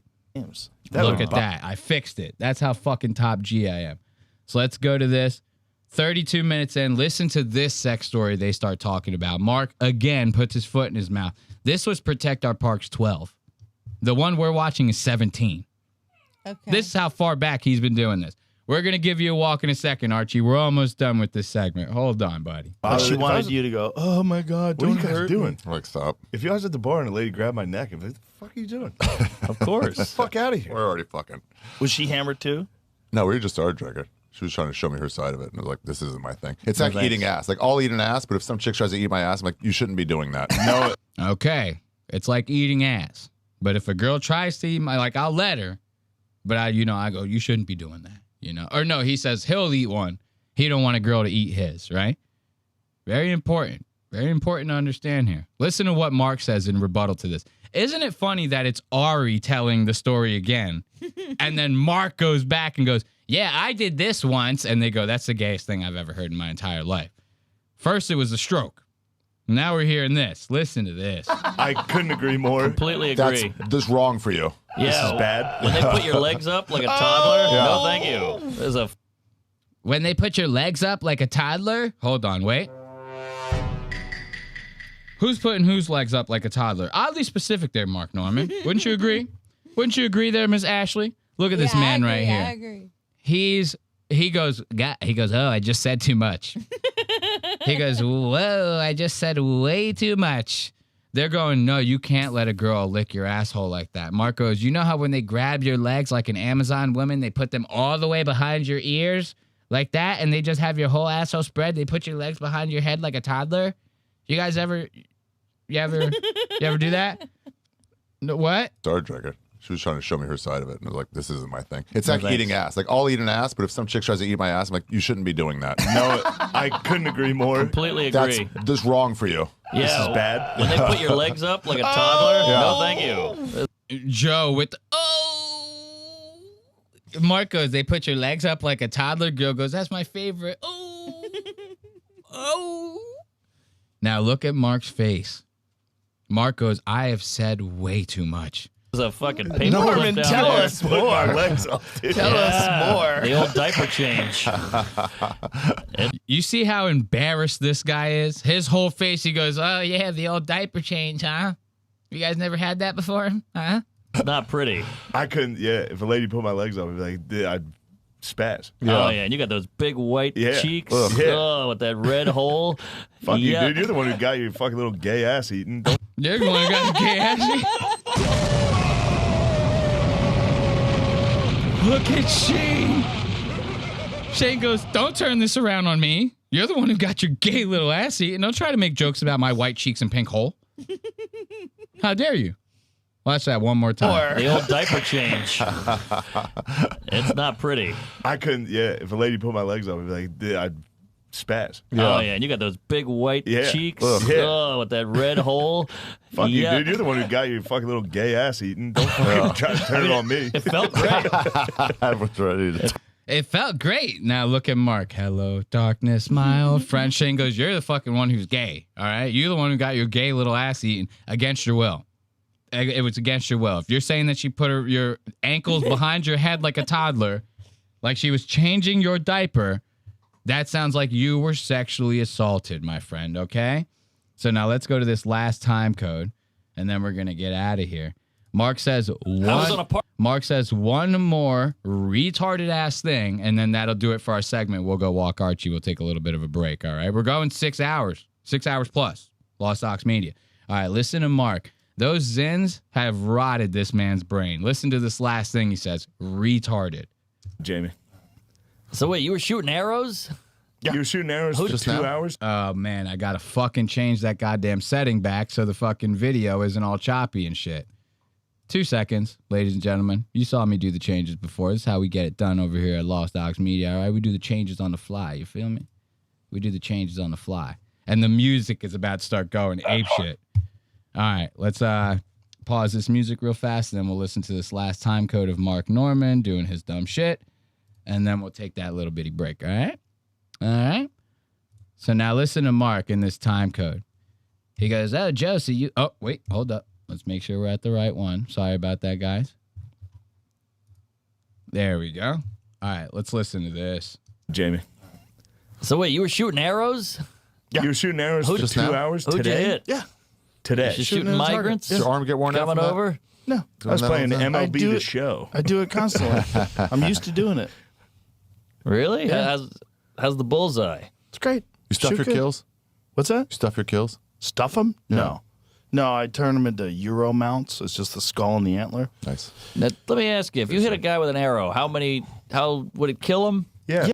If you hit a guy with an arrow, would it like how many would it kill the guy? Excuse me, what? Bro, Joe is hunting like elk and fucking moose with these goddamn things. Mark goes, are humans impervious to arrows? He goes, I don't know. It's. I feel like you could get shot like a couple times, and like if you got shot in like the leg, and even then that thing hits your femoral artery, you're fucked. All right, you're dead. Nice. Now, let me ask you, if you hit a guy with an arrow, how would it kill him? Yeah, 100%. I don't think It so. kills a It's killing an 700-pound elk. buck. We can find out Is right he killing now. elk? Yes, he kills elk. Well, you got a fucking high-powered, crazy That's ass. the arrow. bow. That's- I'm talking about a bow and a bow and arrow. A bow and from arrow, a 100%. Choctaw. That's Kill a right. guy. That's how Yeah. they killed every. Dude, on top of that, how many times have you learned in history the Indians were shooting us with the bow and arrows? We had to, conquer the West to like make America great again. How many times have you heard that? I mean, I've heard that a million times growing up. They go, when the gun came around, that's when we really had the advantage on the Indians because all they had was bow and arrows, right? We were just lighting their asses up, right? Yeah. Like the revolver, that was it. Once the revolver came around the West, Indians didn't stand a chance. They go, we got 6 of these motherfuckers. Bang, bang, bang, bang, bang, bang. All right? You're done. Mark's over here literally perplexed. He goes, would an arrow kill a guy? It's like, I don't know. Would a nuke fucking kill a city of people? It's like, what are you even talking about here? The Zins got to him. The Zins got to him hard, man. I just want to give it up for Mark Norman before we take our break, ladies and gentlemen. God, you gotta love an idiot. That's just the fucking greatest thing ever, if you ask me, in my humble opinion. All right, so let's get some music going here, and then we'll figure out what we're going to do from this point on. You feel me? All right, so we're going to have to take a little bit of a break. We have to, unfortunately, walk the dog, as they like to say. What would that even mean, walk the dog? I don't even know, but I'm just getting some music in the goddamn queue real fast. I'm sorry about that, but we need to make sure that we are good to leave you guys with a little something. We might be like 10 minutes, so please do not go anywhere here at Lost Aux Media. We will be right back. All right, I'm playing the music, all right? Break time. I like that. We're coming back over here at Lost Aux Media. How are you guys? Sorry about the little break. The dog was starting to whine a little bit, so we had to take him out. What did you have to do, Ashley? You have to poop? You have to pee? What, all the above? Yeah, all the above. Oh, man, we were holding that man. He probably had a full bladder. He was going, yarp, yarp, yarp. He goes, let me out, motherfucker. All good, though. We let him out, and we're ready to get back to some jamokes over here at Lost Aux Media. As always, thank you for joining us, sticking it out with us. We are now on hour 4 over here at Lost Aux Media, and we still have 3 more segments. So we're going to be in it for the long haul. I hope that you are also in it for the long haul. As always, join the Discord. Go to lostaux.media if you want to become a member and all that good stuff. That's going to hold it for our break segment. We're getting right back into it over here at Lost Aux Media, all right? We're going to start going over to our quickie segment. Now we got a little fool by the name of Ben Avery we're going to be covering in this week's quickie segment. We also got another little fool by the name of Devin Costa, coming over this. Forgot about this. You forgot about Devin Costa, didn't you? I told Ashley about the Devin Costa segment I had during the quickie segment to go and pair with the lemon party stuff we're going to cover, and Ashley was smitten. She goes, I can't wait to check it out. It sounds so funny. Give it up for the boys, Let's give it up for the boys. Good old boys. All right. So we're going to start this quickie segment with Devin. This week's episode of Hate Watch in particular. Now, again, we talked about Joey earlier. I already know a lot of you in the chat and a lot of you that listen to the show are also fans or listeners of Hate Watch and GoofCon, right? I'm sure there are still some LP boys in there, but they're starting to fall off. LP's starting to fall off, They're saying it on Reddit. They go, Ben's washed up. He's saying the same shit over and over again. He's calling everybody bugs. He goes, everyone's a bug, They go, Ben's a little washed up, talking about the same shit over and over again. So we're kind of just covering this little sphere of guys, the Devin, the Lemon, the Ben, the whole goddamn kit and caboodle. We're going to start with Devin Costa. This week's episode of Hate Watch was very rough. I'm going to let you know that right now. First of all, look at my man Devin over here. I mean, goddamn. Yo, Devin literally looks worse than he's ever looked in his entire life, as far as I'm concerned, right here.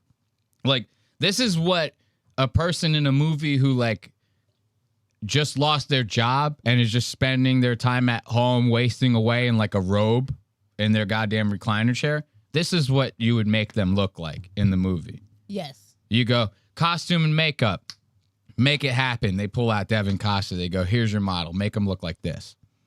Right? Hair disheveled. Usually Devin's hair is like flipped up in the front. Shit's all flipped down. It doesn't have the normal fucking headphone hair that he normally has. Well, it's there. It's still there. He still has headphone hair. Ashley said the funniest joke earlier. She goes, Devin Costa looks like he's worn a pair of headphones for his entire goddamn life. We do a little trolling. It's called We Do a Little Trolling. She goes, Devin literally looks like he has a permanent headphone indent in his head. He looks like he has never taken off a pair of headphones ever. I go, Ashley, that's about the funniest thing I've ever heard in my entire life. Go, as a matter of fact, the show is now yours. I go, here you go. The show is now yours. Not only does Devin look really stupid in this, he starts saying very stupid shit. One of them having to do with bugs. Ironically enough, we just got done saying that Ben thinks everyone's a bug, right? In this episode, Devin is like obsessed with bugs. And I'll let him say it. The boys attack the ever-loving shit out of him based on his thoughts on bugs. Listen to this. Of course, I almost didn't even watch this one. Because as they say in the comments of Hate Watch, no Joey and no Goey, okay? No Joey, no Goey. I ain't watching if Joey ain't on it, right? So I almost missed this one. Thank God I was bored on a Monday. I had nothing else to watch. Listen to how fast they start attacking Devin off of just his beliefs. Give us some fucking grace here. Yeah, please. For the love of God. John's drinking Icelandic water. It looks like a fucking, like somebody crushed this bottle up. It bothers me. It does. That's their whole thing. The recycled bottles. No, it's the no, dumbass. Design. It's an iceberg, you fucking retard. Oh. Wait, what? Hold on. He's just commenting on the bottle.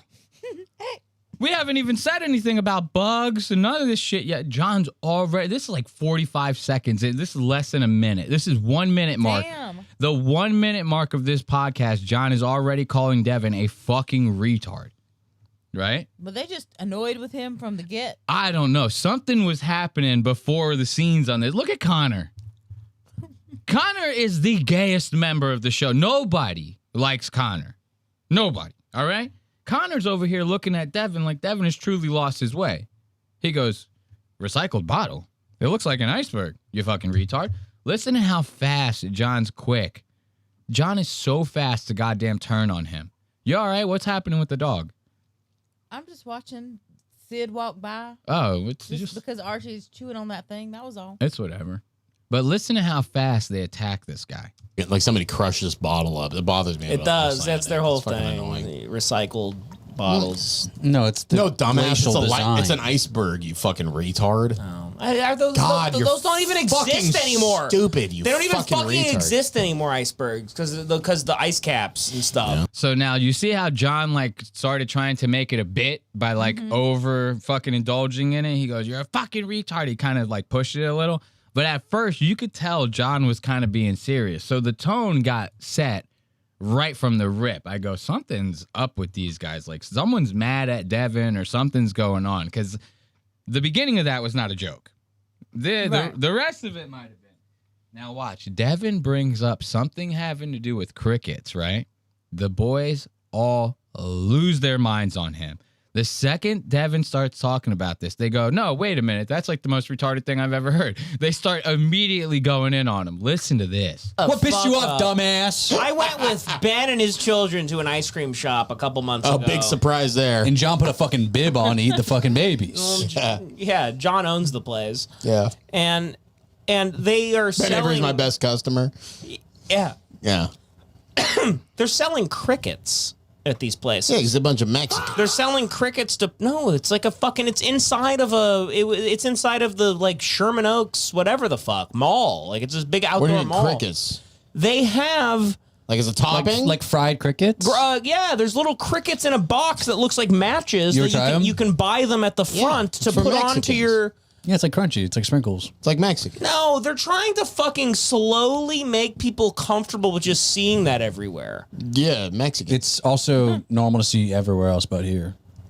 So now you see where this is going, right? Devin goes full tinfoil hat this episode. He goes, no, but the bug's like... Devin looks like a bug.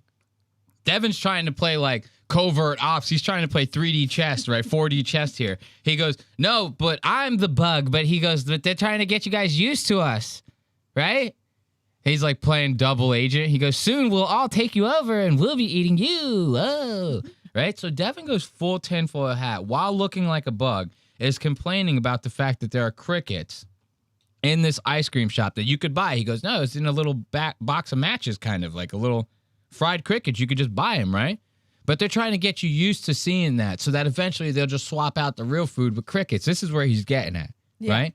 Immediately, Connor goes, I mean, it's also just normal to see that everywhere else but America. Like, they got crickets all over the goddamn place. You could just buy it. It's like a novelty thing, right?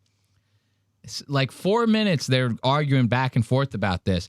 Then the shit starts getting heated right away. Even just on this freeze frame right here. Let me make sure I'm on the right time code. Yeah, Devin goes full tinfoil hat, and they hate it. Even in this right here, look at Connor.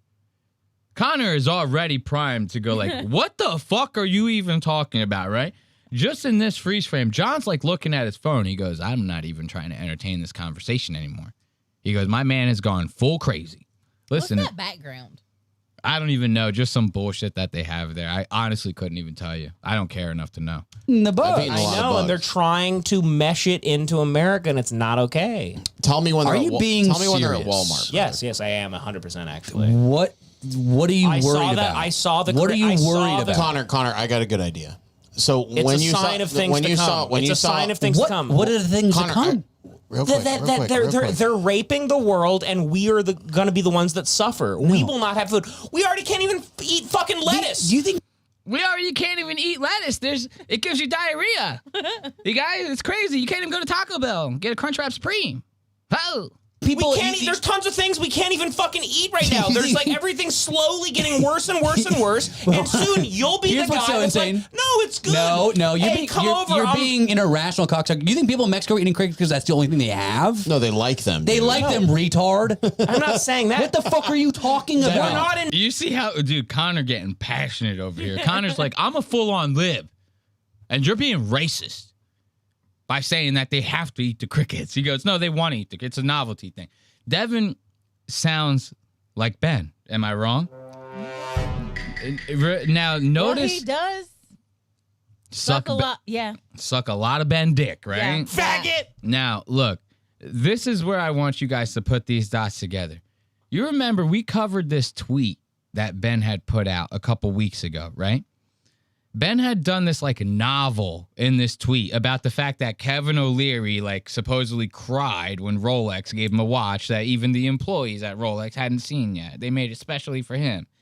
Ben writes this like fucking novel like as if he's like Stephen King or some shit. He goes, this is the state of the world that it's come to. Everybody wants the watch because not because it's cool or that they worked hard for it, but because everything good in the world was destroyed to get it, right? He says all this weird shit. Then the one thing he says, he goes, the world is being raped. It's a rape economy and everything is raping everything else, right? He says this shit about rape, right? He goes, everyone in the world is getting raped. It's crazy. Now, does Devin not sound a lot like Ben in this moment right here? You see what's happening here? It's on brand. It's so obvious that this fucking bug-eyed Lebanese cuck is just sitting there getting brainwashed by Ben's bullshit, right? And why? Because Ben is starting to get some monicum of success or whatever the fucking term is, right? We don't fact check around here, all right? Red bar. Anyway, it's very telling. You hear this, you go, sounds like Ben, right? If you listen to this show, you remember that tweet that we covered. You can put this together. You go, he sounds just like Ben. And they fucking can't stand it. They're going to even mention that later on. Oh. They're going to go, you spending way too much fucking time with Ben. Watch this. Oh no, you're, Hey, you're being an irrational cocksucker. Do you think people in Mexico are eating crickets because that's the only thing they have? No, they like them. They like them, retard. I'm not saying that. What the fuck are you talking about? We're not in Mexico. I got a great. Okay, but they have fucking plenty of food over there. They're eating crickets because it's the only thing they have. Is Northridge Mexico? You sound retarded. No, you sound retarded. I do actually. not. You sound really, You really sound naive. really stupid. You sound wildly naive. I got a way to shut this down right now. You sound wildly You sound naive. unbelievably You sound wildly naive. egocentric and retarded. I got a great way to shut this. You sound naive. Listen to Devin trying to use these proper terms and shit. Devin's trying to sound like the bigger man, right? You sound naive. Yeah. You sound naive. But while saying that, not letting anyone speak, trying to talk over them as if that's going to win the point over, right? But then trying to sound like the bigger man. No, you sound naive. Your naivete is showing. You sound naive. Shut the fuck up about the goddamn cricket. This should have been a 5-minute conversation. Not even. This should have happened for 3 minutes tops, right? This should have happened. They argue about this for like 2/3 of the goddamn fucking episode, bro. I live in your fucking head, faggot. This has been living in Devin's head, wearing Devin's brain like a glove. You know, he's all inside of him. Ben is deep inside of Devin right now. And you can tell this. You can hear it in the things that he's saying. And the guys can fucking hear it in the way that he's talking. They go, dude, this sounds like Ben. Listen to them. They're going to call him out right now. This is 3 minutes later from the time code we just watched. 3 minutes later, they hear enough of this argument to go, you've been hanging out with Ben too much. You got to chill. I don't want my American kids to start thinking like it's sprinkled. Connor can't even hold a straight face. Devin goes, I don't want my American kids. He sounds like a Trump supporter through and through. I don't want my American kids to be hanging out with immigrants and eating crickets. Okay? Devin sounds like that fucking... Who is that gay guy that Ben was on... That gay Jew that Ben was on Story Wars with? Devin kind of sounds like John Lovitz right now. It's kind of crazy. It's like short rib, and then they have a side of crickets next to it. You want a scorpion on a stick? I'll try that. Or some bacon. I don't want my American kids to start thinking like it's sprinkles or bugs. You're so stupid. You're I'm such not. a fucking, you are. No, I'm not. This is ridiculous. Paranoid Jew. I know. It's unbelievable. Sprinkles or bugs? Him and Ben at a lunch must be fucking unhinged. Yeah, Ben didn't. Him and Ben at a lunch must be fucking unhinged, he's saying. So see what they already know. He goes, you're getting these ideas from hanging out with Ben. He goes, I could not imagine sitting at a lunch table with you two, listening to you guys talk about crickets. You know? Yeah. That's how insufferable it's gotten. That these two probably don't even want to be in the same fucking room as a guy like Ben, because now Ben has this whole success theory, like successful mind, right? He thinks that he's like this big ass success in his head, which of course, let's call a spade a spade. He does have a level of success. He's doing what he created and making a living off of it. We're trying to do the same thing, right? Trying to do it in a little less of a hypocrite kind of way, you know? We're trying to stay grounded this whole time, right? Ben's at this like cloudy level where he's like, now he thinks all his thoughts are like supreme. Right? Because essentially in his mind, he's right all the time. Everything he says and does gets rewarded, right? Yeah. He gets money from the fans. He gets the Patreon. He gets the lemon party this, the whatever that. People are inviting on podcasts, right? Has very special guests on this week's stream that we are going to be watching, all right? So this guy it's not like he's not doing nothing, and we're not going to sit there and pretend that that's not happening, right? But now this guy has this like king-like mindset where he goes, I'm telling you, this is the way it is. And Devin sits there and fucking gets spoon-fed the shit, eats it all up. Devin's like that fat kid in Matilda. They make him eat the chocolate cake and he has to eat every bite of the goddamn cake. Guy's about to explode at the end, right? Devin cannot be fed any more bullshit. Yet Ben somehow still finds a way to fucking yam it down his goddamn throat, right? And now it's all starting to come back up. And these guys are noticing it, and they're going, brother, you gotta fucking chill. Like, if my two friends, right? My two friends are saying in an argument to me, You and that other guy must be fucking crazy to eat a lunch together with, right? That ain't a good sign. Lunch is like what you do with people. You go, hey, let's go get some lunch, right? Imagine they don't want to do that with someone like you. Because they know that you're going to see like fucking, I don't know, tzatziki sauce on the menu and go, America's losing its way right now. It's like crazy. They're making tzatziki and the cucumber's regular for everyone. Calm down. It's a couple crickets, bro. America ain't going to get taken over by no goddamn crickets, all right? If Islam can't do it, the crickets don't stand a goddamn chance. If Sneeko and Islam can't take over America, we don't worry about no goddamn crickets, Devin. Calm down, all right? Listen to this. Start thinking like it's sprinkles or bugs. You're so stupid. No, I'm not. Yeah, you are. No, I'm not. This is ridiculous. Paranoid Jew. Ridiculous. I know. It's unbelievable. Sprinkles or bugs? Him That's the and choice? Ben at a lunch must be fucking unhinged. Yeah, Ben didn't care about this that much either, and it bothered Really? me. And his children could have had crickets. In my on head, their Ben ice cream. started this. Wait, so I'm confused, Devin. Like, what are you concerned about? Just the like. See, so Devin can't even like realize the Jedi mind tricks that Ben's like playing on him by planting these ideas in his head. John sees it from a mile away. He goes, you might not have agreed with him. In my mind, Ben is the one that's really behind this thought process you're having. Why is he saying that? Why is a guy that you've been podcasting with for years, someone that you hang out with, drink with all the time? This is episode 264. That's 5 years. You've been podcasting for 5 years doing this show. You think the guy would know a little thing about you, right? Right. He's sitting there going, I know that this idea came from Ben. Whether you disagree with them or not, I can see that it came from Ben.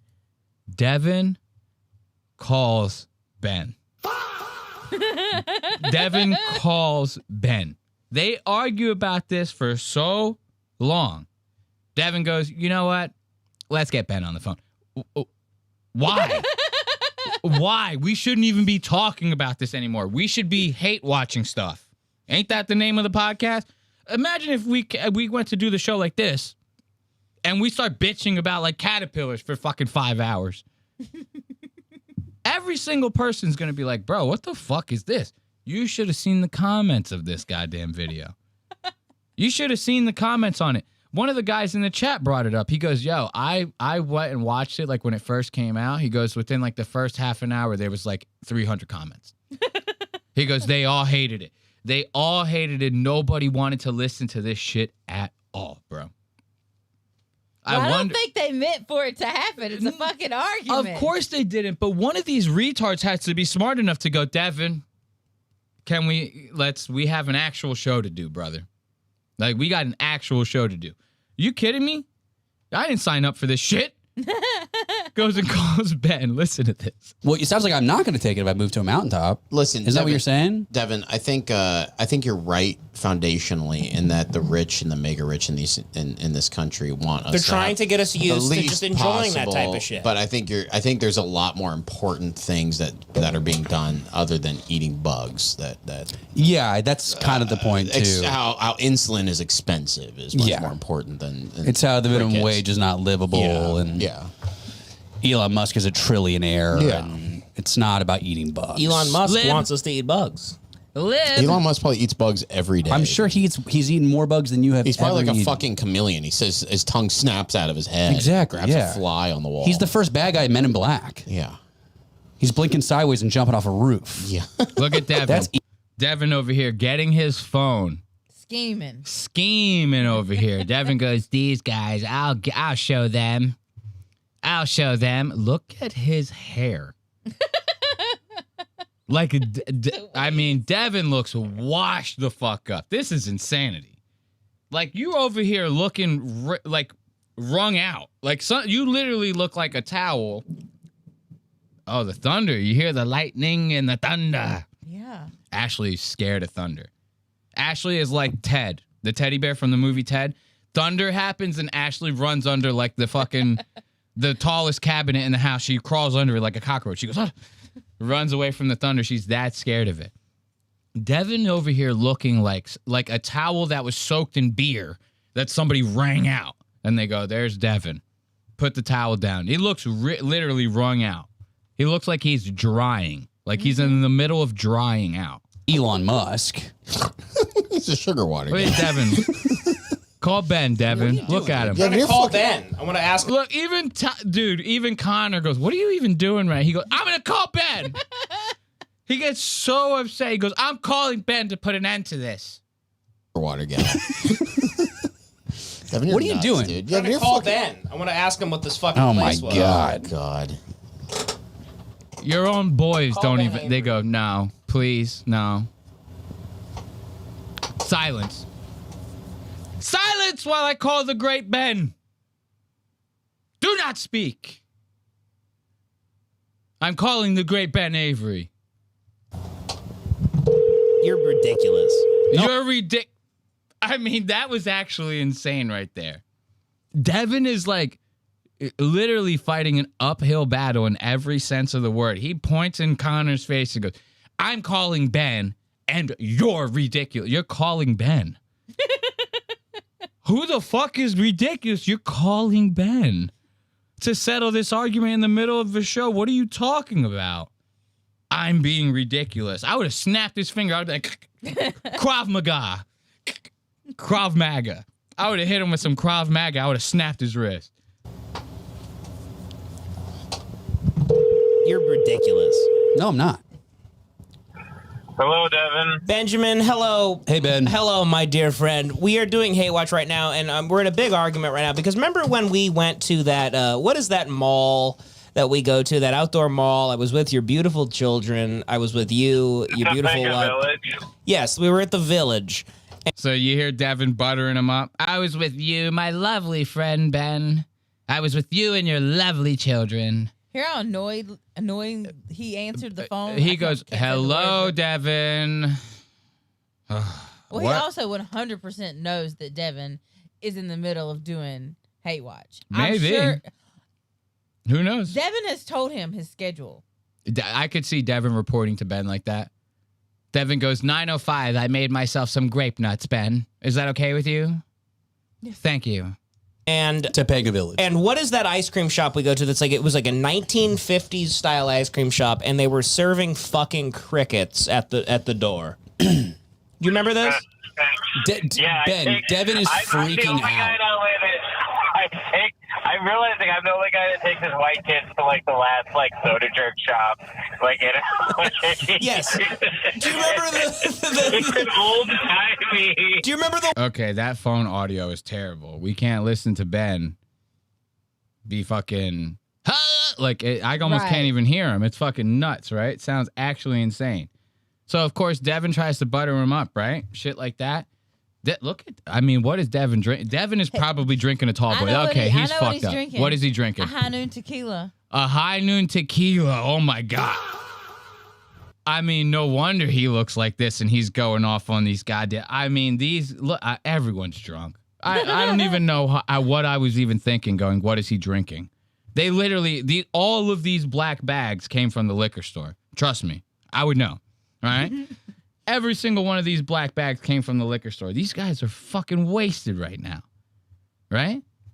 Devin goes, I'm going to prove it. I'm going to call Ben. Butters him up real quick, right? They talk for like 5 more minutes. They're trying to get the point across. Then Ben laughs at Devin for all of this bug talk. Devin literally calls Ben. They're saying crazy shit in the chat right now. One of them is going, Devin lost his girlfriend a year ago. Now he lost his audience respect. Another guy in the chat is going, in quotation marks, Ben will save me. Devin's sitting there going, Ben will save me. Calls Ben on the phone, butters him up real quick. Not even 5 minutes later, Ben is laughing at Devin for his theories. Listen to this. Pawn us, you fucking idiot. It's a slow roll of It's crickets. not a slow roll. It's not starting at the fucking Topanga Mall. Yes, it is. That's ice a cream very shop. modern American place Oh my to have God. crickets You just at. said it was a vintage fucking soda fountain ice cream shop. Yeah, so who could forget the 1950s, the Sandlot? Remember when they would go get crickets on top of their ice cream? Anyway, Ben. What the fuck are you talking about? Anyway, Ben, me and John were making the point that Devin's freaking out about this the same way a guy in like 1990 would freak out about raw fish and sushi, or a guy in 1985 freaking out about hummus. It's not the same. It's another cultural thing. It's not the same. He also assumes that people in these other countries eat bugs out of necessity. Insects like are they not- don't have Yes. fucking food. They have food. They eat meat. They have Poor Devin, bro. Devin literally pulls up his hero on the goddamn phone. He goes, Ben, please. You were there. You saw the crickets. You saw the chirp, chirp. Devin goes, chirp, chirp. You don't remember that, Ben? You don't remember this? They explain Devin's theory to Ben. Ben starts Imagine that. Imagine the guy that you called upon to save your goddamn life. Your dear friend Benjamin. He called him Benjamin when he picked up the phone. And he hears that. He starts laughing in your face. Plenty of meat and other vegetables and rice and beans. They like the crickets, you fucking asshole. Insects are not as easy. It's a fun little dish they have on the side, you stupid fucking mongoloid. To harvest than fucking fish. Yo, mongoloid is next level fucking We do a little trolling. It's called we do a little trolling. Look at Connor just called him a mongoloid. It's brought Connor the most joy he's ever had in his entire life. Connor killed a man with his own bare hands and smiled when it happened, right? And he is smiling harder right now in this very moment. The thought of taking a man's life was not nearly as joyful as this moment right here, where he calls Devin a mongoloid. Is that not that's lovely, right? So now you got Ben over here basically laughing in Devin's face. We don't have to go through every fucking word of the call, but at one point he goes, well, I mean, yeah, Devin, I think it is a little bit of an overreaction, right? So he calls Ben. Ben completely flips on him, right? Now listen to this. 10 minutes after the call, he flip-flops on the boys and starts agreeing with Devin. Ben is just in here stirring this shit. Ben's fucking master of puppets, these motherfuckers right now. Ben is the master of the Haywatch puppets. Listen to this. I could be wrong about you, Chris, with them. You know those guys on, like, it's called, like, Mount, I'm just so retarded in Marvel brain, it's called, like, Mount Thanos or something like that. Go on. Go. Is it Mount Atmos? What is it? It's the I one have no where, like, idea. You know more about this than I do. I don't know anything. I mean, but I don't think, Devin's kind of making like, what about A Bug's Life? They really make us want to like bugs in this country. Yes. It's fucking weird. I don't think they do. Yes, they do. Ants. Woody Allen made ants. You guys are being... He goes, A Bug's Life, ants. Now, you see how Ben is stirring the pot here? Ben is not being serious. A Bug's Life? You think A Bug's Life was sent by the CIA to try to get us to like bugs so that when they replace the meat with bugs, everyone goes, well, The Bug's Life was cool. You know what I mean? So it's got to be all right to eat these motherfuckers, right? You know? You never seen the movie Ants? You got like an ant burger. He's like, ants. This is great. Fucking put some ketchup on this bitch. You know? Ben is stirring the pot right now. Ben don't give a fuck about none of these assholes right now. The fact that you even called Ben while he's like, you know, wiping his daughter's ass or whatever it is that he's doing, tending to her cough, if I will. Faggot! Right? Looks like, what the fuck? The guy just completely throws him by the way. He goes, actually, he's right. You guys fight. Basically, Ben threw a knife in the middle of the room. He goes, last one standing gets to be on Lemon Party. See you guys. Fight to the death. Last one alive gets to be on Lemon Party. Let's give it up. I mean, that Hate Watch episode was rough, dude. Rough. I cannot get over that. These guys are fucking retarded, bro. And then listen to this. Devin can't even get over the shit. Devin could not get over it. He even brings it up in this week's episode of Lemon Party, man. I live in your fucking head, faggot! Devin is still talking about all this shit. Okay, first of all, we're going to start at the beginning of the episode. I need you guys to see something, all right? I need you guys to, humor me on something, all right? I don't know what's happening with Ben's body, bro. That shit looked crazier and crazier. Every single time I see a full body frame of Ben, it looks wilder and wilder. Ben might be like Sasquatch. Like, I'm not even kidding. You know how they go, Sasquatch is real. No, he's a myth. Everything like... Ben might be shaving Sasquatch. Even in a golfer's outfit, Ben looks completely out of his goddamn mind. Wait until you see the way that this asshole looks. Watch this. The way that they say. That's why a movie like Happy Gilmore or whatever. I mean, first of all, what the fuck is even this? Am I wrong, or is that hat too low? I mean, you're making fun of Jeff Dye over here, right? I ain't never seen a lower hat on a man. That thing is, the brim of the hat is touching the tip of Ben's nose. It is. I don't even know how he's seeing out of this hat. Hat too low. Red bar. On top of that, look, he looks like he's wearing stilts. This asshole looks like he has stilts on. Am I wrong? Yes or yes? All right. Look at this. It's like, you know, the way he swings. It's Like imagine if like Kobe at the free throw line, instead of like finishing off these two fingers, he accidentally finished off like these two, and he like missed Some the titties. backboard. Like that's like the technique equivalent. The fundamental, you actually have to do it like everybody else. Watch Like how it this. was trained. Watch. Ben's about to pull a pro production move right here. Wait until you see this. Watch this. Because you'll put a great athlete. Turns the light on. Yes.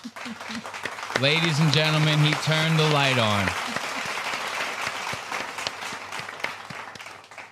Instead of doing it before hitting record on a single camera, he turned on the camera and he goes, oh, wait, I forgot the light, right? It's already hard enough to see the guys with the light. Without the light, you might as well put the lens cap on and just call it a day, you know?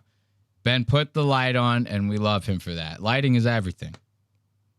Ben actually said lighting is everything in his live stream this week. Can you believe that? Is that not crazy? Lighting is everything. Ben has 2 fucking night lights in his goddamn studio. He goes, lighting is everything.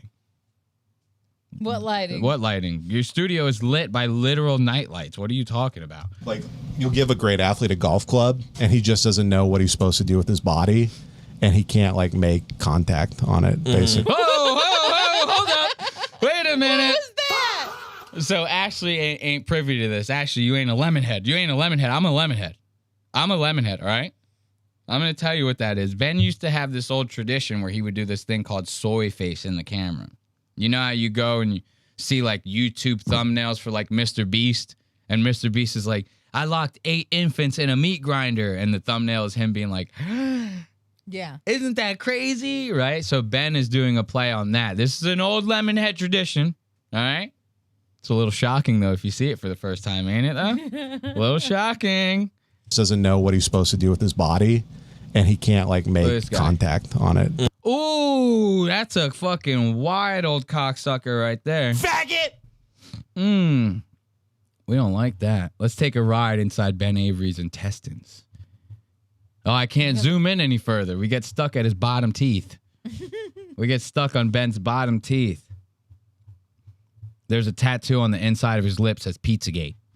It says Pizzagate. Ben's a big conspiracy guy now. You know, Ben literally thinks the world is being raped. We're being raped collectively. Okay. Soy face, Ben Avery, gotta love it. Basically. Yeah. Now watch him waddle back to his desk, right? Literally looks like he's wearing a diaper. They talk about. Hey, he might be. They say, oh, Red Bar, he's Red Bar sick. He's wearing a diaper, right? Sam Tripoli, Joey Diaz. They started these rumors about the late great Bar, right? They go, Red Bar, he's sick, man. He wears a diaper, man. The guy's like losing. He's got bowel movements, uncontrollable. I don't know. I not that I never seen Mike David's backside, but I hope it don't look like this. Ben has got booty, diaper booty. Like that looks like a diaper. Whose ass cheek is that big?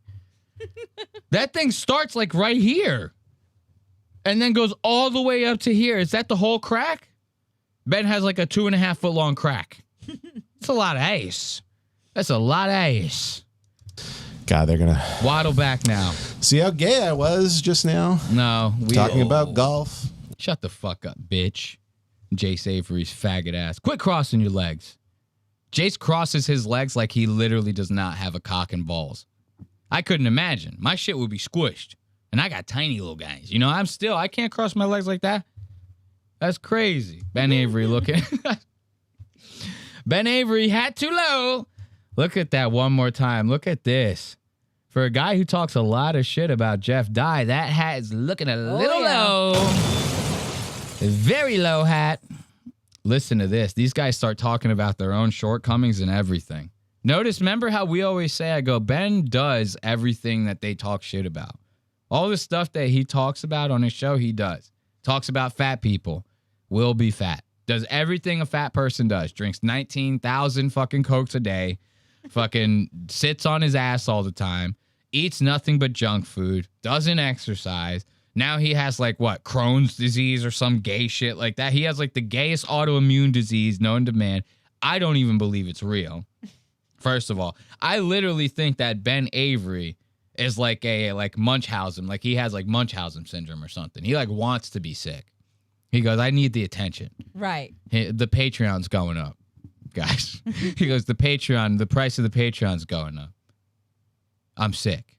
You know, it's like, come on, get the fuck out of here. Listen to them talk about this. It's a pretty self-aware moment for the party boys. Crazy word. You said, yeah, I've never heard this guy before. You sent this clip to me today, and I was like, what are the comments on this? And then I think one of the top comments was like, wow, wish I could afford to play 9 amateur golf tournaments in 9 weeks. And then like the next comment was like, fuck him.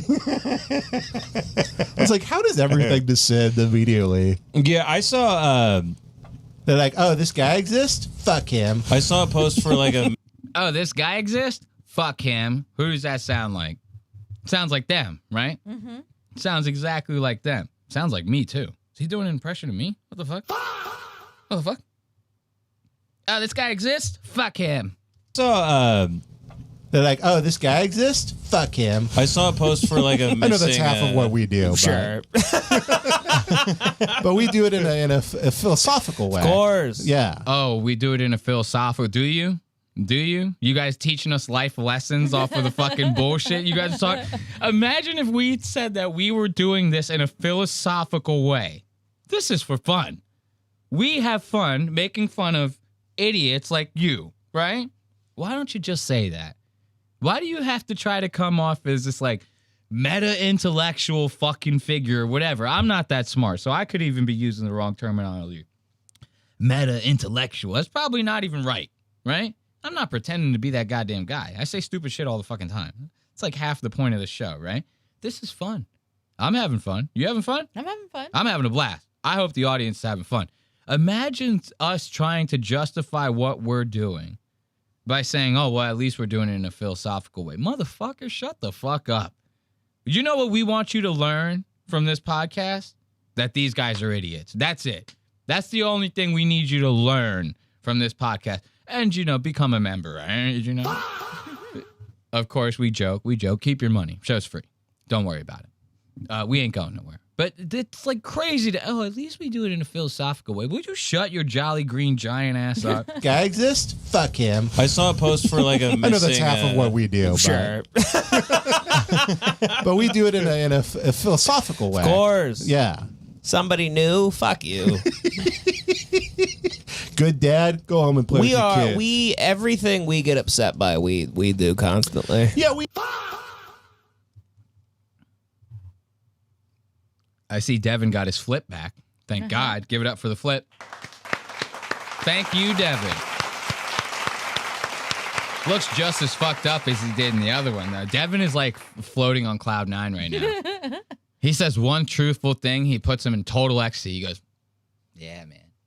It's like I'm chasing the dragon right now. It's fucking nice. We are. The show should be called... It's the Hypocrite Show. It should be called The Shadow, presented by Carl Young. That's the name of the show. We don't understand that reference, Jace. You want to know why? Because we don't hang out with you three fucking idiots. They do this same shit, too. Everything with them is a goddamn inside joke now.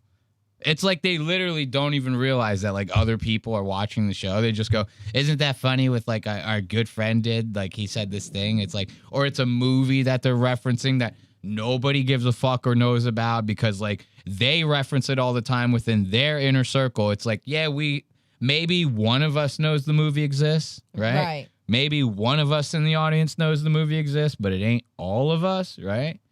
It's fucking crazy. Listen to, you want to hear Ben go on his little bug rant?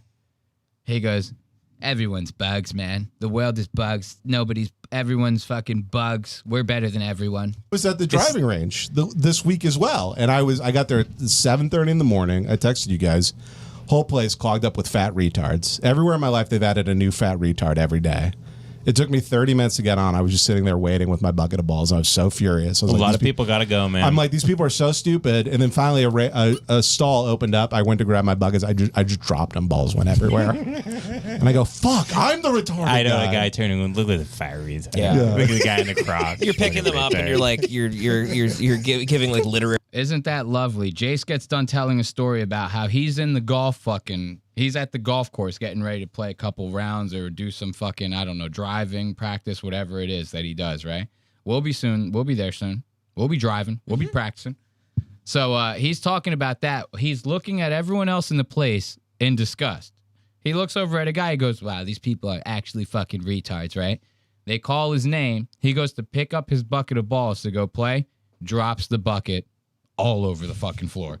He goes, oh, wait, I'm the retarded person. I almost forgot. I'm sorry about that. So stupid. And then finally a stall opened up. I went to grab my buckets. I just dropped them. Balls went everywhere. And I go, fuck, I'm the retarded I know guy. a guy turning and look at the fires. Yeah. Look at the guy in the croc. You're picking them up and you're like you're giving like literary facts just so people know that you're intelligent. I go, you know, Dostoevsky wrote The Gambler because he was in a gambling debt. Picking your balls up.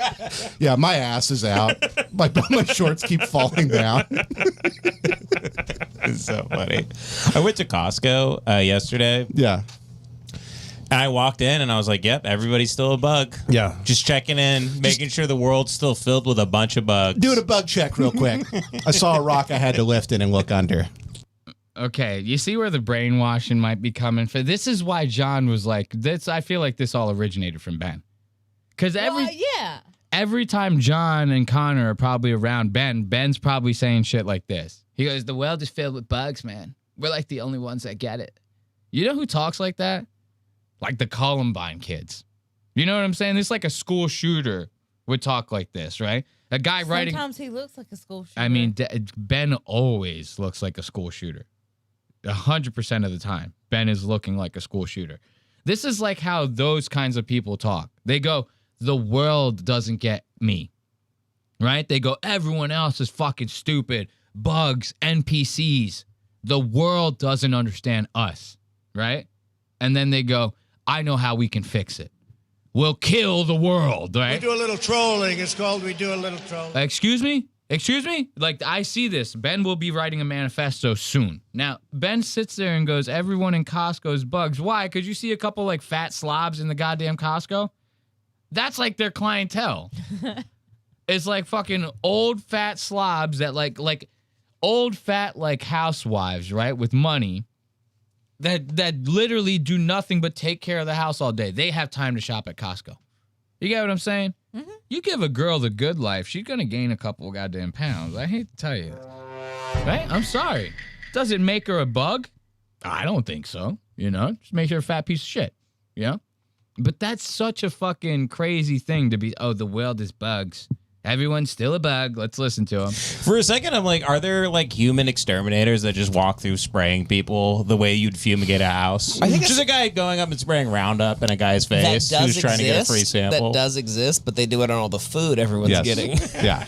Oreos. Back to the food, right? Devin goes, the lettuce is shitty. There's bugs in the ice cream. Devin about to go full tinfoil hat. Now listen to this, just a little bit later on. It does sound like it originates from Ben. Yeah. Right? Am I wrong? I mean, I don't think I'm wrong. You look like you're struggling. Your back hurt? No, I'm okay. You better be. No, I'm kidding. Anyway, I mean, now listen, Devin's about to bring this up. The same argument from the fucking Hate Watch episode, which means Devin recorded Hate Watch, then let 1, 2, maybe 3 days, whatever, pass by. And he goes, guys, I just can't get over the bugs. He goes, and then the guys were attacking me, and you didn't come to my rescue, Bet. It's like, no, no, he doesn't say that. He's thinking it though. Listen to this. Now with it too, I'm sure they'll do like ticks where you can't take nicotine anymore because it makes people their brains think too well. Mm-hmm. Love the nicotine tick. Mm-hmm. Yeah. Well, it's all that feels. Listen, I got in a big argument with guys on Hate Watch about like how they're. You called me trying to do a slow roll of the bugs into our food, and it started off completely harmless. But the more I thought about it, I was like, I was right.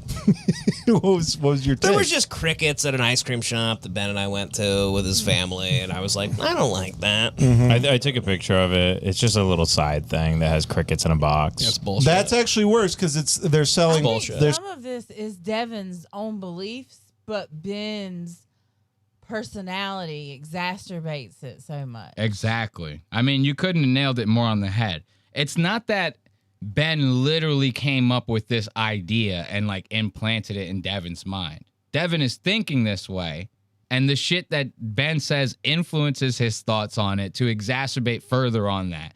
And it probably doesn't fucking help that like Devin, I don't care what anyone says, I will not be convinced of anything otherwise, desperately seeks this guy's approval. 100%. You get what I'm saying? Yeah. So anytime Ben says something like, the world is bugs, everyone at Costco are bugs, now Devin's going, yeah, everyone are bugs. They are stupid. And they would fall for something like crickets being in the fucking store to get you used to eating crickets. And then eventually every bug idiot person will just eat crickets and not realize it. But thank God I'm here to bring peace and order to the world. Shut the fuck up. This is crazy to be like, to even sit there and harp on it this much. And you even hear him. He goes, the more I thought about it after the podcast, the more I was like, yeah, I'm totally right.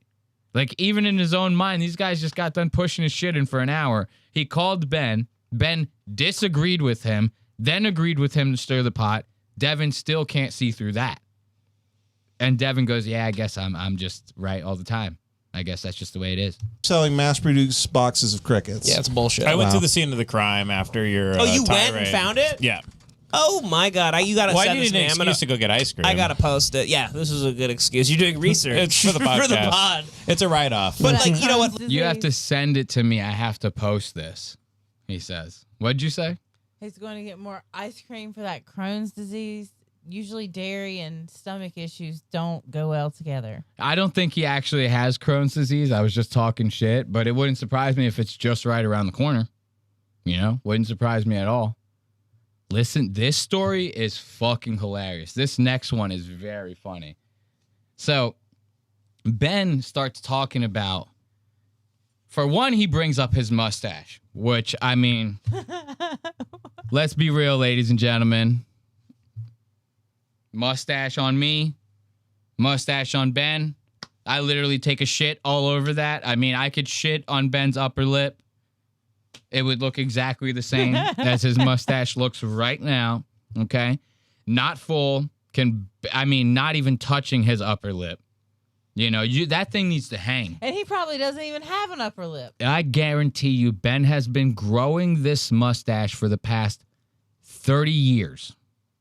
Ben has spent all of his adult life trying to grow this mustache. I don't even know if he's ever shaved it. You know, and it still sucks. That's bad. That's bad. Listen to this story about Ben getting bullied off the golf course. Yes, you heard this right. Yes, you heard this right. I forgot about this. Ben goes to the golf course where he normally plays at, right? You know, the one where all of a sudden his walking problems go away. He starts swinging clubs like a madman, probably not a cane in sight when Ben's over there golfing, right? And I'll know soon enough, because me and Ashley just bought sets of golf clubs, and we will get good, and we will be on the course, spying on Ben, all behind him, popping out of shit, you know, popping out of trash cans. Going, was that Ben? And we ain't even on the same coast. I'm going to travel over there to start playing some golf in L.A., and I'll give you guys the inside scoop, don't you worry. Ben goes to the golf course where he normally plays and runs into a group of younger guys. The younger guys, I shit you not, the way Ben explains this, Ben might as well have said like, hey guys, how are you doing? And they just answered him by going, faggot, get the fuck out of here. What are you, fucking gay? Like, it might as well have been that.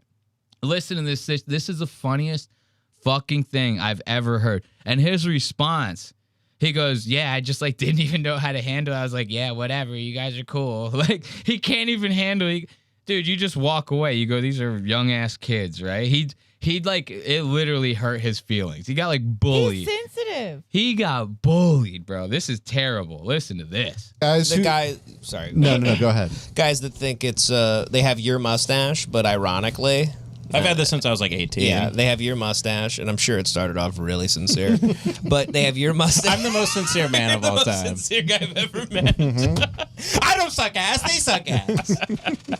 Stay focused here. But they have a big Tom Selleck mustache, Yes. and they think it's funny for them and their date rapist friends to dress up in like 1980s calisthenics, like yoga pants, like athletic gear, like they're Jane Fonda, like teaching a Date class. rape. Headband on. Talking about date rape. And they do the 80s aerobics. A Jason Sudeikis skit from like 2008 Yes, SNL. and they're on like a Twitch stream where like a Okay, Devin, shut the fuck up.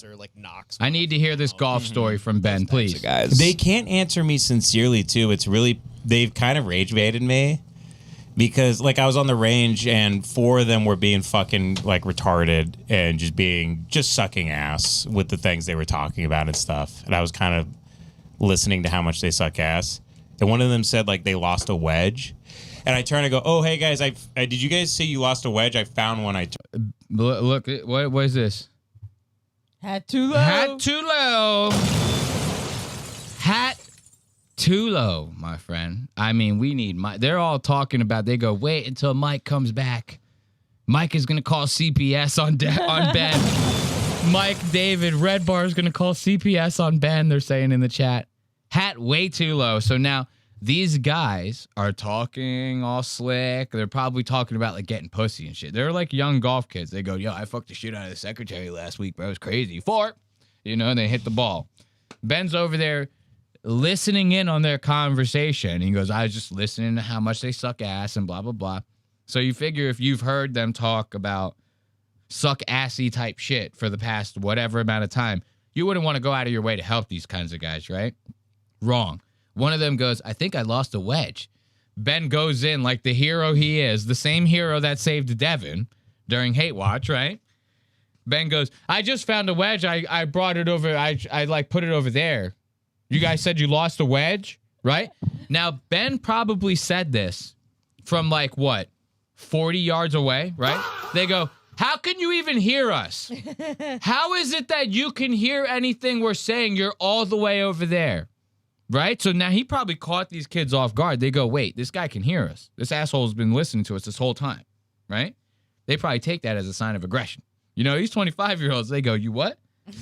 They go, you what, mate? You what? You been listening to us? Huh? And stuff. And I was kind of listening to how much they suck ass. And one of them said like they lost a wedge. And I turn and go, oh, hey, guys, did you guys say you lost a wedge? I found one. I turned it into the clubhouse. And the guy goes, yeah, dude, I totally lost my wedge. yeah. Oh, yeah. And the guy goes, oh, yeah, dude, I lost my wedge. Totally. Can I have it? And I was like, oh, okay. I turned it in. So now they're fucking treating him like frat boys now. They go, oh, yeah, I totally lost my wedge. I totally lost my wedge, guy. Oh, I lost a driver, too. Now they all start ganging up on him like the penguins from Finding Nemo. You know how one penguin goes, mine? And they all start going, mine. So now one guy goes, oh, yeah, dude, I lost a wedge, making fun of Ben's voice. And they all start ganging in. Ben probably has to be sitting there like, I don't even know what to do now. Like, I have no idea what to even do right now. I'm flabbergasted. The way he looks right here. I mean, that's a fucking retard if I've ever seen. That is a retarded man. They, of course, are a group of frat guys on the golf course, of course, are going to make fun of you. You look like this. A guy comes up to this, they go, what is this, fucking Jeffrey Dahmer? They go, oh, yeah, I totally lost my wedge. Let me go get it back from you. Why? So you could murder me in your apartment, put me in a vat of acid? You look insane. Totally. Can I have it? And I was like, oh, okay. I turned it in. Very funny or whatever. They go, oh, yeah, dude. I also lost a driver. Yeah, dude, for sure. Can I have it? You turn to them and you go, I'm like, whatever. You go, well, you're going to lose your mom tonight because I'm driving straight to her house. I'm like, I turn to them. I go, I'm going to talk about you on my podcast. That's how you solve it. I'm going to talk about you on my podcast. I'm going to talk about you to my faggot brother and my bug friend. And you guys are going to see. I love that. They go, yeah, dude, totally lost my wedge. You're a fucking faggot, dude. They might as well be like, you're a fucking faggot, bro. Like, seriously, dude, it's a bunch of, like, Trevor Wallace. You know the guy that does, like, the White Claw memes, like, when they first came out? No. Oh, dude, he's, like, the biggest fucking frat boy Chad-looking motherfucker. But he's, like, a skinny kid. Picture, like, a skinny, rich frat boy kid. Not a buff frat kid, right? Like Francis. Yeah, that's, like, Trevor Wallace or whatever the fuck his name is. He's kind of like one of them. But more bro-y than Francis. Okay, He's not as... Francis is, like, a little more, like, put together. But Trevor is more like a faggot, you know? That's really the only way you can describe him. Let's give it up for the boys at Lemon Party.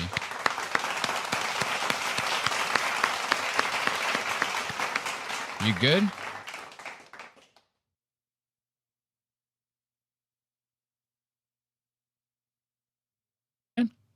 You can stand, you just have to pull the mic up and everything like that. Can you do that? Yeah, I have to scoot my chair back to do it. You want to take a quick break and I'll fix you up just real quick? I can do it. Can I just do it in the... You can do it right now while I'm setting up the next thing. Get yourself comfortable. It's totally fine. We're going to move on to our next part of the Quickie segment. This is Ben doing his live stream. This is the Ben Avery solo live streams. That's better?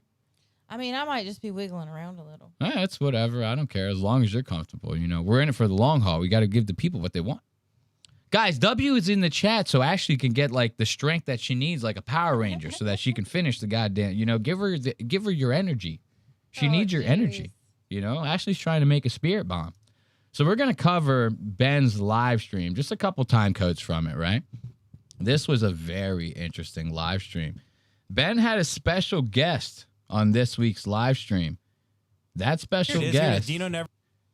That special guest's name was none other than Andy Dick. Let's give it up for Andy Dick, ladies and gentlemen. Let's go to the first time code we have over here. 15 minutes and 17 seconds.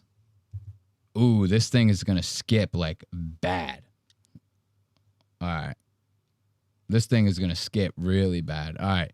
15 minutes and 17 seconds. Let's give it up for Andy Dick, guys. Look at this. Ben Avery has the one and only Andy Dick on his podcast. I'm starting to sweat now. The studio's getting a little hot. You getting a little hot? Yeah. I'm getting a little hot. I'm pulling a goddamn... Who was sweating? Martin Phillips. Andy Dick we have in the goddamn studio over here at Ben Avery's. And this was a very interesting goddamn stream, right? For one... Where did Andy Dick come from? Like, right? That's what I like. For one, where did even Andy Dick come from? I don't even know where the hell Ben pulled Andy out of. Like, what gutter did he pull Andy out of? He goes, I need a guest for my podcast. He just, like, pulls him out of a sewer real quick. Goes, Andy, let's clean you up. You know, get you on the show. Now, I will admit, Andy made this stream a lot more entertaining than I suspected it to be. I thought that this thing was going to be a disaster. For one, Andy... Usually you see him and stuff, he's wild, crazy, saying nuts shit. On top of that, we all know that in the last 10, 15 years, Andy has had the craziest drug fucking incidents that have been publicized on the internet. Like, people have legitimately found Andy Dick, like, passed out like a homeless crackhead on, like, the sidewalk in fucking Hollywood Boulevard type shit, right? So Andy's had a rough go of it. Seems like Ben's trying to do the motherfucker solid, right? How many times have I talked all this cash shit on Ben's set? I go, everything's impractical. The lighting sucks. The desk is a goddamn rectangle, right? And what was the one thing I said about this set? I go, that hand chair is going to be an issue, right? I go, ain't nobody want to sit in no goddamn hand for 4 to 5 hours. Ashley has the most comfortable goddamn... What do you call that? A recliner chair, right? Yeah. Ashley has the most comfy goddamn recliner chair known to man right now. She's standing right now on the other side of the studio because the strain that it puts on your back to sit in the same spot for hours. Now, that's in a comfortable chair. That one leans back. It's got footrests on it, right? Yeah. It's not a goddamn motherfucking hand, okay? Andy's sitting in this thing right here like it's fucking putting a clinic on his goddamn back. Andy already in the stream looks very uncomfortable. And he's about to talk about it. Right, like not even 20 minutes in, he goes, God, this like the most uncomfortable chair I've ever sat in. He goes, Ben, what's happening here? Listen to this. Audience screaming. Mm-hmm. Yeah. There's like a Pauly Shore. There's a you. Yeah. Yeah. Yeah. Those cartoons are cool. Everybody I knew that was close to Norm, they just loved them so much. Oh, look at Andy. You see Andy struggling? See him struggling a little bit? What is it like when we go back? See, it goes back too far. It's going back like 2 minutes. Like that. So we can't even like rewind it now. We have to like literally just play them through. Andy's he's squirming around. Just like Ashley. Ashley's doing a goddamn Macarena right now. Is the middle finger up my asshole right now? Is the middle finger up my asshole right now? Because, like, I can feel it all the way in my throat. I can feel the middle finger in my throat, Ben. Look at this. Is it too uncomfortable? Maybe if I stand up, you can pop the finger out of my butt.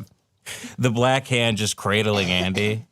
Is this part of your thing? You just don't want your guests to be comfortable, which is good. You don't want the guests to be comfortable, huh? Do you, Ben? Andy's like a real Hollywood guy. Like, I know he's a little washed up now. This guy has been through Hollywood, right? Right. He goes, usually you go on like a talk show or something like that. They give you like Conan has a couch. He goes, the couch is really comfortable. This chair. He goes, I don't know. I've never sat on a fucking hand during Conan, bro. It's never happened to me. But now, throughout this whole thing. Talk closer. Throughout this whole podcast, both of them are talking about how they don't know each other, like each other's stuff. So no. If Andy would have watched this, he'd have known that fucking chair was there. Andy would have watched for 5 minutes. He would have go, oh, Ben, I can go to your studio, but I have to bring my own chair. Yeah, listen to how he talks about, We're going to need a new chair, Ben. Usually there is. You want to all squirm and be like, ooh, ooh. Actually, do you want to trade chairs? You want to sit in this one? I like the black hand. Well, if it looks cooler on camera. Okay. I can't see what it looks like. Oh, here, I'll show you what you look like. So now Andy goes, I can't see what it looks like. There's no monitor screen. Right? Andy goes, well, where am I even supposed to see like how I look on camera? It's like I can't see it, right? Ben goes, oh, hold on. I'll pull you up on the monitor over here, right? Watch what happens. See the shadow of the... Usually the hand is just like a prop. Black screen, baby. What the fuck? Okay. Production guru Ben Avery on the job. I mean, no wonder Tim Dillon fired this fucking idiot. He goes, that's you right there on the screen. Soon as Andy turns around, he cuts the screen off. He goes, no, end stream. End stream. Sorry about that. Now watch. You think it's just a one-time deal? You think it's just a one-time deal? He does it twice. So here's the... I'm just in a bad... Again, he does it twice. Look at that. I can't even go back. Oh, I can. Look at that. It went back to normal. Look, watch. He does it twice in a row. We're on camera. I can't see what it looks like. Oh, here, I'll show you what you look like. Can you see the shadow of the... Usually the hand is just like a prop. This is you, Andy. He goes, this is you. Nothing. You're nothing. Get out of my studio, Andy. This is you on drugs. So here's the... Look, happens again. Look at that. Bam. Happens one more time. Gotta love it. You gotta love it. Bad fucking mood. What's wrong, Andy? Let's talk about it. What's wrong? Well, let's talk about it. No. Oh, Trump stuff. Trump stuff. Ben don't want to talk about it. He goes, oh, yeah. Let's move on to the next subject. I'm sorry, Andy. I don't want to talk about Trump stuff. Listen. Oh, this is a crazy one. There are some people in the chat that are like actual Ben Avery fans that are really going to get a kick out of this time code. Ben starts talking about his alcoholism, right?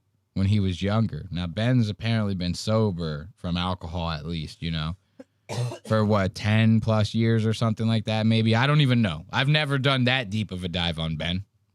I just watch his every move. Listen to what he says about when he used to drink. And I was like, I'm going to piss myself. And I just started pissing in the diaper.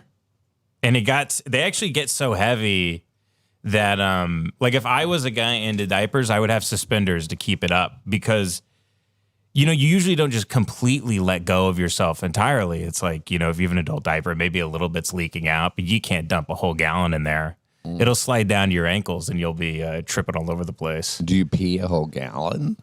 I can pee a lot. Yeah, I mean, I'll save my pee for like a big kind of I'll splurge all at once. Yeah. I'll do a binge. I'll drop it all off. I have problems with pee. I wet the bed up until I was 17. I wet the bed. Really? Yeah. How'd you get around that? Serial killer vibes right there. You wet in the bed until you're 17. You're going to kill somebody. Over my mattress. That's a fact. And then, sheets on top of that. And it was Let's wetting see, do the I bed have is the- no fun. Yeah, no. You can't sleep over at your friend's house unless you stay up all night. Or How did you finally stop wetting the bed? it just stopped.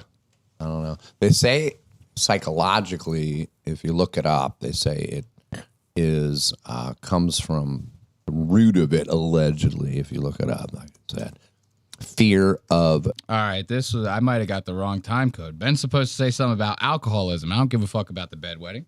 Bladder maturity. What causes yeah, bedwetting? but like I'm 60, and bladder thing is when I was drinking heavily. Here we go. Just always be in the bathroom at the bar, and people always thought I was doing coke, but I was just pissing. People think you're going and sneaking a pill or something, but you're like, I literally have to pee every You 12 wouldn't minutes. have to sneak a pill. Oh, I guess you're right. Yeah. If you're good, you can just I'll go in the bathroom. No one's looking now. going in the stall. Well, maybe if Do a you're pill? well, if it's hard for you to open the You don't do bottle. drugs, if you have obviously. I've been sober for a while. Yeah. Oh, so you did have a problem? Until I was like 26, I was just drunk all the time. I don't say I'm an alcoholic, but I was drunk every night for almost 10 years. And What fantasy world are we living in here? That's crazy to say. Andy's telling you about how he pissed the bed since he was 17. You can't be honest with him? Not even for 5 fucking seconds? He goes, well, I wasn't an alcoholic. I don't say that I was an alcoholic. I just drank every night for 10 years straight. It ruined my life. He's literally about to go, and I was very angry when I drank all the time. That's alcohol. You're an alcoholic. You know why you were angry when you drank all the time? Because you were ashamed about the fact that you drank all the time. It made you upset with yourself. So you got angry with other people. You projected that onto the world. I would know. I was an alcoholic. I mean, we ain't afraid to admit that here. If you quit drinking, that's a very, very fucking noble thing to do, right? You shouldn't have got there in the first place. I'll be the first one to admit that, right? I made a couple mistakes. I drank my ass off. We got out of it, right? What, is there shame in saying that you were something that you actually were? I don't even understand that. What logic does he have here? He goes, I don't say I was an alcoholic. I just drank every night for 10 years straight. Huh? What? If Shane Gillis was here, he'd call you out. yeah. Oh, so you did have a problem? Until I was like 26, I was just drunk all the time. I don't say I'm an alcoholic, but I was drunk every night for almost 10 years, and I didn't have a good kind of relationship with it, so I had to stop. I just wasn't good at it, and I was getting very, very angry every time I drank. Yeah. So I was drinking and driving constantly. I'm I couldn't angry stop doing not. that. He goes, I drank every night for 10 years. I wasn't good at it. I had to stop. And I was angry all the time.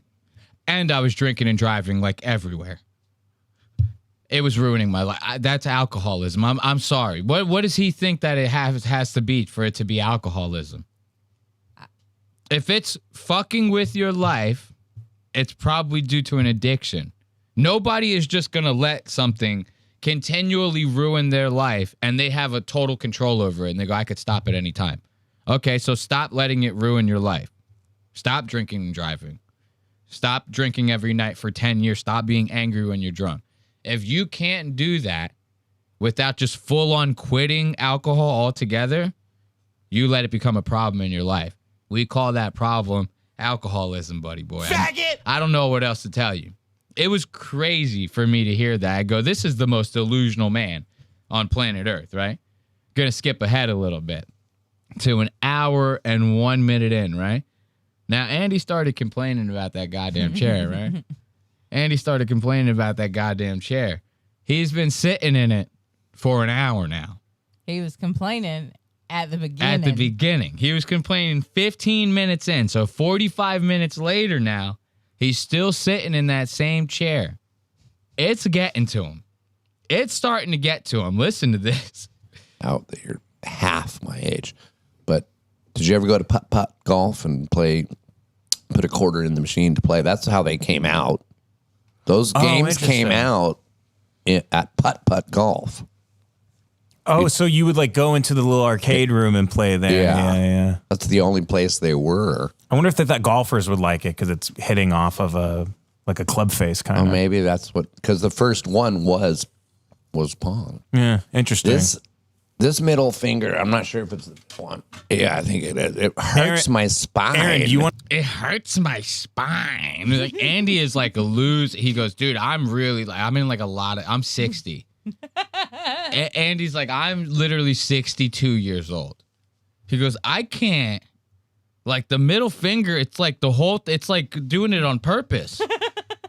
He goes, does this thing squeeze like that? He goes, you can't keep doing this to me. This hurts, Ben. Want to switch chairs with Andy? I don't think he likes the black hand of death here. And I'm going to go pee. That coffee is going to be very important in just a moment. I'm going to go pee 6 times, I decided. We're going to cut to break right now. We'll be right back with Andy. You take breaks? Yeah. How many breaks? Well, it depends because I'll do like a 7-hour show. So sometimes I need. Yeah. Depends. Depends you might want on. to get those, then we don't have to take so many breaks. Okay, we'll be right back with Andy. Ben already has them. Ben is already wearing the Depends, as we saw in the last episode of fucking Lemon Party. Ben is wearing 100% Depends right now. Now let's go. We're going to scrub to 1 minute and 10. 1 minute 10:23, right? Oh, I guess it's 1 minute 12:23. I guess I put the time code in wrong. Andy Dick comes back with the whole new wardrobe, ladies and gentlemen. New chair, new wardrobe, new Andy Dick. Look at my man. Now he's got full-blown goddamn striped shirt. I mean, he might have even changed his glasses. Was he not wearing glasses before? He was wearing this glasses. He was wearing glasses. It's just a shirt change. And Ben gave him a nice bullshit like wooden chair that he found in the back alley of behind the studio way. Ben goes, this one's real comfortable. We found it behind the building when we moved in here. I said, this might be useful one day. Your guest could sit on this. Maybe if the hand doesn't work out. If the hand molests my guest, then they could sit in this dinky wooden chair. He goes, you don't understand. I paid $4,500 for this chair. Yarmul's made it for me. He made it to replicate a perfect shitty chair. I don't know why anyone would think that this chair sucks. I don't get it. Yeah, my parents were great. My brother was great. All of them are dead, which sucks. It sounded like you were saying that in a funny type way, but you were that's the weird. I love that. Andy is sitting in a crazy ass chair, right? Did a whole ass wardrobe change. You can't really see his outfit really at all. It's all sitting in the dark. He has just this shitty ass spotlight on him. Pixelated as fuck. I could barely even. This looks like security cam footage. Like Ben is recording on security cameras, like 9/11, like World Trade Center security cameras. Like they go, this was the footage from in the building. And meanwhile, Ben's spotlight is the brightest thing in LA. It's so bright, it's blowing the highlights out in his goddamn skin tone. You can barely see the stripes in his shirt. Look how pure white and overexposed this is. There's stripes on that shirt? There are stripes on this shirt. You can barely see them. Ben has the brightest light known to man on his goddamn self. Everything else in the studio is pitch black. They got a fucking gimp sitting on the, like the gimp from Pulp Fiction, the sexy gimp that wears like the latex. They have like a gimp sitting in a chair on the other side of the goddamn studio, complete darkness right now. Andy Dick. Loving this. Now watch this. Remember how I told you that coffee is going to be important sometime soon, right? I want to see. Maybe he does it a little bit later. He's been drinking this like a jar of cold brew, right? Hold on. Let me get to the next time code. 134.29. He's been drinking this like jar of cold brew, right? Pretty much the whole stream. And then as soon as it gets like down to like the last little part of it or whatever, he goes and pours a bottle of water into the ass end of the cold brew so that he can then stretch the cold brew, right? He drinks it down to like this much, pours a cold fucking a bottle of water in there and stretches the cold brew to like half the jar again, right? Not enough ratio. Not enough ratio. You can see through that. You would be able to see through that cold brew. If I can see through the coffee no good. Okay? If I can see my hand on the other side of the glass through a cup of coffee, My cold brew should look like a cola. it No bubbles. should look like fucking motor oil. Not as thick. It should be as black. Yeah. Right? As used up motor oil. I want the darkest cold brew you could possibly imagine. Instead, they're saying in the chat, he's drinking coffee flavored water. Agreed. So now Andy puts that bottle of water in that cold brew to stretch it out, right? Watch the way he starts sipping this cold brew while him and Ben are trying to watch a video of Joe Rogan. Wait until you see these sips. This is gonna send you. This is a filibuster. Talking about Bernie. Yeah, he was saying I think the primary in like 2018 or whatever, the midterms or something like that. He was saying, I believe that was the date of that. He was saying he wants like healthcare and like. Yeah, he changed. That's the main thing I was gonna tell you. Is there something else we're gonna watch on? No. That was what this fan submitted. There's maybe another minute if you want to watch more of it. Oh, okay. Let's just watch it. Okay, here we go. Let's see what it. And I want to drink my these. coffee. This is Pay very, very close to Andy's goddamn sips, bro. I'm telling you. This man takes like 17 sips in a matter of 20 seconds. This is crazy. And stops in between every single one of them. Watch this. Actually, because I do know he's like a Rocky Mountain High, weed smoking, like. Yeah. 4 neighborhoods. We spent a fuckload of money. Spend more, you fucking Republican piece of shit. 87% of scientists said that human activity is driving. That's sip one right there, right? Sip one. Women's rights, civil rights, gay rights, trans Okay. rights. I'm even Sip universal two. healthcare. Obviously, this Sip two. protected status is driving me crazy. This thing that Okay, wait. children that were born in Sip three. I mean, what the fuck is even happening? We're on 3 sips. 3 sips.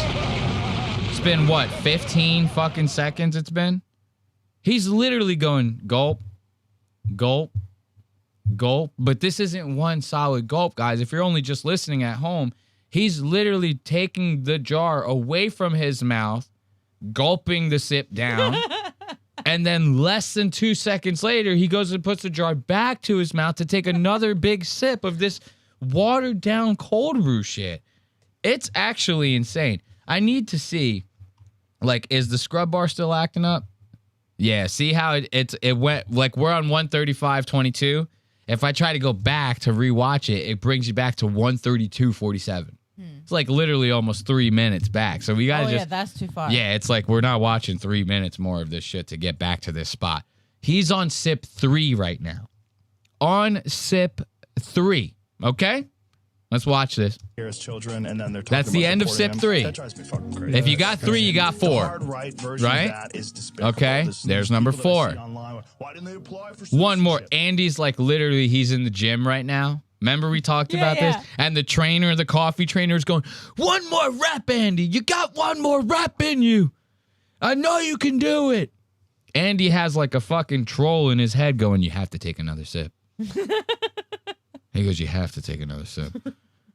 Oh, who knows? Maybe because they're Look at this asshole. Come on. That's 4. You don't take parents. I have to just pause it real quick. Fifth sip, he finally puts it down, puts the jar back on it. Thank God, because that coffee was screaming. That jar was like, please help me. He's like, he just keeps drinking, and the jar's like, put me down. The jar, please put me down. I'm sorry. I didn't mean to do this. Put me down, please. I don't even know. Look at this last part. I thought this was funny.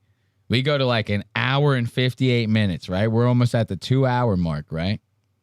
Now, there was a lot of things like Andy was calling Ben out on. I thought the chair was pretty funny. He goes, what, you don't want your guests to be comfortable? What kind of shit is this, right?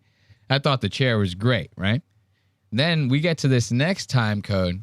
There was other stuff that he called him out, during the stream, but we have other segments. We got to move on, right? This one I thought was fucking great.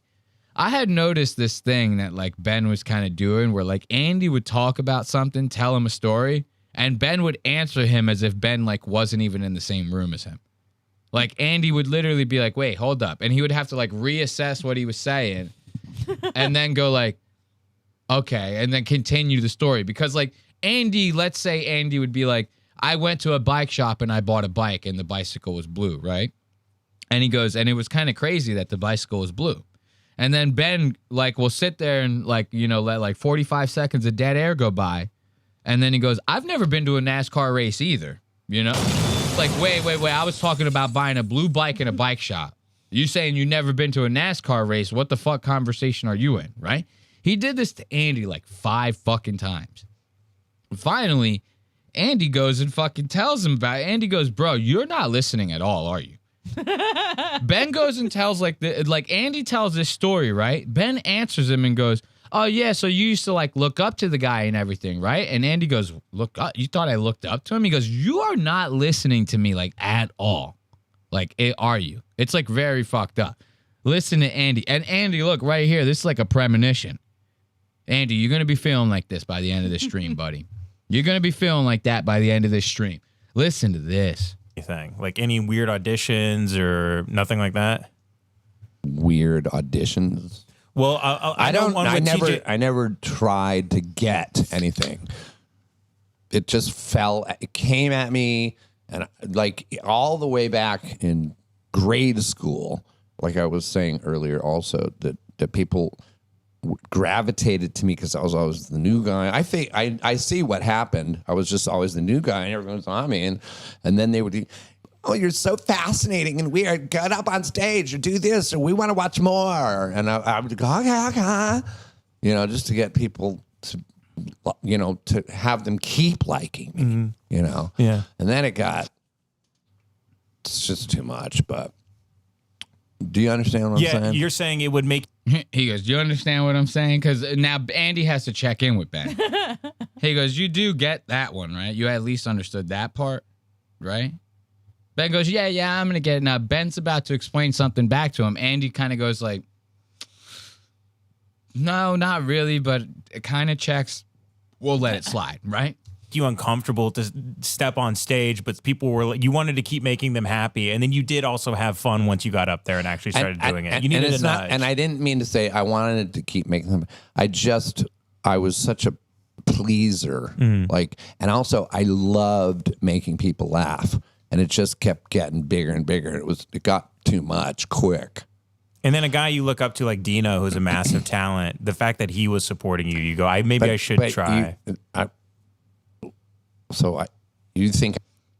Okay, so Ben goes, you know, the guy Dino that you used to look up to, right? Andy hears this, it like almost rewires his whole brain. He goes, hold up, what? He goes, Dino, I don't even know who the fuck the Dino guy was at the time when we were doing comedy together. What are you talking about? Listen to Andy's reaction to this. Ben trying to be nice. He goes, so you looked up to the guy and it kind of made you feel like you had to do the stage time, right? He goes, you're not even in the same conversation, sir. This is crazy. I looked up to Dino. What? Well, you're really not listening. No, he and I met. You're really not listening. He's like, you're really not listening, are you? Andy looks pissed. Look at Andy. He goes, you dragged me away from Skid Row for this? He goes, I was sleeping on the side of the road. I was fine. Now you're bringing me to this goddamn show. I deal with this shit. You're not even listening to me. We can't even go back to listen to that again. Andy looks pissed. He goes, you're really not listening to me. Watch Ben backtrack. Immediately, he goes back on what he said. He goes, oh, no, wait. And then says something else that clearly was not what he was trying to say to try to save his ass in this. No, I know you met, but he thought you were really funny, too. Us, yeah, before we were just friends. And so you school. guys liked having fun together, and he was your buddy. So that was kind of your drinking buddies, or I don't even know if we were drinking back then. Probably, I don't think so. And so Ben tries to tell him that he looked up to a guy named Dino, and he's like, "Motherfucker, me and Dino came up at the same time." He goes, "What would I have to look up to him for? He was living on a couch just like I was living on a couch." He goes, "You're not listening, are you?" I love that. He goes, "You're not fucking listening, are you?" I think that's gonna do it for our quickie segment. Let's give it up for Ben Avery.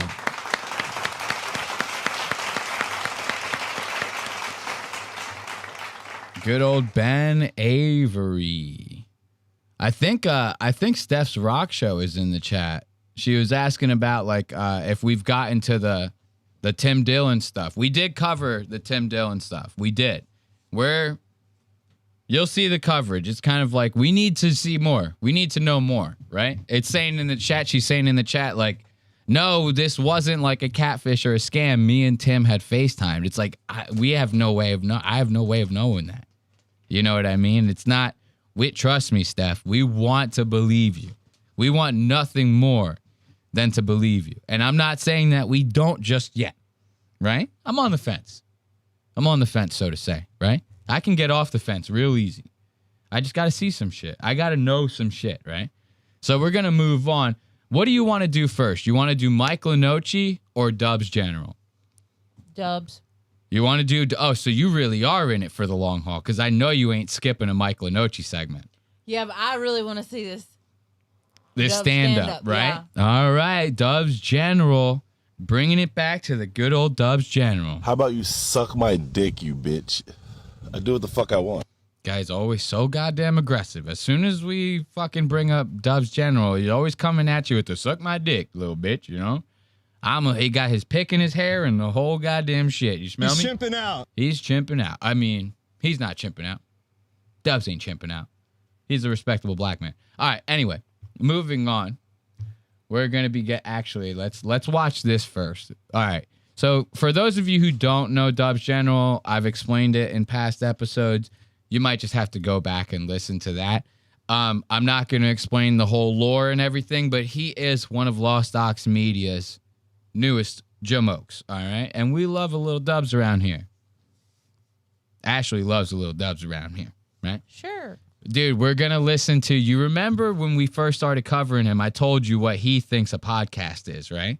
To Dubz General, a podcast is like a vertical TikTok that's like a minute and a half long. He goes, I'm recording 9 podcasts today. I'm really working my ass off. 9 minutes of footage, doggy. We've been going for fucking goddamn 5 hours and 43 minutes. Have we? 5 hours and 43 minutes. Feels like 5 minutes. I've been having the best time of my life. I've been having the greatest time of my life. We're in it.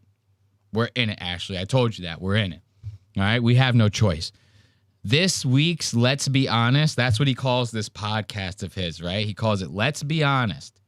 This week's Let's Be Honest is funnier than fuck. Just right out the rip.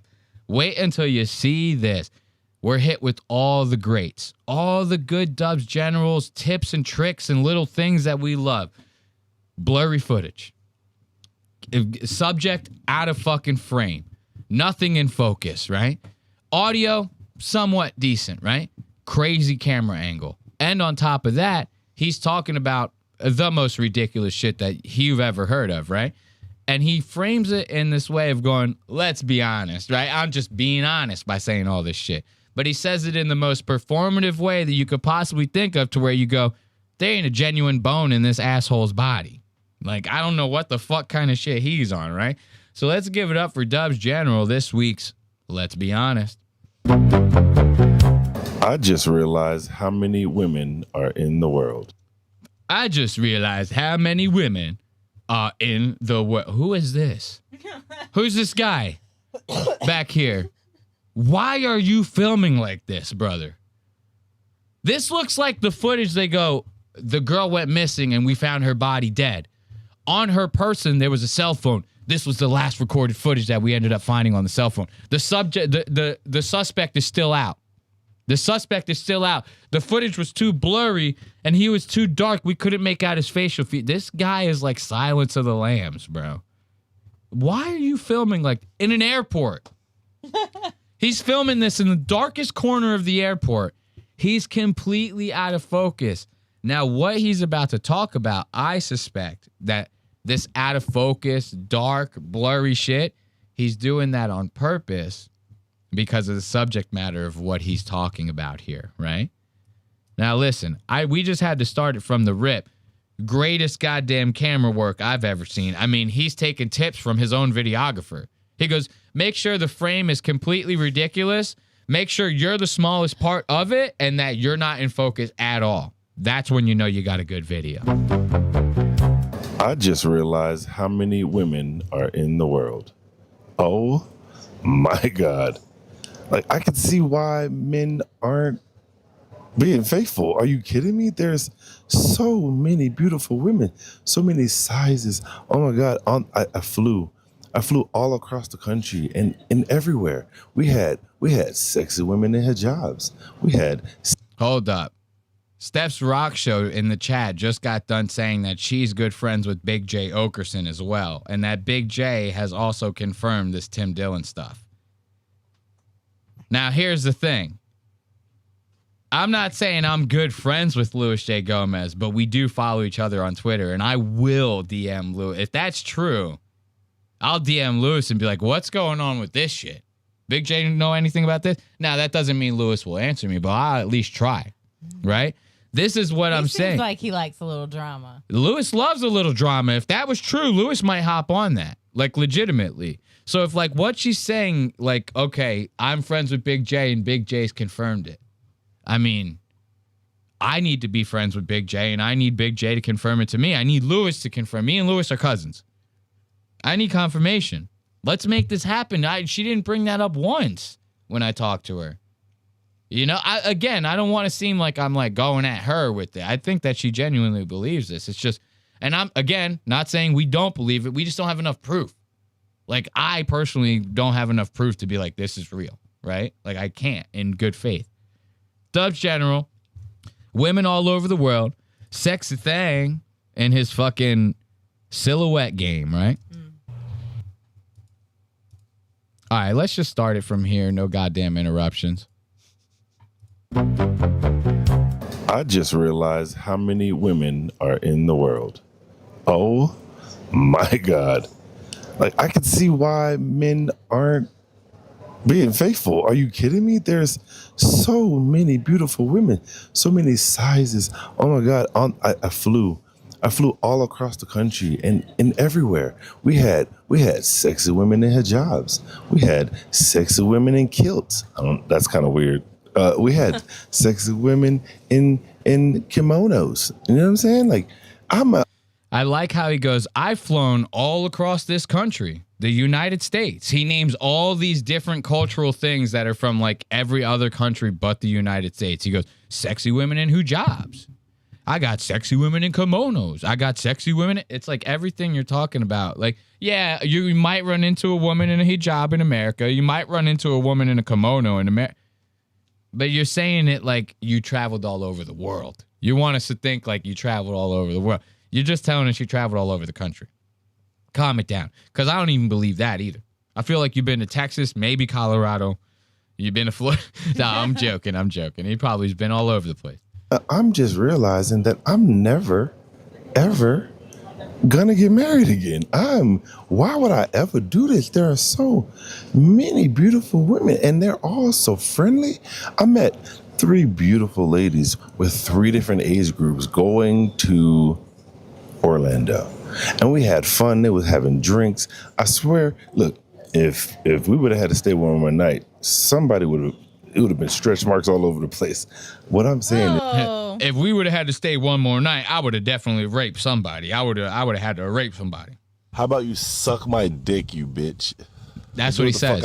That's what he says to the women. He goes, if I would have stayed one more night, how about you suck my dick, little bitch? You know, so many women out there in this world. Why would you get married? He thinks that he's going to like fuck them all. He goes, why would I ever think? At least the ones with C-section scars. At least the one with goddamn C-section scars. It's the lowest form of fucking goddamn women. No, I'm kidding. I hate pregnant women. Anyway, moving on. This guy is out of his goddamn mind. And you notice he's talking all low. He's not doing his normal shit where he goes, y'all crazy out there. He does like his Def Comedy Jam. He goes, y'all wild in his motherfucker, right? Like he's not doing his typical shit, right? Why? Because he's in an airport talking about never getting married and chasing endless pussy. He doesn't want like security to walk by and go, this guy's losing his mind. Book him. Take him out. He can't get on the plane. He's screaming about pussy over here at goddamn runway 7. He can't get on the plane. He might do something. You know, he might do something, this guy. Is that there's beautiful women everywhere, and I get it now. Okay, before I was like, yeah, love, be with one person. That was dumb. What are we doing? There are a big gazillion people. I know gazillion is not a word, or bazillion, but there are so many vaginas that I cannot just choose one. And from now on, I'm keeping it a buck. I'm keeping it a buck. Makes every mouth noise you've ever fucking even thought about hearing while saying all this shit. Listen to in between every word. He goes, it makes like all these Ashley loves a good mouth noise. Listen to this. But there are so many vaginas. Listen to this. That I cannot just choose one. And from now on, I'm keeping it a buck. Sounds like his tongue is swimming in his mouth. Keep it a buck with us, Dubs. Please, keep it a buck with us. Ladies, I'm sorry. We can have a good time. But me being with you forever is not gonna happen. Nobody wants to This be is just with me you. being as straight as I can be. So, ladies, guess what? I'm out here playing ball. Oh, that laugh at that kill yourself. I mean, please just fucking get the fuck out of here with that. Out. He is chimping out. Thank you, Chud. I appreciate that. I mean, that's the craziest thing I've ever seen. Before we move on to the Dubz General, I just want to, somebody in the chat gave us some kind words saying that we're making Sundays a little lighter for them, that they're going through some shit. I want to thank you as well for being a listener. This is great. We love hanging out with you guys on Sunday, so we're happy that you're having just as good of a time as we're having. The real stars, it's you guys, right? Let's give it up. Let's give it up. Let's give it up. Let's give it up to the people who made it all possible. Anyway, all right, so we do truly love all the listeners, though. We thank you so much for helping support the show and everything. And we are happy that we can entertain you while doing so. So now, of course, we love checking in on Dubs. We pulled a little recon this week on old Dubz General, right? Can I pee while you're telling this? You want to pee? All right, hold up. I got to put the break screen on. Ashley's going to pee her pants, all right? But I'm still going to talk. All right, go ahead, Ashley. So we had pulled a little bit of recon this week, right? We had, for one, if you guys don't know, Dubs has blocked us on everything. Let me know when you're coming back. Dubz General has blocked us on everything, right? So we can't fucking check in on his Instagram. You can't block anyone on YouTube, thank God. But his Instagram, we can't check his stories. We can't check nothing. I had even made dummy accounts, right? And I guess through the frequency of me watching his stories and stuff, he picked up on it and blocked all of those too, right? So I'm looking real limited. I still have my ways. I can still watch some of his shit, find stories and stuff. We can figure it out. I go on YouTube and Dubs posts a reel, right? On YouTube where he says, guys, I'm going through it. I need to beg you guys for some money, right? As a matter of fact, let me pull that up right now. I know I can find it while I'm in the middle of talking. Ain't no way I'm not going to be able to, right? So Dubs ends up posting this reel. He goes, guys, I'm trying to enter like, I don't know, some comedy competition or some lame shit like that. He goes, help me chase my dreams as a comedian. I need you guys to help me. I'm begging for money. Anyone who donates to the cause, right? Anyone who donates to the cause, I will reward them. I will reward them with a full copy of my comedy set. A whole 20-minute comedy set that I don't share with people normally, right? He says this. Hold up. Now you're good. You were right about to just walk right in front. Go ahead. Get back to the seat. I wasn't. So this guy, he has this clip. He goes, I'm begging for money. I need the goddamn money, right? This motherfucker in this fucking clip says that he needs this money for like a comedy competition, right?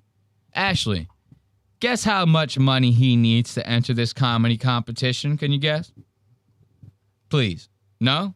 No, I Cat don't know. got your tongue? Yeah, All right. Cat's got it. Okay. Cat's got Ashley's tongue. Dubz General needs $200.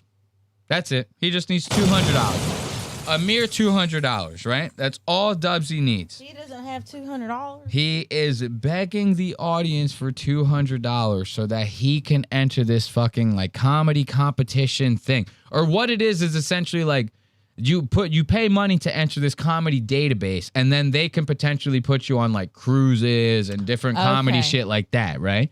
Listen to this. I'll let him explain it. We don't fact check here. What's up, everybody? Listen, I feel like I need to do this. I have a great opportunity to start stand-up full-time, right? And the best way to do that is by being a member for ADCA. And ADCA, it helps you get into colleges, cruises, and comedy clubs, right? I met the executive director, and it costs a pretty penny. It costs a pretty penny, he says, right? I hear a pretty penny. You saying that you met the executive director, that guy couldn't even help you out, right? So it must cost a lot. Like if you meet and you're friends with the executive director, right? Because that's essentially the way he's kind of making it seem. I was cool with him. I met him, right? If you're cool with the guy, the only way I see him not helping you out and just letting you in or whatever the case may be is if that shit costs like $5,000 a year. I'm thinking like, oh, he needs like this is SAG-AFTRA money, right? Yeah. Like you got to pay SAG dues. You got to pay after dues, right? I'm thinking this is going to be thousands of dollars a year. Especially, he says, it's going to cost a pretty penny. I ain't never heard nobody say a pretty penny for no goddamn $200. When you're 9. When you're 9, you think $200. You go, $200 is going to last me for the rest of my life. When you're 9. Right now, I could literally go outside and breathe once, and $200 is just gone out of my bank account. I just go, it's $200 gone. I'm never seeing it again. And ADCA, it helps you get into colleges, cruises, and comedy clubs, right? I met the executive director, and it costs a pretty penny. It's not something crazy. It's around $200 something, but when you go to the conference, that costs as well. So what I'm asking from any and everybody, my family members, people that rock with me since the beginning of my comedy career, even people I knew back when I did music, if you can donate, listen, it's not even a please help me in panhandling. What I will do for you is I have my strong 20 minutes.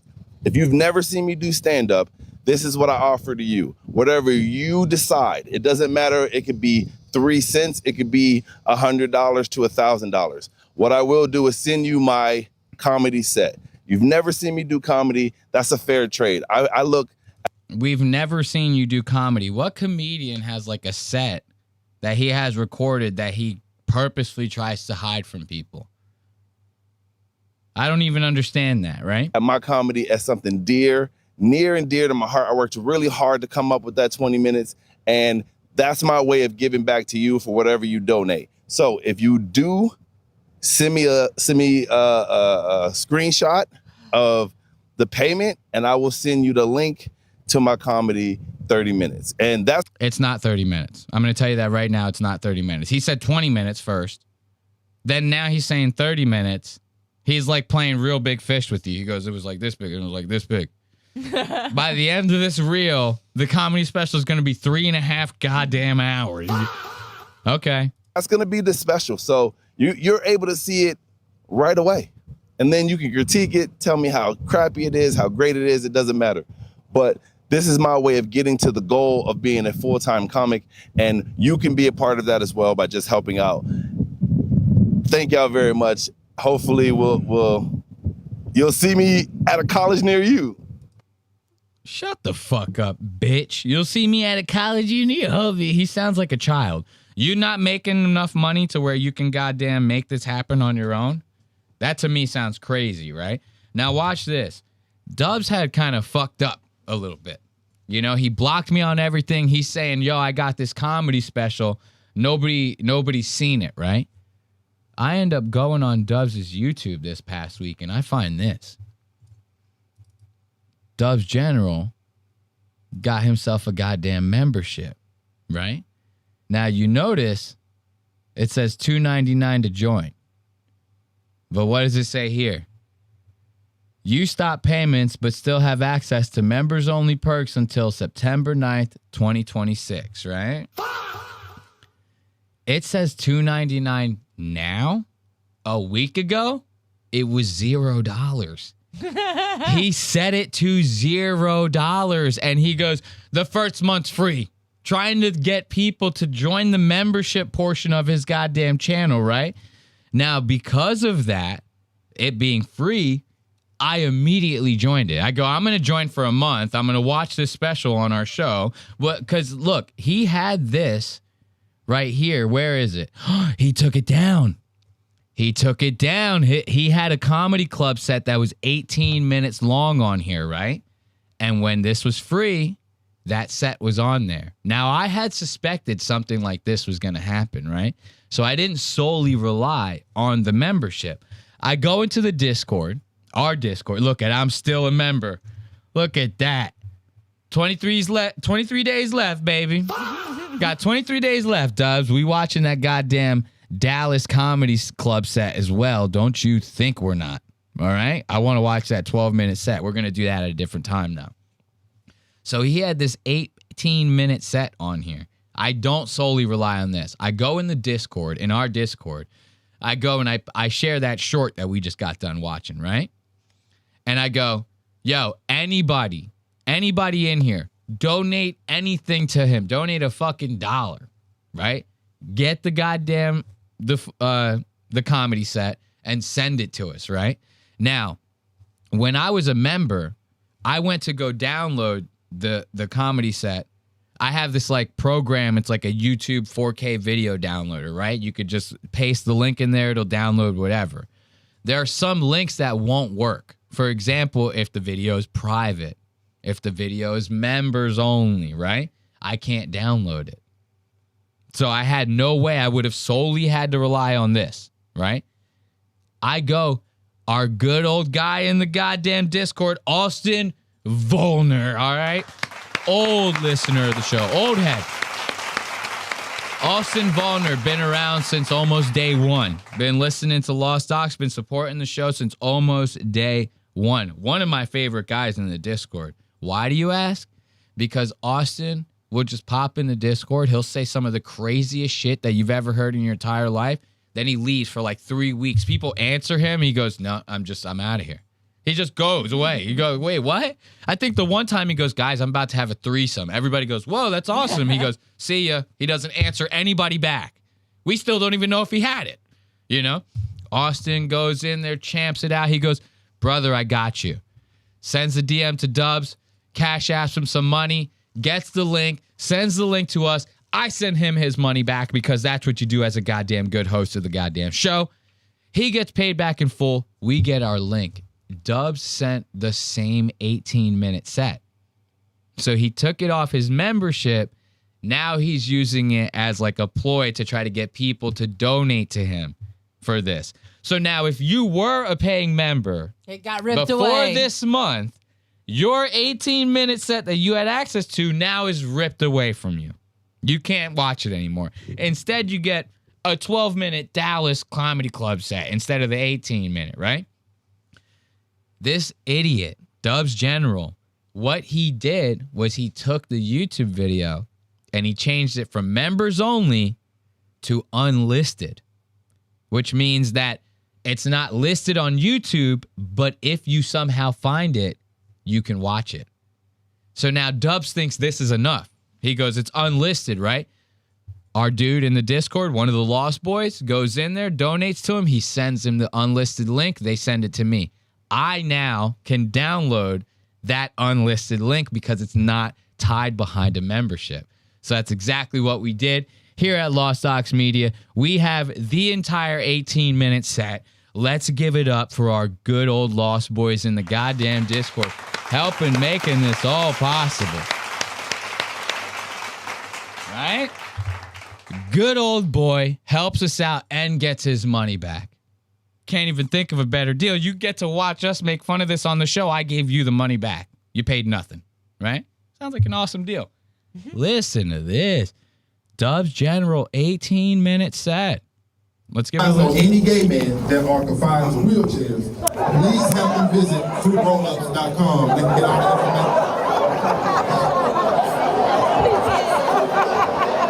How young is he? That ain't him. Oh. I think this is like the host of the show.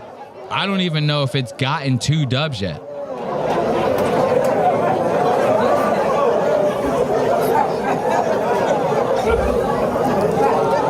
Yo, imagine paying for this. You know how much Austin gave Dubz like $10. I had to pay Austin back goddamn $10 for this. You pay $10. Everything's. I'm focused. Somehow we have more focus on this dude's silhouette right here. This thing is perfect in focus, and I can't see anything. The guy on stage. What are we supposed to do?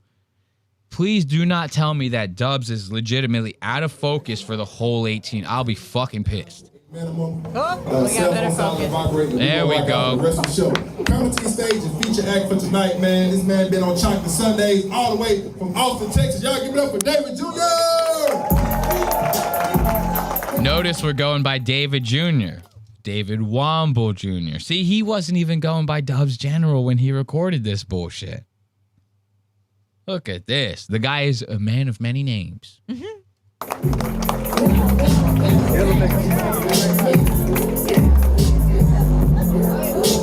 Back out of focus. Okay.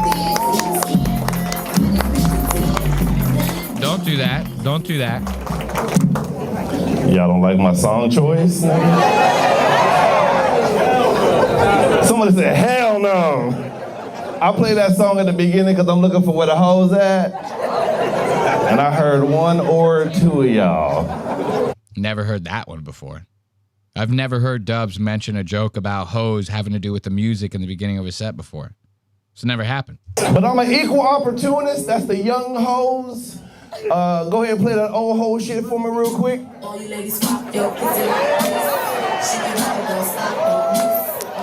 the old hoes. Come on now. Do it, bitch. Do it now. Does he not do this? Like, anytime you see him post something about his stand-up, he's dancing in the beginning, playing off of the song in the beginning. Is this like the only trick that this guy has? I think so. This is nuts. And it always has to do with hoes. He goes, yo, I be seeing them hoes out. They love this song. It's a hose. I think maybe he's gay. Dude, Dubz has to be the biggest flaming Cheeto you've ever met in your entire life. He has to be. Ain't nothing wrong with it. Like I'm just calling everybody gay these days. Ashley hates the gays. No, I'm kidding. Yeah,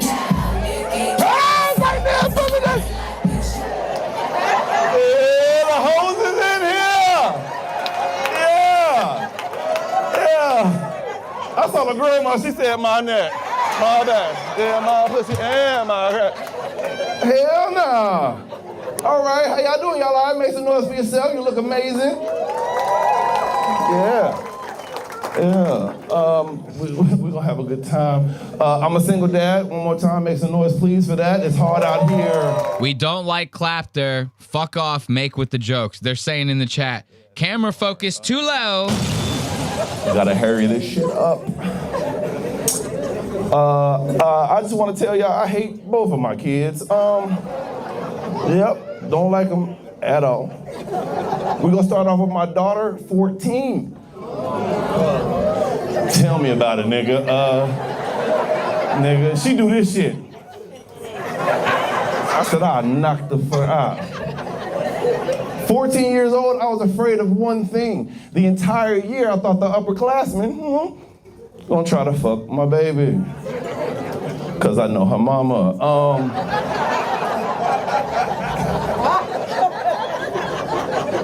Ooh, that's an old school black move.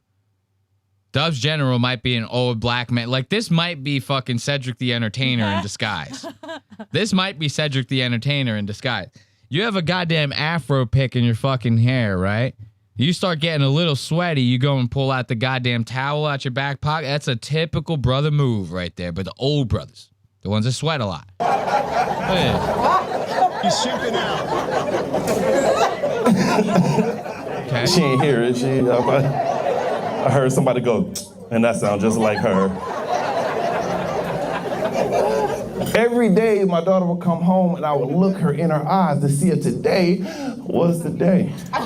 One day she comes home, she goes, Dad, something happened to me, made me feel very uncomfortable. I said, do tell. She said, I was in the lunchroom, And in front of everybody, one of the dudes came up to me and said, and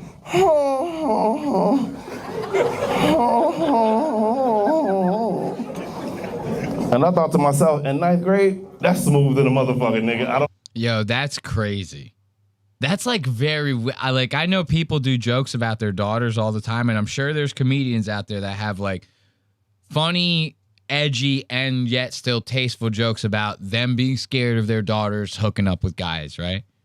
This guy's like legitimately pretending to be the guy. He goes, and then he hooks her like this. He grabs her by the pussy. He's gonna make her squirt. He's talking about his own daughter. This is like nuts to me. Yeah. Even in the chat, they're saying everything this guy talks about is with women. It's kind of creepy. Like all of his jokes are about women. Everything that he does is all about women, right? Another person in the chat is going, acting black, but still not being funny somehow. Talking shit about his kids. That's fucked up. Like they're like not jiving with this at all. One of the dudes came up to me and said,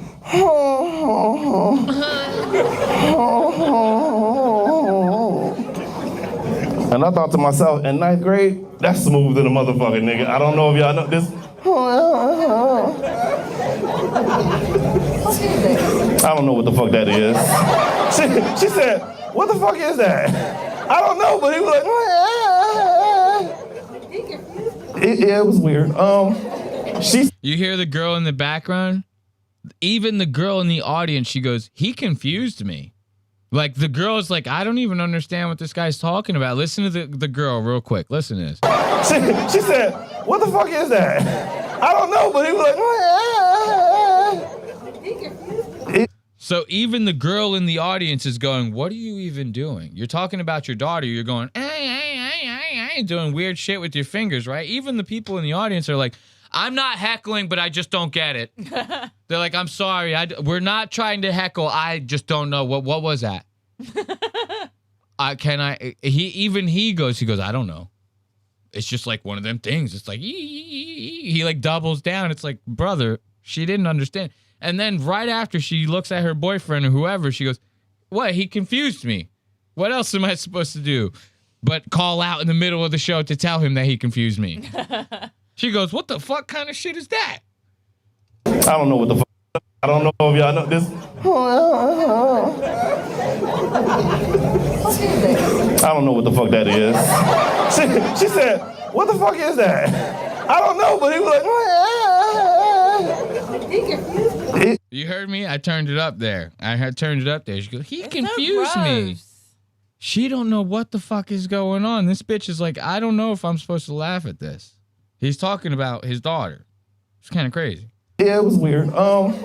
She said it made me feel very uncomfortable. I ran off and ran to the bathroom. I said, well, what could I do to help you out? She said, if it ever happens again, let me know. And she said, all right, I will. I said, I got some techniques for you. I said, if it happens again, tell them that your daddy is going to rip off they dick. I got this move that I twist and I throw. I call it the Lorena Bobbitt. I don't know if y'all know. You gotta wipe the dick off your fingers after you throw it out the window. She was like, all right, Dad, I got it. Every day she would come home, I looked to see if today was the day. One day she come home, she goes, Dad, it happened. I said, do tell. She said, same dude, same lunchroom.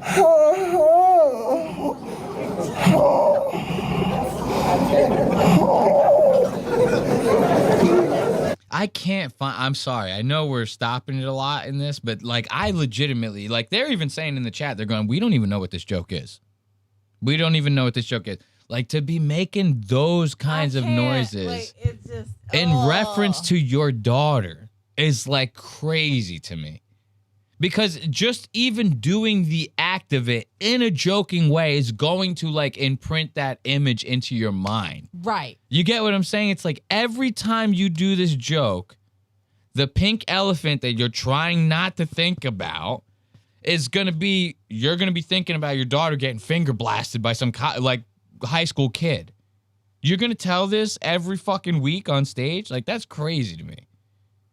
It's like reliving trauma or something, you know what I can't, I don't even have a daughter. I couldn't picture, like, I don't think I could even tell jokes like, you know how Tom Segura will tell these jokes where he goes, hey, did you know, like, to have your dad had to cream pie your mom? Like, he'll tell those kinds of jokes, right? Every time Tom told that joke, he had to envision his dad aggressively thrusting into his mother and cream pieing the dog shit out of her. He told that joke in a comedy special. So that means you went on tour with that goddamn joke for like however much time beforehand.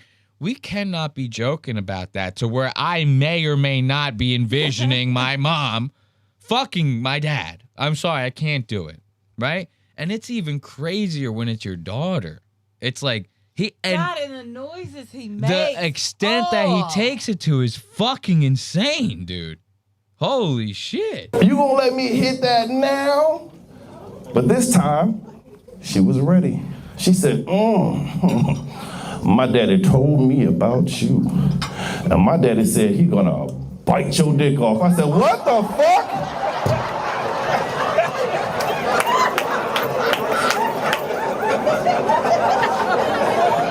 When in the fuck? I don't even remember discussing. I was like, what the fuck? But I like fucking with the kids, so I'd be at the school like, I'll bite your nigga. Eat your dick is crazy.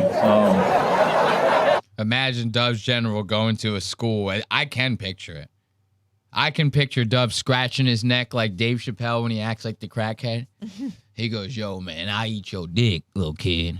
And he does the eye poppy, like the black people popping out of their eyes thing going. He goes, I eat your kid, I eat your dick. I eat your motherfucking dick. Don't ever say eat your dick. That's wild.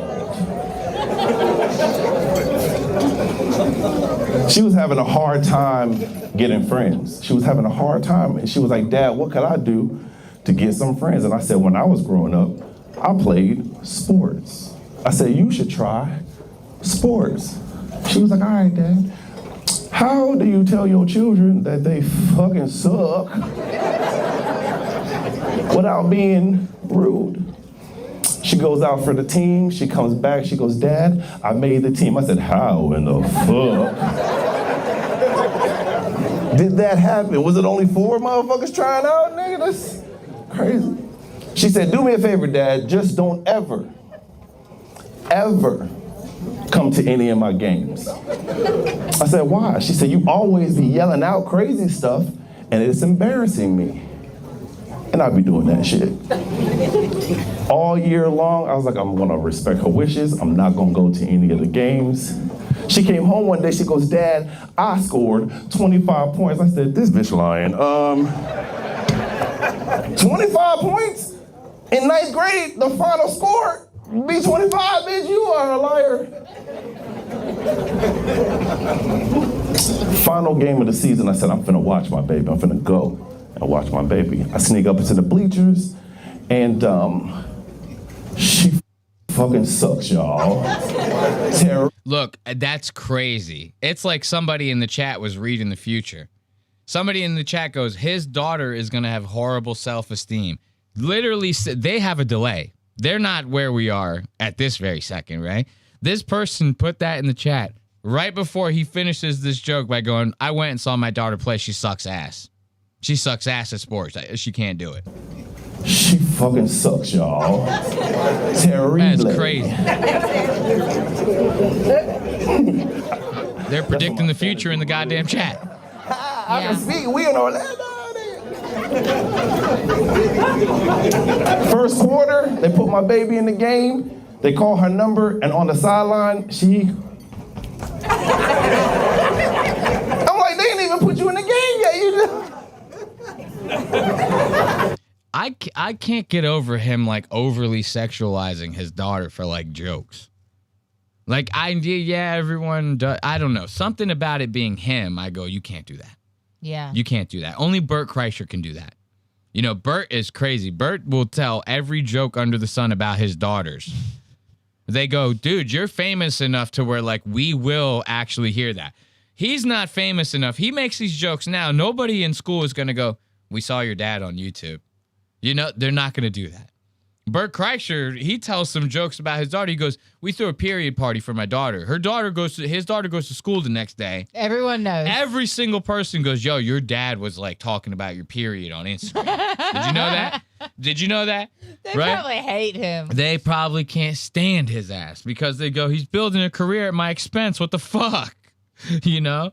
It's insanity. Let's skip ahead a little bit. Let's go to let's watch the last 4 minutes. We already watched 7 minutes of this. I can't give it the full 18. Okay. If it's like that, I mean, we can't give it the full 8. This is crazy, right? We got to skip through this. We have a whole nother segment. And I'm feeling fine. We know. Shut your ass up. We know.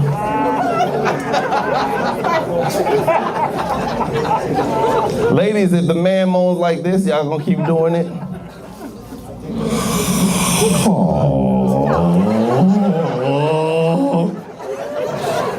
Yo, I skipped ahead 7 more minutes and we're still talking about sex. I'm pretty sure the whole thing's about The sex. whole thing. He has to, they're saying don't skip at all. They actually, all right, fine. We'll go back. Don't worry, guys. I got you. We'll go back. I can't believe we skipped to 14 minutes. He's still talking about sex. We'll give the people what they want. No skipping. Go ahead. She fucking sucks, y'all. I do have to pee. Terrible. Really bad. You know what I'm going to do? I'm going to let this play. I'm going to go pee real quick. I'll be right back, all right? Okay. Hold it down, Ashley. Okay. All right. First quarter, they put my baby in the game. They call her number, and on the sideline, I'm like, they didn't even put you in the game yet. They buzzer her in. She gets into the game. They throw her the ball, and immediately, right off her head. A dude in the crowd says, "This ain't soccer." I was like, nigga, that's one. That's one. I don't know if y'all know, but if you a scrub, they put you in for a little bit, put your ass on a bench. For a quarter, they're up 20 points. That's when they put in the scrubs. They call my daughter number, and immediately, I'm ready to go. They put her in the game, they throw her the ball, right off her head again. Same dude jumps out. "Stop throwing that sorry motherfucker the ball." And I stood up and said, "Don't make me bite your dick." Of course. Some dude in the back said, "He'll do it."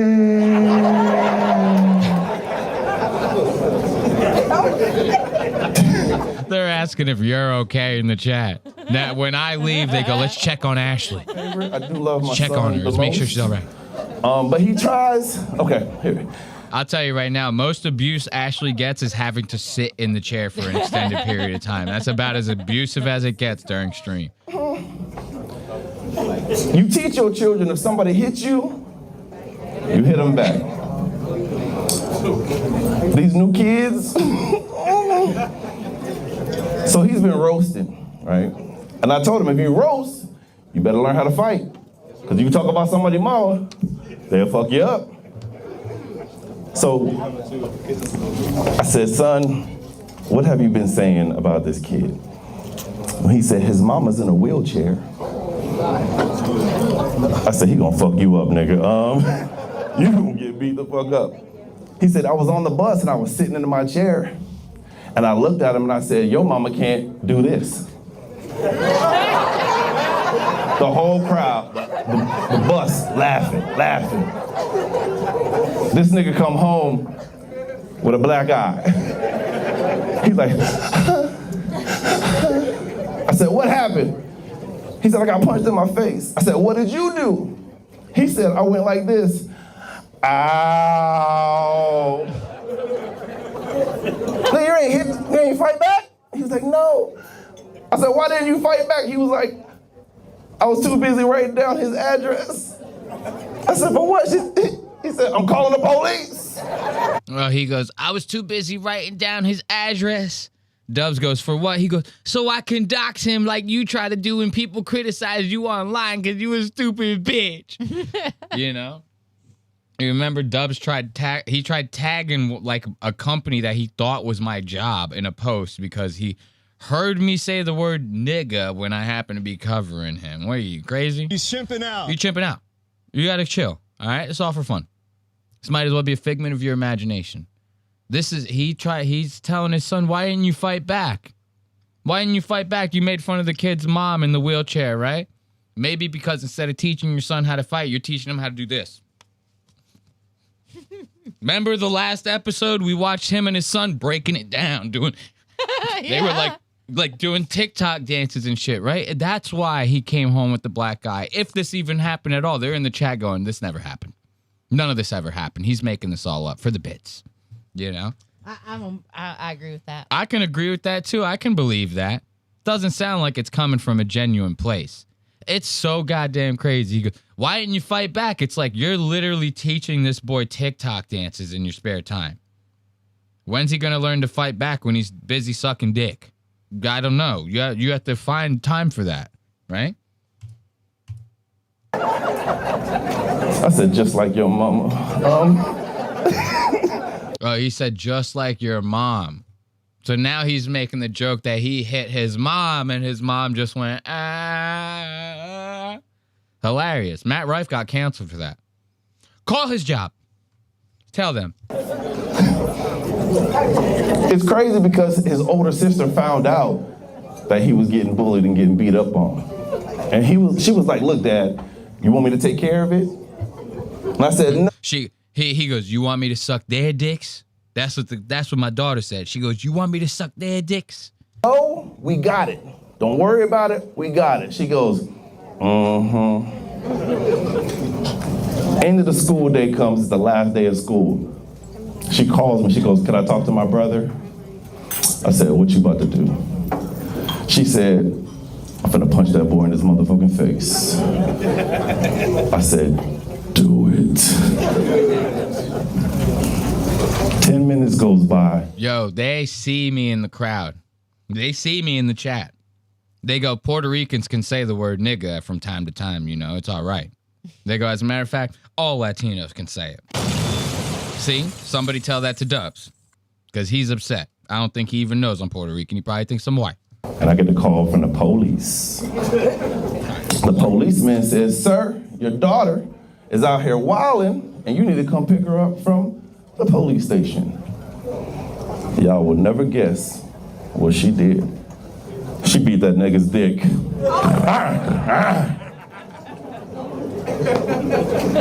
Yep, that's my baby.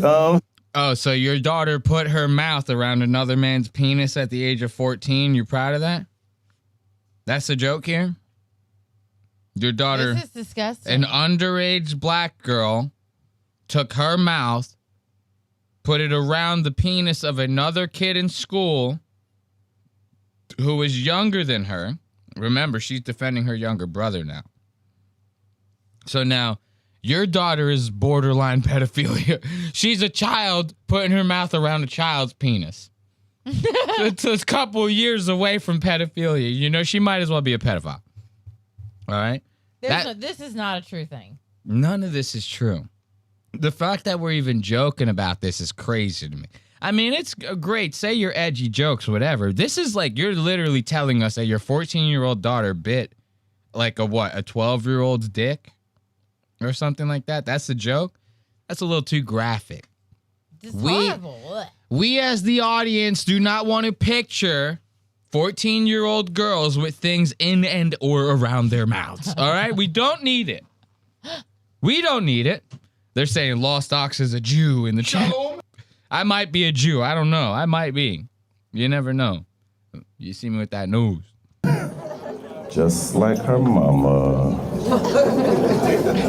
Any phobias in here? Anybody got any phobias? Yeah. What you got? Hold on. I said, anybody got any phobias? He said, yeah. I said, what you got? He said, any phobias? No phobias? Birds?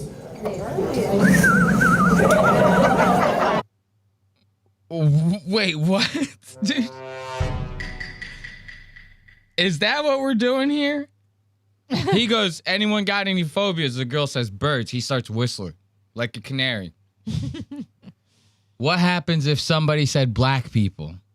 Would he start? He's shimping out. Would he start going crazy? What if a person said spiders? Would he start crawling around? He starts crab walking on the stage. He goes, I'm a spider, man. I'm a spider, man. What are you whistling at this bitch like she's a canary for? What the fuck? Any phobias? I'm scared of birds. He starts going, caw, caw, on the stage. Oh yeah, I'm gonna scare this girl. I'm gonna scare this girl. I'm gonna whistle at her. Are we high? We might be drunk. Any phobias? No phobias? Birds? Oh, the flapping? You didn't say that, bitch. You said birds, bitch. I thought That's fucking weird, nigga. Birds, nigga? Okay. I'm afraid of a lot of things, but the main thing I'm afraid of is midgets. Oh my God. Talk amongst yourselves. I don't give a shit. That's what I'm afraid of. I don't know if y'all. I like how he just throws out the word midget. Like, that's literally the N-word for fucking little people. Right. You know what I'm saying? He gets pissed off someone drops the N-word, right? He's just throwing midget out there all willy-nilly. See, I say both. I don't care about saying midget or nigga. It's the same shit to me. But you got to be... Like, if you want to be like a righteous guy, go like, yo, lighter people can't say the N-word anymore, bro. I'm sorry, you have to respect other groups and ethnicities or special groups of interest, whatever you want to call them, right? You need to respect that as well. You got to practice what you preach. You can't be running around saying midget. Right. And then getting pissed off at someone for dropping the N-word. And it ain't just me. This guy makes videos about, like, Tony making edgy black jokes and stuff like that. Like, all these guys are making edgy jokes, right? He's calling them all out. And then in the video goes, y'all don't know the real story about Lenny Bruce, who said the N-word like 1,000 times back in the day. He was like a trailblazer. Are we with it or are we not with it? Like, what are we doing, right? You know? And if you're not with it, if you're not with lighters, you know, is that what they call us now? Lights? They're not whites, they're lights, right? If us lights can't say the N-word, you can't say midget, bro. I'm sorry, you can't. What is this, tiptoes? I don't know if y'all know, but midgets have the biggest heads in the world, nigga. I was told if you get headbutted by a midget, you die immediately. My bad, it's down here. Yo, Size on Z just said the craziest goddamn burn in the chat, bro. He says Dubs' phobia is putting D batteries in his smoke detector. He's shipping out. God! Y'all know every midget got a fat ass too? Oh, they got cakes, nigga.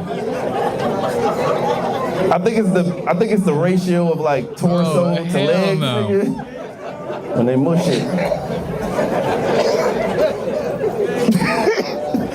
Hey, I said this in the cross. I'm a killer with the midget joke, nigga.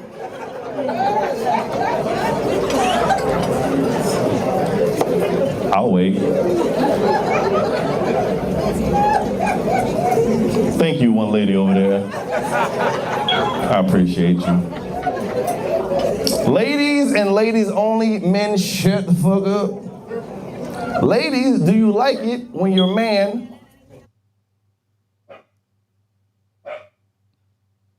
It's funny that Archie's barking. I'm doing this soundbite. He can't hear that. Isn't that funny? That was a pretty big coincidence. Maybe he can hear it. Maybe he can. Maybe it's like a dog whistle. Yeah. Dude, our dog, I'm doing the smoke alarm thing. I changed one of the sound bites because of what Size on Z said. Can he hear that? I don't know. That would be insane if he can hear that. Moans. Look at all the whores back there. They was like, my neck, my back. Okay. Careful. I don't mind moaning. I'm at one with myself. She said, we know. Shut your ass up. We know.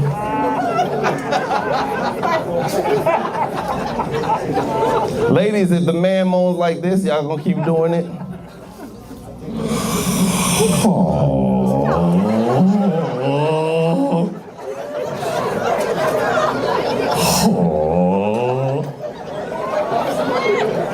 No?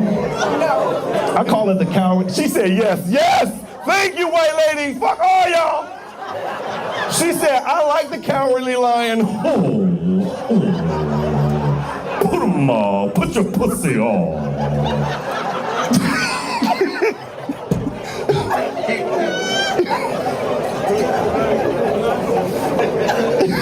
I heard it. Read Put 'em that. on. Put 'em motherfucking on. That's funny as hell. Ladies, do y'all like it when y'all man be like, shut your dirty ass, you dirty ass, little nasty ass.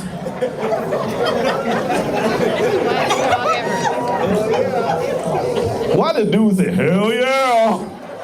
Yeah. The fuck, nigga? All right, I'm gonna tell you how I moan. I don't want any judgments. Oh, no. We don't need this. I like to get a little leverage when I fuck, nigga. I don't know if It's I gonna don't know be about good. y'all. It's gonna be good. Y'all out here fucking like this. Flat foot, nigga. Just no, nigga, you gotta. All right, so this is how I do it. Hold on.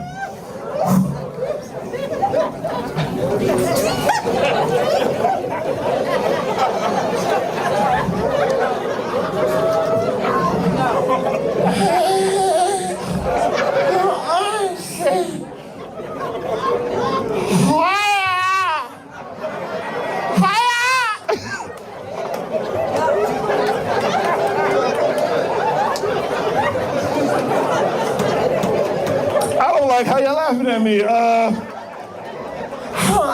So now Dubz is saying that he's basically moaning like this. This is Dubz moaning right here. Dubz goes, guys, don't make fun of me. I'm gonna show you how I moan. I'm gonna show you how I have sex.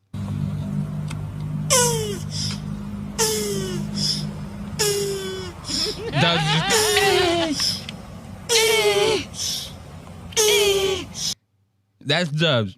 Guys, don't make fun of me. I like to get low when I get in there. I like to get leverage. Dubz here goes, let me hit him with one of these. Oh. I mean, this would have been way funnier. If Dubz should have just went, put it on the projector. Put the turtle on the projector. I would have laughed way harder at that. The fuck? I'm the only one in this moment? Shut your ass up. So let me tell you something. If the man is doing all, you got some good vagina. But if he just doing this shit,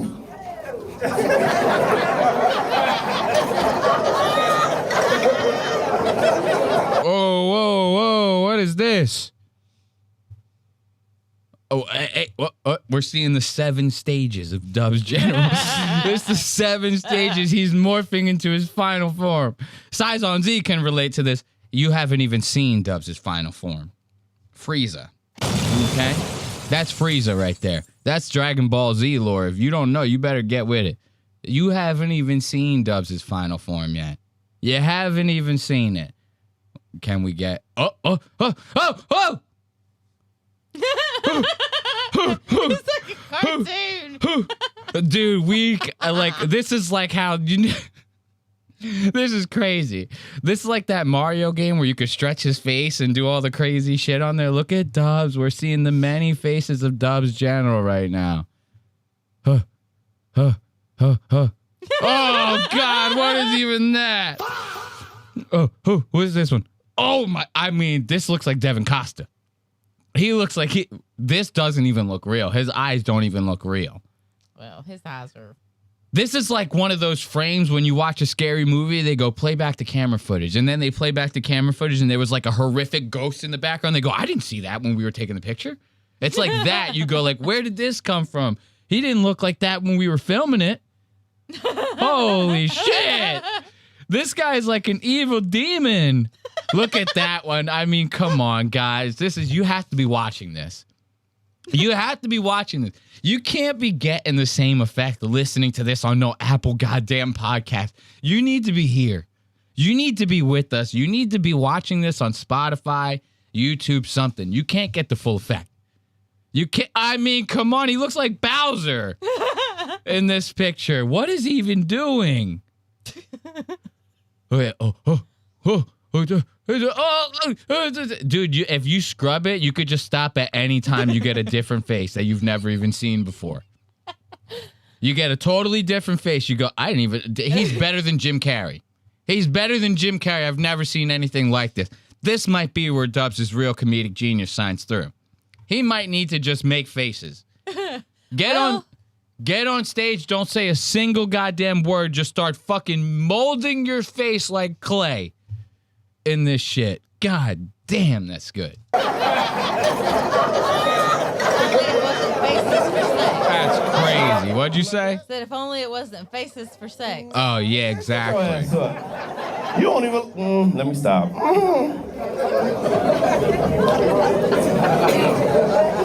I'm fucking slow. I don't care. I had to stop watching porn. Anybody watch porn in here? Porn? Only a matter of time before the Pornhub bit was coming through, you know? Boom, boom, boom, boom. I had to stop watching porn. My favorite category is blowjob porn. Shut your ass up. Don't even, you thought it, man. I thought it, boop. Nigga, she was like, gay. Shut your ass up. But I had to stop watching it.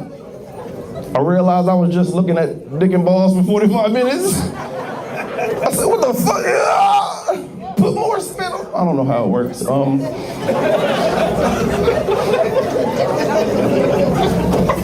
I'm at one with myself. Y'all not gonna make me feel bad, nigga. I know y'all. He look like he like feet, nigga. He like.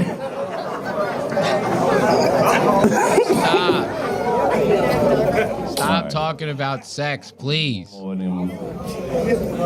fear it's the whole time. It's gotta be. In the room. Make some noise if you're sensitive, please. Make some noise if you're sensitive. Okay. For y'all that said woo, shut the fuck up. Everybody else? All right.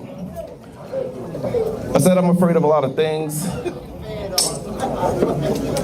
The number one thing I'm afraid of is retarded people. I'm being honest. This is my fears. I don't give a fuck how you. That's the end of this. I mean, you have got to be fucking with me, right? That was the end. I mean, we don't even get to see the fucking closing jokes or nothing. What's he saving that for? I don't even know. He said that this was 20 minutes. It was 18:42. Then middle of the fucking reel, he goes, it's a half an hour. You get a whole half an hour. This should be special to you. You trying to tell me that you gypped fucking Austin? Are you trying to tell me that? You gypped my guy? Essentially gypping me because I paid for it in the goddamn end? What the fuck kind of shit is this? If I would have actually paid for a membership, I would have DM'd Dub myself. He hates me. I would have Lost Aux Media would have been in the chat. I would have been like, yo, nigga, what the fuck? You fucked me. I need 12 minutes. I'm missing 12 minutes. Can I get the other half? Please? The fuck? No closer. He stops in the middle of the set. What the fuck is even that? I mean, I guess let's give it up for Dubz General. Like, the fuck? Why would you do that? I don't know. That makes no sense. What, was the end like too It's good? like part one. He should have labeled it part one. Exactly. And not started the first part of the second bit. They're saying in the chat, you know, he had a sick retard impression. He was about to do the whole, he was about to go, ah! How much you want to bet he probably said, hey, you guys, like the Goonies. He goes, a retarded person, you know, like Slaw. I'm scared of those kind of retards, right? And then he goes, hey, you guys, and makes like a whole joke about that. They're saying also in the chat, they go, probably didn't go so well. So that's probably why he cut it. He probably started busting out the retard impressions. The crowd started walking on him. They go, we're out of here. We're out of here. We can't take this. We can listen to you talk about your daughter being a slut and getting finger banged and all that crazy squirting all over the place, right? We cool with that. You bust out some retard jokes. We cannot. We can't get with that. I'm sorry. So we have one last segment to end out this episode. I know Ashley's been waiting. We're going to be covering probably Lost Aux Media's finest Jamoke at the moment. Good old Michael Lenoci. You guys know him. You love him. Michael Lenoci, man. Before we get into this week's episode of We Should Date, let's check out the Instagrammies, why don't we? You know, sometimes Instagram be hitting. Michael Lenoci be posting like some crazy cringe shit. What, the cats are fucking going crazy in my goddamn living room right now? That's fine. Don't worry about them. You're going to end up on camera before you know it. I'm just fucking with you. All right, let's check to see if Michael's got any recent posts that we should worry about. Anything good, right? Let's see. Now, this is unscripted. We're unscripted. We didn't plan for this. Now, we covered him losing his goddamn fantasy football bet last week, right? Did we? What about him going shopping?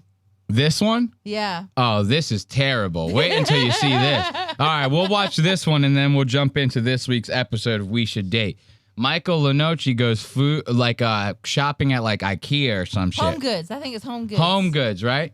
Goes to Home Goods, starts doing like stand-up in the middle of the Home Goods to the videographer. You know where he gets these ideas from? Where? Probably Dana. Dana Moon. Dana goes, you gotta do like a Boston girl accent, Michael Lenoci. You know, you have to do it. Dana Moon is crazy. Dana Moon is Mike's like old girlfriend fuck toy thing or whatever that he started We Should Date with, and somehow they're not doing it together anymore. Me and Ashley still haven't caught up to that point, but we will soon. Dana Moon, of course, showing support in here. I missed you and then watched this video and didn't anymore. Aw, we need an aw soundbite. Now look at me right underneath Dana Moon. I go, stand up in the furniture store. A little off-putting, ain't it? A little off-putting, ain't it? Right? I almost got just as many likes as Dana Moon. She got 4, I got 3. Okay, no problem. Right? So Mike Lenoci hitting the Home Goods, right? And of course, just like any comedian would, he wants to do a bit and crack a joke about every single thing that he picks up. He goes, towels. Comedy. And does say, he tells a joke, puts the towels down. This is amazing. It's soft enough. Yeah, 100%. You're not thinking straight. We have to think about how women who want to birth children would think seeing this. You have to buy 2 lamps, and you have to have 2 nightstands. The bed is never against the wall. Feng shui, 2 nightstands, 2 lamps. Here we go. Absolutely not. You want to do it, but we got to think about who is going to be the mother of our children. Imagine being in the home and being like, who's this guy? You go, wait a minute, hold on. He's crouched down. He's like he's trying to take a photo for a rap album, right? I feel like also it's like in LA, so they probably see this might be happening every goddamn day. Imagine living in a fucking city where you're desensitized to this bullshit. I don't want to live there. I do not want to live there. If every time I go to a Whole Foods, a Walmart, a Home Goods, something, I got to worry about fucking Aiden Ross running in that motherfucker with his crew or Clavicular coming in the bitch going, yo, man, maxing and all. I don't want to live at a place like that. I don't want to do that. This is the only time I like being on camera. I don't need to be like getting caught with my pants down in the grocery store. I don't need to be running into Kim Kardashian like goddamn, what was it, Khloe Kardashian? You remember we watched that skit where Ben Avery was like, I'll try your chips with his daughter? Yeah. Ben Avery, like, of course it's a stage situation, but I don't want to be running into like one of the Kardashians doing like potato chip reviews in the goddamn Walmart. I'm trying to shop in the fucking Wegmans, and I got to worry about Kanye West coming in and shutting the whole fucking place down. Now my whole afternoon's ruined. What are you kidding me? Why would I want to live at a place like that? She wouldn't like this. Every man's dream. Obviously, if you don't know what this is, the British are coming, the British are coming. Calvin Klein didn't even know they were doing rugs. If your girl is into this type of rug, your kids are probably gonna have scholarships. If you're in this section, red flags. Just a little heads up, this whole section, trash. These are my mats on my table. Never use them because nobody comes over for dinner. Because I don't have a family. I just don't like the energy here. And women, let's be honest, you're all about energy. If you don't know about throw pillows, they're the extra pillows you have on your bed that make it look pretty that you throw off. All right. I see this comment, Garden Grower 66, laughing their ass off and loving this. Who is this person? I need to know who this is for. Oh, of course, the account's private. Show yourself. Who is that for? It ain't for me. I'm a full-blooded man. I'm a red-blooded American man. That ain't for me. It's almost like he's posting content for Dana Moon. He goes, Dana will like this, and he puts it up. Congrats, Mike. We love your Instagram account. We will be back next week to check up on you.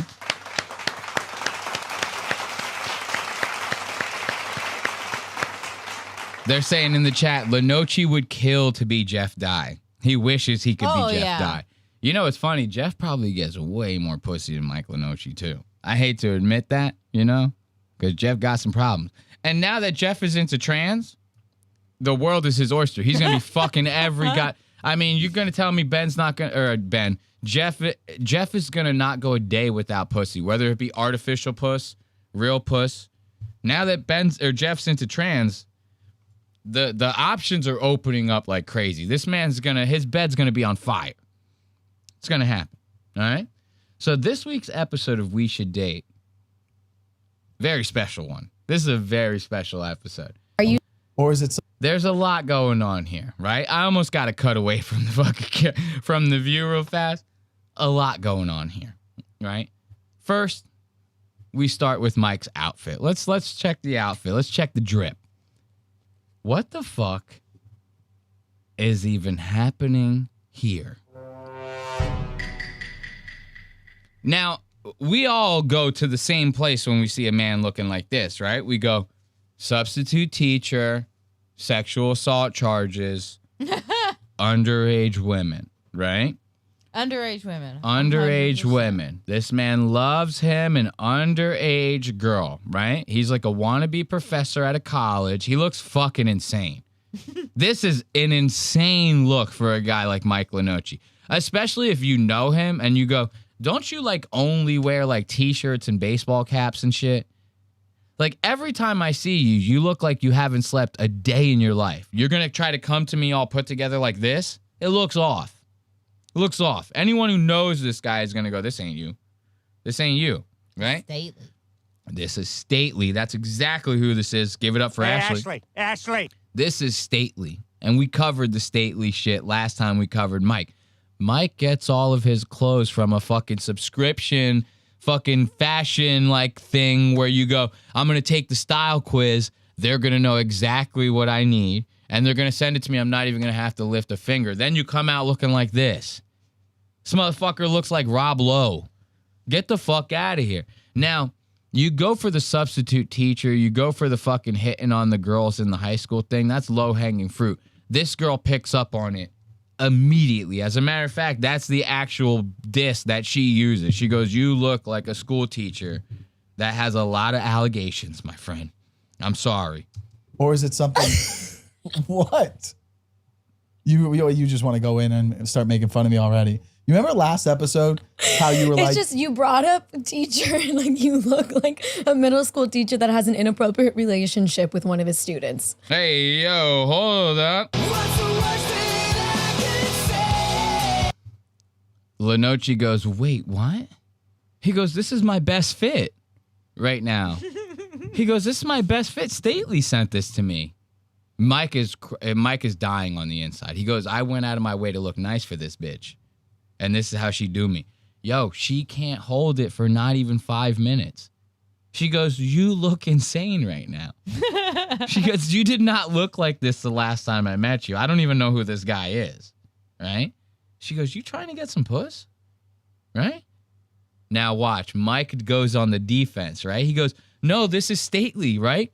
He goes and does like a whole fucking ad read for Stately. He's not even sponsored by this goddamn shit. He's doing the same thing Jeff Dye did with the fucking placenta cigars. He goes, these are them pussy cigars. He goes, we ain't sponsored by him. Puts the fucking logo in the right-hand corner of the screen. Cuts to a fucking thing of their website. He goes, we want to be sponsored by him. Yeah, that's the way to do it. That's the way to do it. Imagine we started doing fake ad reads on our show in the hopes that one of the sponsors, we go, Today's sponsor for this week's episode of Lost Aux Media, Nabisco cookies. With Nabisco, we've been eating them. I love them. You love them. Nabisco cookies. I put the fucking Nabisco logo in the corner. What are you, crazy? Nabisco's going to jump in there and go cease and desist. Or we're coming after you. They're going to go, do not do this. Do not do that. Don't false advert. Don't steal valor. Don't steal valor on us. We got pussy on your name, dude. We got pussy on your name. That's what very you look like. specific. Yeah. What's Last time we were on the podcast, you said I looked like it's a Family Guy. It's a compliment. Both are I compliments. tried to dress up for you because I was like, you know what? Last time she said I looked like Peter Griffin. Used car salesman. The used In a good car way. salesman's Yeah. good. Like Well, a we nice got dealership. Unlimited used cars. Mercedes, Audis, Civics too, though. Whatever we need. Look, I thought this was nice. I thought it was a nice jacket. You think I look No, you look great. What's the occasion for this? I'm gonna take the jacket off. I like the I'm going to take the jacket off, he says. Okay. I mean, We do a little trolling. It's called we do a little trolling. this girl trolls him for fucking 30 seconds. He goes, I can't commit now. This is how you know the self-esteem of this man is beat into shit. He does all this shit because he ain't got none of it left. Right. He goes, I can only find validation in trying to hit on women that want nothing to do with me. Because if you had confidence in yourself, you would have told this girl to fuck off and you would have wore this jacket like a goddamn champ. You would have stuck it out. No. Instead, she says two of the corniest jokes she could possibly muster up in her female comedian mind. She goes, you look like a teacher. You look like a fucking taxi driver or some shit like that. It's like, okay, you're a comedian. You could come up with some better shit than that, right? No. Instead, he lets it fucking crumble his goddamn self-esteem. He goes, I'm going to take the jacket off. He goes, you're right. It was stupid. I don't even know. What was I thinking? He takes the jacket. Have a backbone, brother. Have a goddamn backbone. Look at this. I mean, the jamokes are out in full effect tonight. This is why we're doing a 19-hour show tonight. Because the jamokes are in full goddamn effect. for this. I'm gonna take the jacket off. I like the plaid. Look, you know I'm not good at. You've seen me. All right. By the way, we've hung out many times since the first podcast. okay. So you know, not like that. Relax, everybody, relax. But you know, I don't like. I'm not like a. You're not a dresser. I'm not a dresser. You're not a trendsetter. You're not really stylish. Okay, so then that's why I linked up with this company, Stately, and they put me together. Wait! I had to hold on. You guys just saw my porn history. Oh no! No, my browser tries to update like 19 times a day. I don't know what it is. Clearly, we're gonna get hacked. Listen to this. This is where the ad read comes in. Look at this. Stately, no stately. Stately, no stately. Go ahead, Jeff. I'm calling him Jeff. Go ahead, Mike.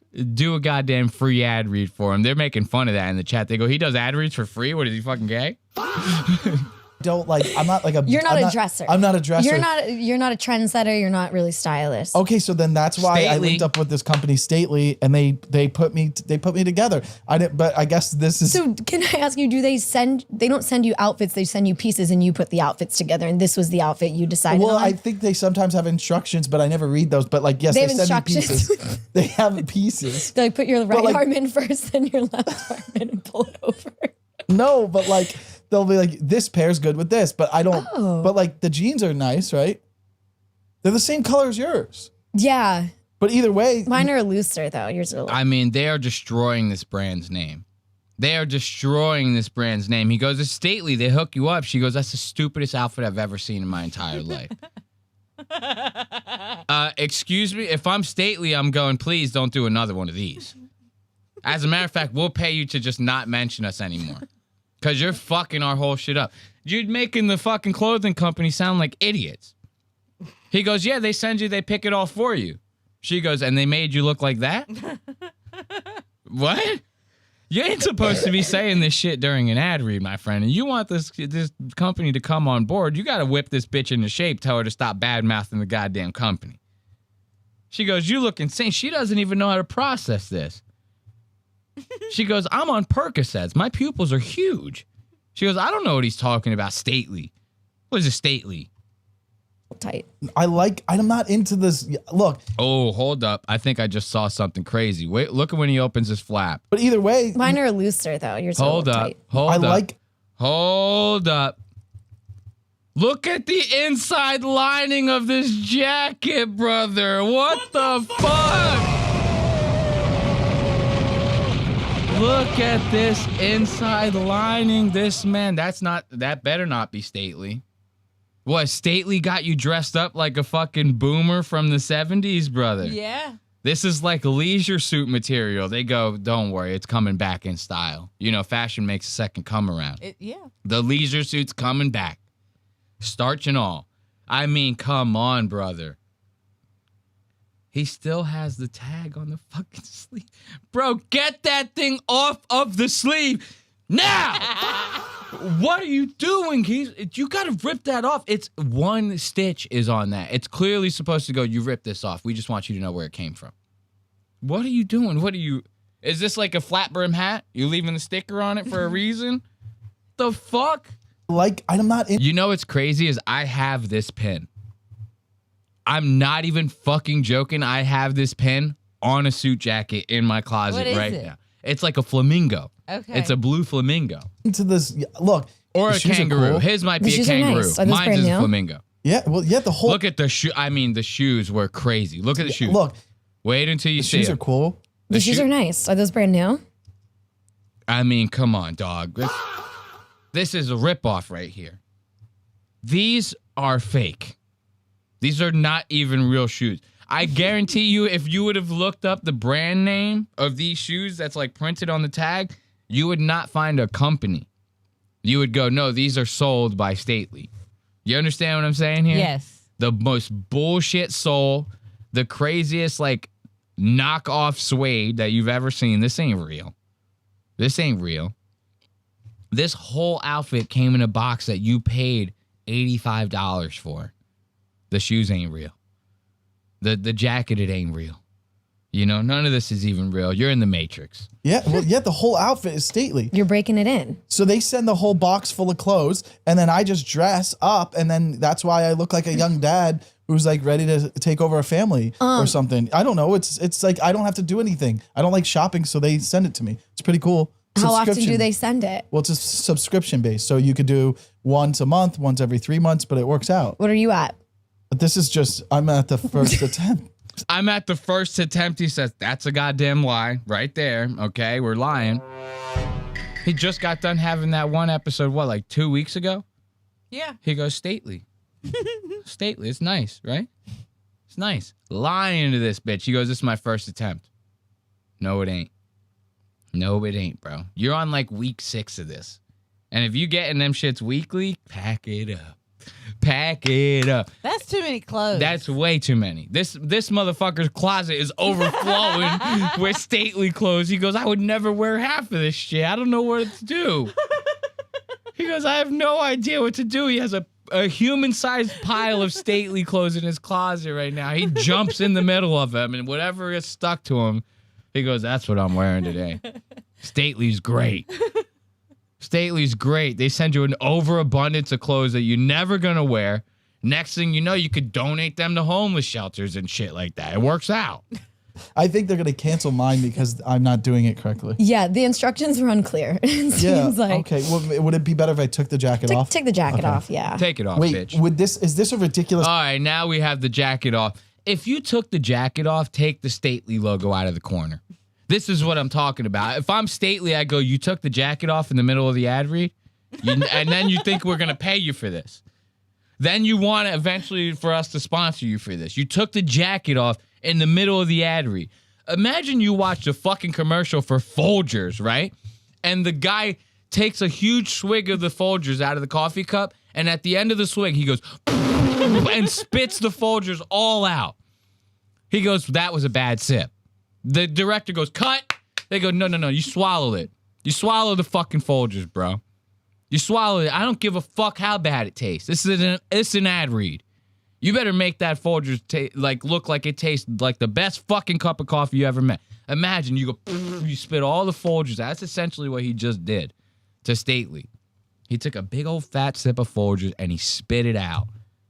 Look at this guy. Would it be better if I took the jacket off? Take the jacket off. Take it off. Wait, is this a ridiculous out? Okay, I got rid of the jacket. You still think I look silly? No, it's better. You just look like a nice Midwest guy, but I'm from the Midwest, so I feel at home. You from the... Okay. She says she's from the Midwest. Michael, her opinion doesn't matter anymore. Soon as she said she's from like Indiana, you go, oh, okay, I don't respect you. Sorry. I thought you were from somewhere else. Like one of the major cities, you know, New York, Philly. I thought you were like from one of those places. You're from Indiana? What part? Indianapolis? I don't care if it's the second biggest city in the state. That state sucks. You know? You do one of them. You just flip the tables on her. You go, my jacket's not stupid. Your face is stupid. And then that's it. Then you wear the jacket for the rest of the show. You're the fucking shit. You know, it's nothing crazy, you know? But look at this. I have a feeling that he got a little pissed about that. He starts doing his typical shit. You know how he likes to open these interviews. If he really is like attracted to the girl, he starts off with his typical routine. Always the first move with Mike Lenoci, a little bit of negging, right? It's classic Chad shit. You make her feel like shit so that she kind of feels like she might not be as good for you, right? She's not good enough for you. You neg her. You knock her down a couple pegs, right? You go, well, you're really not that hot. I've been with hotter bitches than you, right? And then next thing you know, she feels self-conscious about herself. She goes, I'm only going to get validation if I get this guy to like me, right? He thinks that that's how it works. It ain't. Any normal girl with half a brain, you start negging her, she's going to be like, fuck you, dude. I'm out of here, right? Any self-respecting chick that you would want to be with, you can start negging them. They're going to go, you really trying that shit on me? What are we, in high school? You're going to neg me right now? I'm a strong, independent woman. Do not do this. I think we already established that we shouldn't. Yeah. Look, it's so funny. Dude, Jeff in the chat hates the buttoned up shirt all the way. Every time we bring up Mike Lenoci, the same chatter goes, the shirt's buttoned up all the way. It's so funny. He goes, I can't believe he buttons his shirt up all the way. We probably should. Not yet. Maybe like down the road, probably. Like I see you as like a potential prospect down the road. Oh, what an honor. Thank you so much, Michael. No, but I mean, that's a compliment in a way. Because I could maybe date you one day? Because you're out of control right now. So I think that like you'll be more ready. How am I out of control? You hate when I say this. I just like back it up. Back it up? Beep, beep, beep. All right, wait, whoa. Hold up. What's the worst thing I can say? Beep, beep. Wait, what? She goes, no, I meant like back up your position.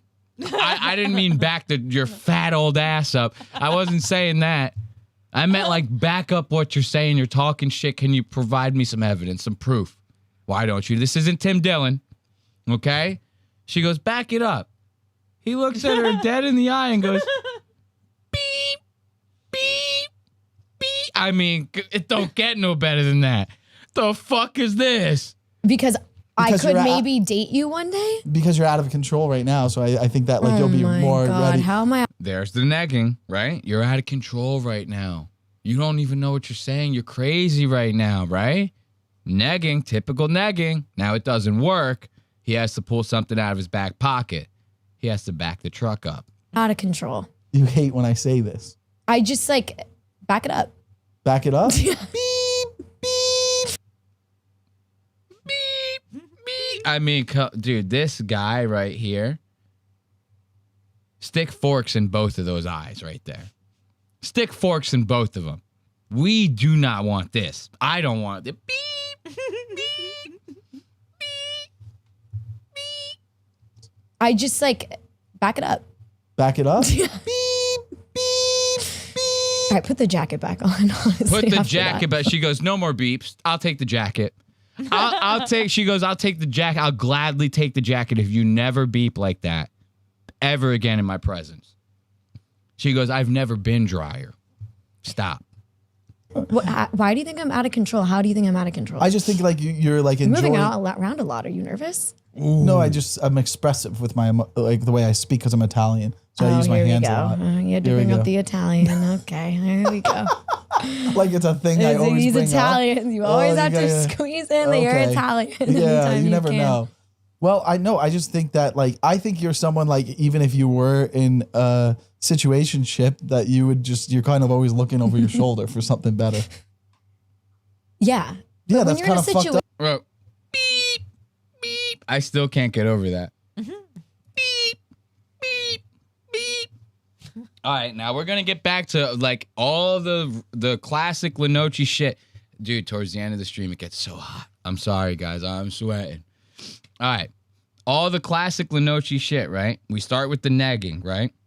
What's another classic Lenoci move for those of you who've been keeping up with us covering this jamoke? What's another classic Lenoci move? He starts getting very sexually aggressive with his talk, right? You remember the one girl, he goes, well, it's obvious I want to sleep with you. She goes, you can't talk to me like that. Stop. Right? 5 minutes later, he goes, well, I do want to fuck you. She goes, dude, stop. She goes, seriously, you have to stop talking to me like that. It's lustful. It's disgusting. I don't like it. And that girl was like squeezing her tits to him. That same girl was like squeezing her tits, like fucking with him, right? That same girl goes, you have to stop saying that you want to have sex with me. Like, that's gross. That's disgusting, right? Mike never fails to deliver when it comes to this kind of shit. Talking about things in and or around the mouth, okay? Listen to this. I think you're feminine. I think you're a woman. Yeah, I am. I had to make sure of it. Yes, and Sorry. just keep putting stuff in your mouth every 10 minutes. Okay, what? Just keep putting stuff in your mouth every 10 minutes. She literally went to take a sip of water. I could think of nothing less put something in your mouth. What? Because you went like that? All of a sudden, what? She's putting things. He's saying this to her like she pulled a hot dog out of her pocket and ate half of the hot dog in one bite. He goes, yeah, put things in your mouth. Like every 1 to 10 minutes, I need something in there. Yeah. Pretend you're brushing your teeth. Yeah. I don't like this. Yes, and Sorry. just keep putting stuff in your mouth every 10 minutes.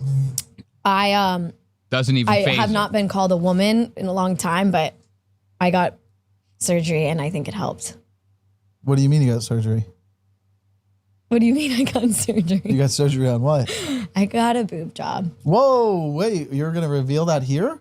Yeah, what better place to reveal that? Of course, he puts the tits on the screen. Let's give it up for Michael Lenoci. He does love him some titties. He loves some tits. This is amazing. Mike, literally, he had to go to the editor. He goes, hey, when we get to that part and she talks about the fake tits, he goes, can you edit some eggs over that? Can you edit some sunny side eggs over that? Because that's what it looks like. It looks like he put 2 sunny side eggs. This is sunny side up. I'm hungry now. I want breakfast. Bacon the whole night. We got bacon. We're cooking bacon after the show. Okay? Oh, okay. We need it. Bacon's good for me. So he goes to the editor. Hey, can you put 2 sunny side up eggs over this girl's tits in post? Can you do that for me? Please? It's imperative. We need that for the show. Oh, yeah, I guess so. I didn't know if you wanted that in the Am public. I supposed to do like a press release? I think this is a press release. Yeah, this is I'm my just gonna- official press release. I got a boob job. I'm just going to clip that part only, and you're going to just post And it. they say, who the hell is this? I'm girl? on a Like, Photoshop no one fucking triple cares. T's That's fine. Yeah, Yeah. I did. to help your self-confidence because you were feeling... Is it because you've seen my podcast and I talk about boob size a lot, and you're like, well, I No, want specifically, I did. It's because of your podcast It is and kind how of- you talked. I go, yeah, I'm gonna get a boob job. It now. kind of is kind of weird that... Yeah. And that's another crazy thing to say. Did you get a boob job because you saw how much I talk about tits on my podcast? Because you see how much I like to sexually assault, like harass women on here? You got the tits for that, right? Right? Yeah. The biggest fucking stretch. He goes, how can I redirect this to be about me, right? I got an idea.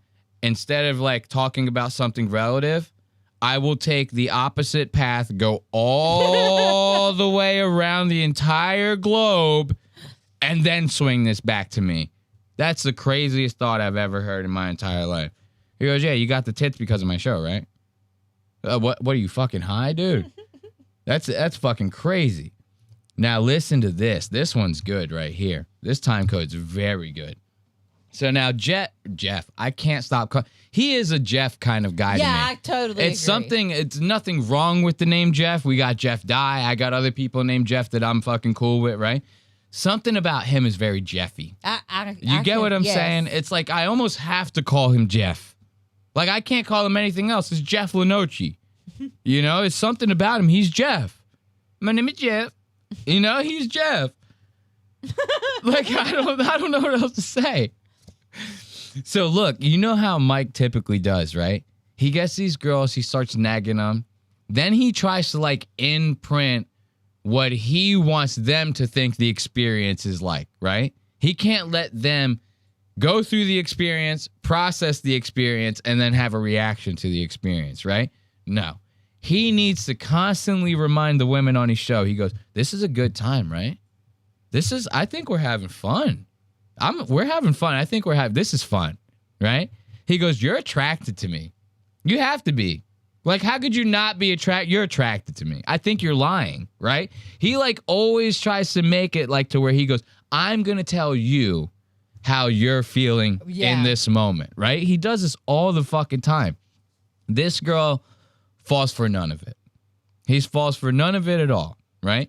He goes, you're attracted to me. She goes, no, not even in the slightest. He goes, wait, really? He goes, not even a little bit? She goes, I've never even thought about it once. He legitimately goes, that's crazy. I mean, that's like that can't even be true. Not even at all, not even a shred. It's like, where did you cut? Did you fall out of the fucking sky? Mm-hmm. The fuck? Why does every girl have to have like a little something? I meet women that I'm sure would be considered hot, attractive to other people, that there's something about them that just doesn't do it for me, right? Everybody meets people like this in their life. It's called the rule of attraction. She don't got it with you, buddy. Let it go. You know? He can't. Oh, that we're actually friends. That we're actually friends, and I should put my guard down and not even look at him as a potential prospect. I've never looked at you as a... One of the guys in the chat's name is Jeff. They're all dogging on him. We love our Jeffs around here. I'm just saying something about him. Jeff fits better than Michael. We love our Jeffs, all right? Give it up for the Jeffs. Potential prospect, so... We're good. But there's not even, like, not at one point in your life. Listen to this. He goes, you're not attracted to me? She goes, no, I've never been. Then she goes, we're good. The way she says this, it came out of her mouth so silky smooth that there's no way in hell that you can suspect that she means something else when she's saying this. She's not being cheeky. She says it like with this deadpan ass, like she goes, I've never thought about you in that way, so we're good. Like, you know, something about the way she says it, it's like, oh, it's curtains for this guy, right? He shouldn't even be talking like this anymore. I've never looked at you as a potential prospect, so I think we're good. But there's not even, like, not at one point in your life. I've known you for like 2 months. I've known you for 2 months, she says. He's looking at her like, well, never in your 37 years, like you weren't even thinking about me before you knew who I was? He's like, that's crazy. That's crazy. Before you even knew I existed, you never thought about me once? How? How's that even possible? What are you, nuts? She goes, I've known you for 2 months, brother. I've known you for 2 fucking months. That's like actually kind of nuts for him to, even as a joke, to be like, never in your whole life. It's like my whole life. I've had apartments longer than I've known you. What are you talking about? I've had dogs longer than I had a dog that died way too early in life. I knew that guy for 3 years. I've known you for 2 months. He goes, you're nothing to me. Why the fuck would you be anything else to me but this? So there's never like an angle. In the past 60 days, no. There's never been an angle where you're like, oh yeah, maybe. No. But you think I'm handsome? No.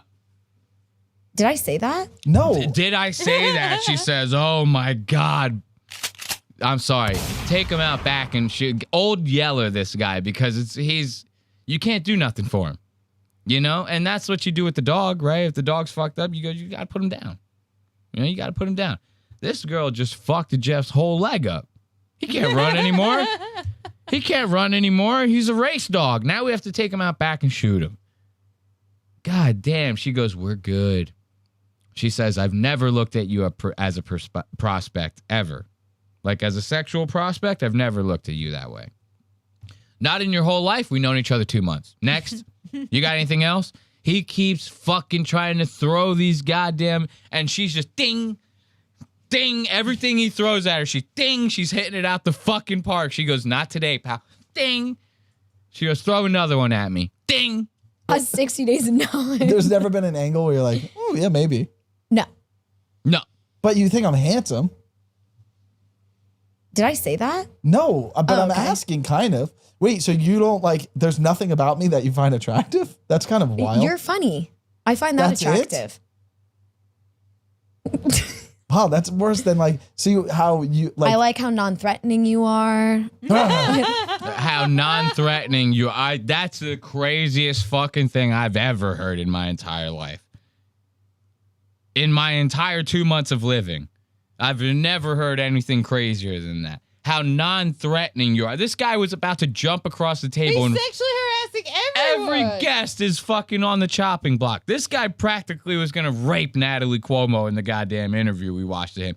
He said that he's never going to stop wondering what it's like to be inside of her. He said this to Natalie Cuomo. Have you ever watched this guy's show before? Non-threatening? I've never been in a situation that felt non-threatening where someone looked at me and goes, I wonder what it's like to be inside of you. Serial killer shit. Serial killers say stuff like that. I wonder what it would be like if I cut you open and saw what was all worming around inside there. I just want to take a look in there, right? Serial killers and rapists say stuff like, I want to know what it's like to be inside of you. This guy said this to Natalie Cuomo. It was the first time they ever fucking met. He goes, just remember, you know, there's never going to be a time when you see me. He actually kind of said it this way. Yeah. He goes, remember, when you see me, just remember that I'm always going to be trying, that I'm never not going to be wondering what it's like. She goes, what's like? He goes, what it's like to be inside of you. Right there, FBI, CIA, 911, any fucking, call the state troopers, call the fucking park patrol, call the people that patrol the national parks. Whatever you got to do to get this guy behind bars. She goes, I like how non-threatening you are. Tell me you've never seen this show without telling me you've never seen this show, right? That's crazy. How non-threatening you. This is the most threatening man I can think of right now. It's the most threatening guy I could possibly think of right now. I find that attractive. Wow, that's worse than like, see how you like. I like how non-threatening you are. I spit my drink. That was a little scary. Okay, thank you. I got a laugh from the producer. That's not why the producer's laughing. That's not why he's laughing. He's laughing because you're the corniest guy in LA right now. First, you start with the beep, beep, beep, right? The dog almost started freaking out how high-pitched those goddamn beeps were. You should have seen the dog. He goes like this. He can hear it through the headphones. You start with the beep, beep, beep, right? Now what? You go, ah. What are you, a fucking vampire? What are you, fucking goddamn werewolf? What are you doing? No. That's worse than like, see how you like. I like how non-threatening you are. I don't like that. I don't like that. What even is that? This is akin to Dubz General trying to whistle at a woman to get her scared of birds. This is the equivalent of that. He goes, I'll scare you. She goes, what the fuck is happening here? This bitch over here, she don't know what's going on. She goes, my family's Jewish. We have like some of the craziest traditions known to man. That's the weirdest thing I've ever seen. That's the weirdest thing I've ever seen. You just do that. That was a little scary. Okay, thank you. I got a laugh from the producer. I like how non-threatening you are. I think you're really funny. Funny is like my number one quality. So then you would say then that's an attraction then? No, I'm not sexually attracted to you. At all. There's not like a crumb. No. That's fucking crazy. You got to be honest. Why is that crazy? Because like I could have some sort of sexual attraction to you, like your belly button. Yeah. Okay. Where's the logic here? He goes, well, I would fuck you, so naturally you should want to fuck me. That's the way that this works, right? And he goes, and if it's not the way that this works, I will make it that way, okay? In a very non-threatening manner, I will make it that I will rape you in the most non-threatening way possible. I'll trick your fragile little female mind. This guy actually gets upset. He goes, well, that's crazy. You're not attracted to me at all? I'd fuck the shit out of you. What's up with that? It's not like a crumb. No. That's fucking crazy. You got to be honest. Why is that crazy? Because like I could have some sort of sexual attraction to you, like your belly button. Yeah. That's fine. You can be attracted to me. It's okay. Just don't be like too attracted to me, you know? Like what's too attractive? Oh, she's Where doing it like her thing. ruins the friendship. Yeah, You've known him for You're getting a little fidgety. 2 months. 2 months you've known him. This guy should mean nothing to you. Don't fall for these tricks. Do not fall for these tricks. Right now, Rachel Stein-Goldenberg, we think that you're smart. We feel like you're smart enough to see through this shit, right? Trust me, by the end of this, you're going to find out she's not. But right now, we feel like it. All right? Don't ruin this for us. It's okay. Hey. There's there's like ew, like you go like if you think about hooking up with me, you go like, that thought has actually never even crossed my mind, to be completely honest with you, and I'm like not really happy that you just put that in my head. Oh, I mean, come on, bro. That's fucked right there. I'd be a pedophile for 20 million. She goes, I've never even had that thought, and quite frankly, I'm a little upset with you for putting that thought into my mind right now. She goes, I did not even want to envision what you and your pinchy little butt cheeks would look like naked. Your fucking little, that little squeaky butt cheek. Those butt cheeks could suck a brick out of a goddamn brick wall. Like that. That's how tight those cheeks were. There was no fluff on those cheeks and nothing moving around there. You remember when he did that little twirl when he was showing off the stately the first time, right? This bitch don't know what to do. She goes, brother, I've never even thought about it. There's someone in the chat right now saying, well, they said something funny. This was very funny. I got to look for it. This is the worst use of a Jedi mind trick right now. Jeff is like literally a Jeff. Michael's like literally trying to pull Jedi mind tricks on her. There's a girl in the chat right now going, this is the worst one I've ever seen. I couldn't even imagine a man trying to pull these tricks on me. are you like this is how you really are? This is what you really think? What if I was like, that hurt my feelings? That I don't want to, that I'm not sexually attracted to you, that would hurt your feelings, then you need to get thicker skin. I don't know what to tell you. Ooh, tell him, girl. Would you be more attracted if I had thicker skin? I mean, desperation. Desperate. Would you be more attracted if I had thicker skin? Anything she says now, he goes, I can be that. I can do that. Yeah.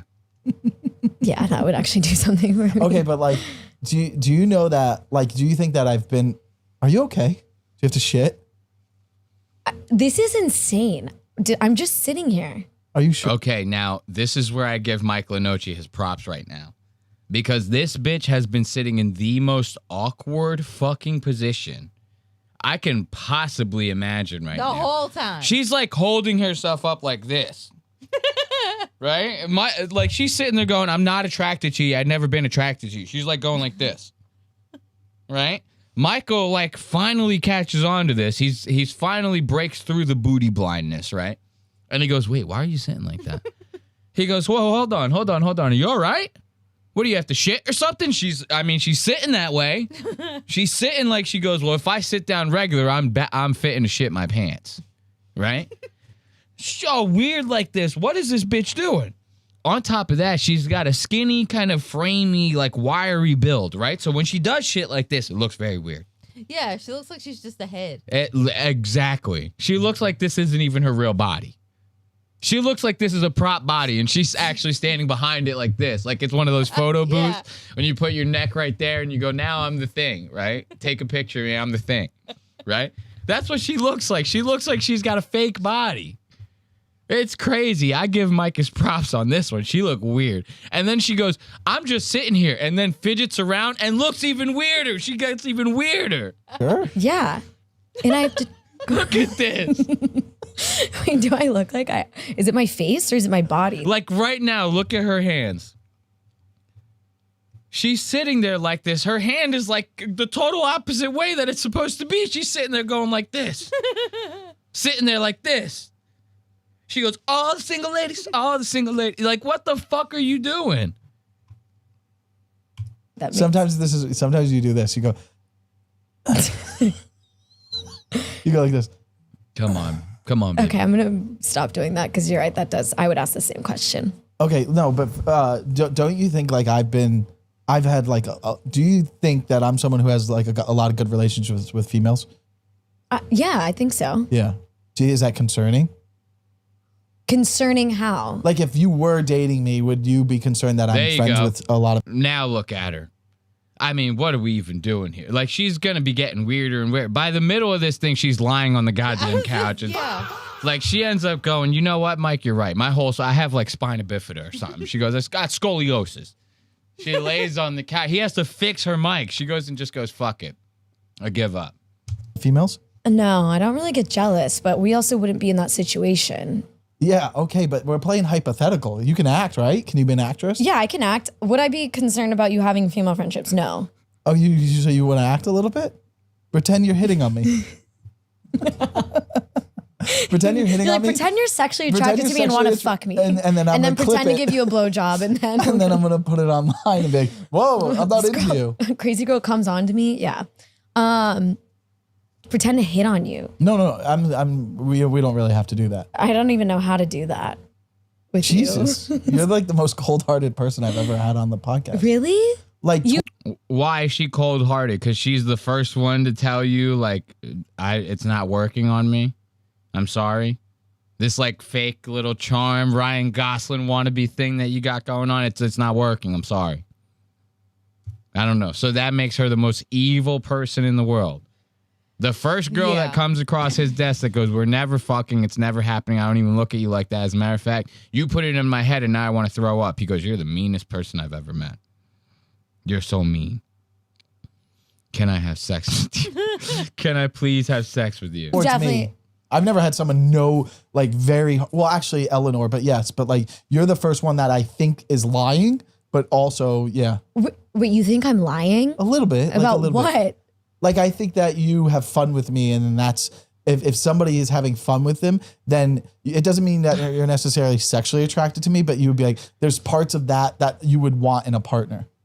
Yeah. Oh, okay. So then you would agree that there are some parts of me that you think would be compatible with you if you were looking for a long-term partner. Yeah, you're funny. Okay. Easy to talk to. Okay, so those are. But also, that's qualities you look for in a friend. Wait. This is where it's gonna get good right here. So now, remember, I told you Michael likes to try to implant these ideas in your mind, right? She's kind of like, it's all hitting her at once. He goes like, so you are attracted to me. I'm saying funny stuff, right? And she goes, yeah, but that doesn't mean I'm physically attracted. He goes, but it's like a form of attraction, right? He keeps fucking shooting missiles at her, right? And she's like, boom, boom, boom, boom, boom, getting hit with all of them. Finally, she breaks. She goes, dude, what the fuck are you are you like trying to convince me that I'm attracted to you or something? Like, she actually kind of gets pissed off here. Watch this.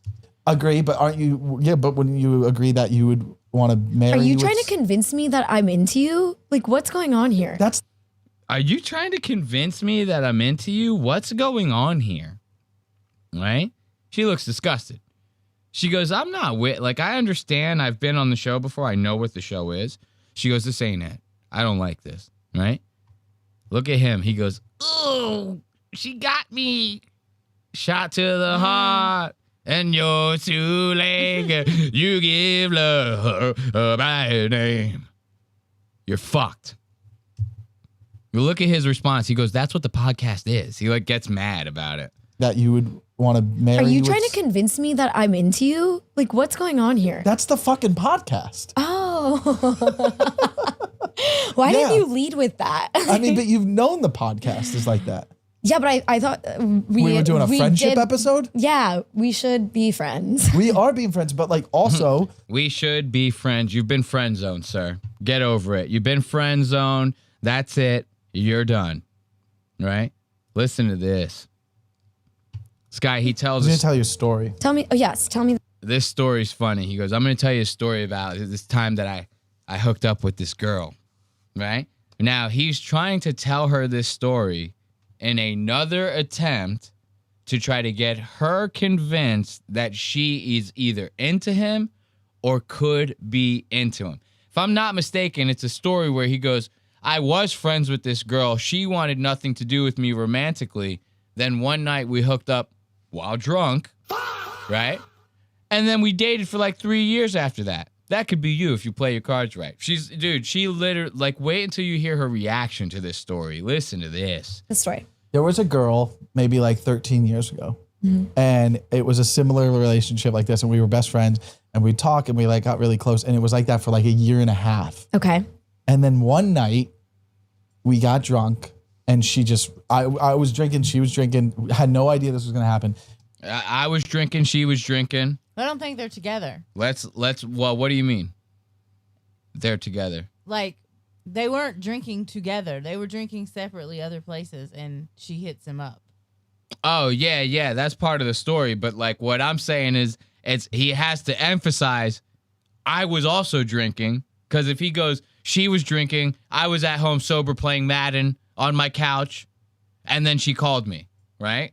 That's a little bit different of a story. I see. So now he has to, like, emphasize. He goes, she was drinking, I was drinking, we were both drinking, everyone was drunk, no one took advantage of, no one got taken advantage of. It was nothing like that. I see. You get what I'm saying here? And it was like that for like a year and a half. Okay. And then one night, we got drunk, and I was drinking, she was drinking, had no idea this was going to happen. And then she hit me up. See, because he says one night she got drunk, and then he has to, oh, wait a minute, that sounds crazy. He goes, I was drinking, she was drinking. We had no idea this was going to happen, right? Relationship like this, and we were best friends, and we'd talk, and we like got really close, and it was like that for like a year and a half. Okay. And then one night, we got drunk. Oh, we got drunk. Okay. I was drinking, she was drinking, had no idea this was going to happen. And then she hit me up, and she's like, where are you? And I was like, I'm here. Come here. I want to see you. And she's like, okay, I'm on my way. And then we hooked up, and it was like a best friend thing. And we ended up dating for like a year, but I'm blocked now. We don't talk to each other. So my fault. I'm blocked now. We don't talk to each other anymore. What the fuck? What? He goes, now this is a story about a blue house and a blue Corvette. And everything is blue for him and himself. And then she's like, wait, what? She like, here's the story. And she's like, what? He goes, yeah, you know, she got drunk. I got drunk. Then she calls me and says, where are you? I say to her, I'm here. You should come over here. And then she comes over and we hook up. He's making it seem like he's this big fucking big bambino ass motherfucker. He goes, yeah, I got her to come over. She drove drunk. I told her to drive drunk because she came over to my place. She drove drunk. She came over. We had a little sex, a little chicken, you know. We dated for 3 years. Now I'm blocked. She don't talk to me anymore. Said something about she didn't like the way I was treating her that night when she was all wasted and I was sober. You know, it's like some crazy shit, right? Now he goes and tells this whole story. Wait until you see her reaction to this. And then we hooked up, and it was like a best friend thing. And we ended up dating for like a year, but I'm blocked now. We don't talk to each other. So my follow-up question was going to be, are you guys still friends? We're not still friends. Okay. So what was the point of that story?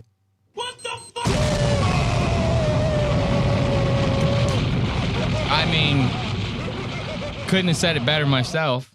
Yeah. What was the point of that story? Was it the fact that you are once again trying to plant subliminal messages into this woman's head by telling her a story of a woman that friend zoned you, that you somehow weaseled your way out of that zone, right? Now, would you be happening to tell her that story because you think that it might implant an idea in her head? Oh, well, maybe I can see myself dating him for 3 years and then blocking him after the whole thing. Why not? Why not? Why did you tell me this story, Jeff? Why did you tell me this story, Michael? I was about to call him Jeff. Yeah. My name is Jeff. You know, why did you tell me this story, Michael? Look at him. He goes, focus on the stately shoes. They will get you out of this. He goes, click the stately shoes 3 times, and it will get you out of any shitty hookup situation. 3 times. Are you guys still friends? We're not still friends. Okay.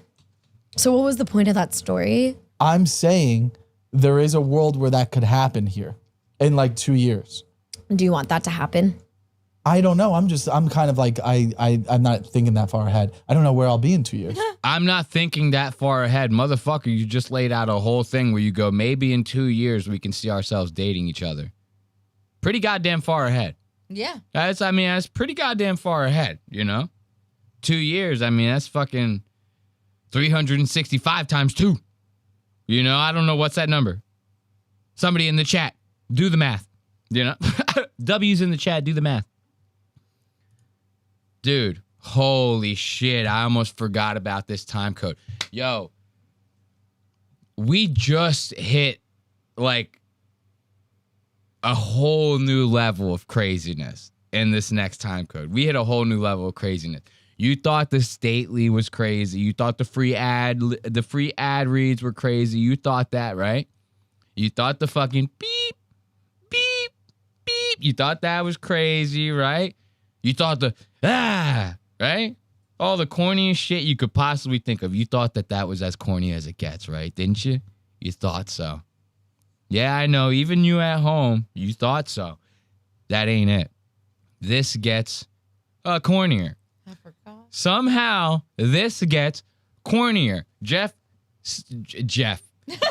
Lenoci still keeps putting his foot in his mouth. Watch this. So you want me to be like, let me look like someone that you would be attracted to. Hold on.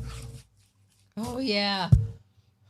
Yeah, that's good. All right. Yeah, that's good. He goes, let me look like someone that you would be attracted to. Messes up his eyebrow, his face. He has makeup on. It's smearing all over the place. He goes, is that better? She goes, yeah, that's great. Now watch. This is Jeff's peacock dance.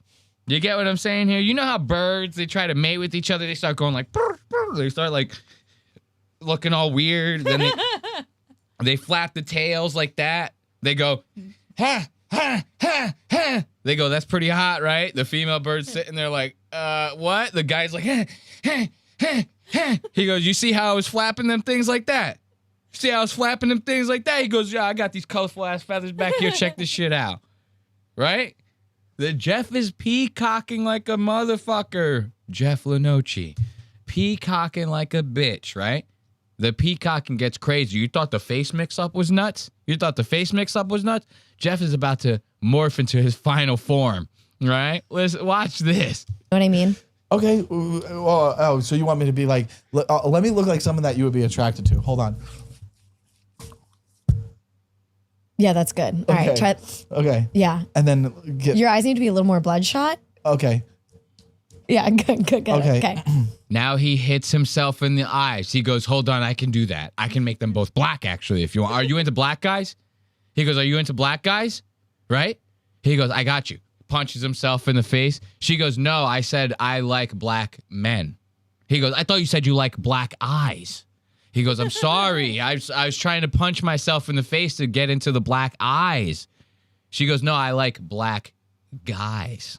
You're not black guy, right? He smacks himself in the eye. She goes, the guy has to be a little more bloodshot in the eyes. He goes, no problem. That's what the fuck? Shoot him.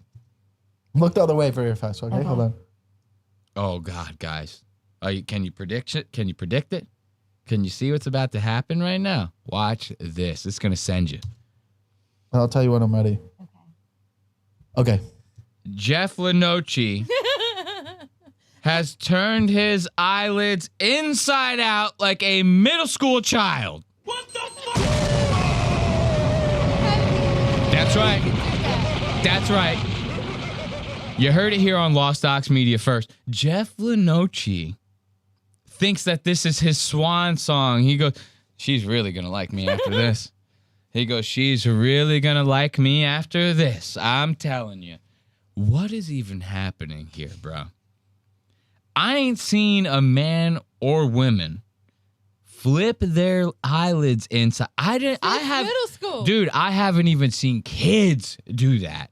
And I don't even know how long. Do kids even think that this is cool anymore? They have. They go, no one's flipping their eyes, but they go, we're 6'7" now. We don't flip eyelids. We 6'7". You know, we make money off of crypto. They go, we're rug pulling. Kids nowadays, they're not flipping their eyelids. They're rug pulling meme coins. All right? The kids nowadays, they start up a Trump coin, and then people buy into it. They rug pull the shit out of them. On the other end of the computer is a 9-year-old going, thanks for the 20 bandos, loser. You know? Thanks for the 20 bandos, loser. They're not doing this. They're not fucking flipping their eyelids like this. I couldn't believe this when I saw this. He actually made her turn around for this. She's turned around right now. She's expecting to turn back around and him have like a thing of flowers or something, like as a joke, right? Or maybe unbuttons the shirt a little bit, right? And just jokes around. He goes, now you like that? And shows the chest hair or something. The last thing that this woman is expecting to turn around to is to see your flipped inside out eyelids. You know how she said she's never thought of you in a sexually attractive way? She never thought of this happening. This happening to her never crossed her mind before. The same way that she's never thought about having sex with you, she never thought she'd see you with flipped eyelids on the other side of the fucking couch. Okay. Yeah, good. Okay. Look the other way very fast, okay? Hold on. And I'll tell you when I'm ready. Okay. Ready. Excuse me. And then before she turns around, the one eyelid pops back. Now he's only half flipped eyelid, Jeff. You know, he's only half flipped eyelid. He couldn't even hold it. Hi. Hey. Oh, can you get away from me? Was that disgusting for you? I liked it. Dude, every time I've ever done that like grosses people out. It's gross. Every time I've ever done that, it grosses people out. I could not imagine why. Nobody wants to see the inside of your body. It don't matter what the situation is. Put that closer to your mouth in case you decide to chime in, just in case. But it don't matter what the situation is. No one wants to see the inside of your body. There's only so many. There's only so many ways that someone's going to see the inside of your body, right? You're going to have like a gaping wound. You're going to be putting your mouth in someone's face. Nobody wants that, right? You're going to be spreading your asshole to that person or something, right? Nobody wants that, right? Nobody wants to see the inside of you. People can barely get through the outside part. You think they want to see the end? You want to see what's under the hood? For goddamn Mike Lenoci, they don't want to see what's under the hood. I couldn't believe this. When I saw it, he goes, everybody I do that to is like grossed out by it. It's because they're all adults. You're doing this all to adults now, right? They all go, Jeff, that's not, we don't do that. Your name ain't even Jeff. We don't do that. You don't do that. You know, I don't like that. Listen to this. What's this? This might be a good one right here, right? He starts talking about like if she had a boyfriend or something like that, right? And he goes, yeah, if you had a boyfriend and what, I'm going to meet your boyfriend and like just be cool with the guy or something. He starts saying like some real outlandish shit to where like he's pretending to have a conversation with her boyfriend that doesn't exist, right? And he says something about the fact that she's not into him. He goes, oh, don't worry. I've only ever had fun with your girlfriend. He sounds like upset by it. He goes, yeah. Don't worry. I've never even fucked your girlfriend. You can keep her all to yourself. You know, you're going to just be a typical boyfriend and hog the bitch. None of us get to fuck her. Real cool of you. You know, he goes, like he's talking about a hypothetical boyfriend and he's like upset at the hypothetical boyfriend because he goes, well, why can't I fuck your girlfriend? It's not even cool. You're just going to keep her all to yourself. All right, fine. Do you think if you had a friend that you thought I would be good with, you would put us together? Yeah. Oh, I forgot about this part. Now, he asks about if she has any female friends, right? Then practically starts begging her to hook him up with some female friends before we even get into that. Listen to this. Friend that you thought I would be good with, you would put us together? Yeah, I would. For real? Mm-hmm. Do you have one in town right now? I don't have one on the top of my mind right now. I don't have one on the top of my mind. Talk about gaslighting. This bitch just gaslit the shit out of Jeff Lenoci, the infamous Jeff Lenoci. He goes, yeah, you got a friend that you'd hook me up with, like a good friend? She goes, yeah, of course. I'd hook you up with one of my friends. He goes, you have one here in town? She goes, I don't have any friends, actually. She goes, it's funny you mentioned that. All of my friends just stopped talking to me yesterday. None of them will answer any of my phone calls right now. I'm so sorry. He's like, no, but come on, like you might have a friend somewhere, right? He like, don't let it go for a little bit. It kind of gets a little pushy. I go, send him, block him up. With you would put us together? Yeah, I would. For real? Mm-hmm. Do you have one in town right now? I don't have one on the top of my mind right now. That. What about if it was like, okay, maybe they shouldn't date, but like they would have fun together, let them have fun together. Would you? Yeah, I would support that for sure. Could you whore me out to your friends? I would. Yeah, absolutely. Do you have any in particular? No. Do you have anyone that you think would be that would want to hop on the saddle? Anyone that would want to hop on the saddle right now. Come on, brother. Come on, brother. We cannot say shit like hop on the saddle. Come on, dude. This girl is not going to take you. Like, what do you think she wants to fuck you now that you said you want to hop on the saddle? You want to hop on the saddle? Was your dick a saddle? Your dick is like in the shape of a saddle? A little weird. You should go get that checked out. No? I think so. Look at her. Trying to pretend to pull the answers out of thin air. This guy goes, you have a friend? She goes, yeah. He goes, would you hook us up? She goes, yeah. He goes, now? She goes, no. He goes, you have to have somebody. She goes, no. He goes, one friend, you might know someone's number or something. She goes, actually, all my friends died. Like just now, I think. Oh, they all died. I'm getting text messages. Like they're all, like my phone's blowing up. You know, she goes, I'm pretty sure they're all dead. He's like, no, but see, we dig one of them up. She goes, no, we don't dig one of them up. Not for a date with you. You know, can't let it go right now. What saddle? Would you set me? Big cut. Big cut. He goes, one of your girlfriends want to ride on the saddle? She goes, what saddle? Then when he explains himself to her, the producers go, cut. They go, cut. They go, nope. That actually is sexual assault, what you just said to her. So we have to cut that one out. The saddle part, it's you know, it's an innuendo. You know, we'll leave it. But you can't then say you want to spread her holes open and fucking flip her inside out and all that other shit. Cut. They go, cut it. Want to hop on the saddle? What saddle? Would you set me up with one of your friends? I don't know who yet. Okay. Do you you want to know what kind of guy I am? Nice, funny Jewish friends? I tried to set my ex-girlfriend up with a guy. My ex-boyfriend tries to set me up all the time. Not all. It was just like a guy who I met and I became good friends with, and he lives in Chicago. And I go, this is the only guy I think who would be really good for you. Yeah, see, that's amazing. Like I wouldn't set you up with any of my comic friends. No. Why? Because I don't think they would like. I unless you were like, I don't care. I'm just kind of casually like I don't know. You think they would like play me? I think I would be jealous. Exactly. Finally, some honesty out of him. I think I would get. Finally, some honesty out of him. He goes, I can't hook you up with my comic friends because I didn't get to fuck you first. He goes, if I fucked you first, I might pass you along to the next one. Ew. You know, get rid of you like that. He goes, but if I'm not the one fucking you first, he goes, I'm going to get jealous. I'm not going to do that. Sorry. Get jealous. Why? Because I'd be like, oh, she's with a comic? Like, it'd be better if she was just like with another guy.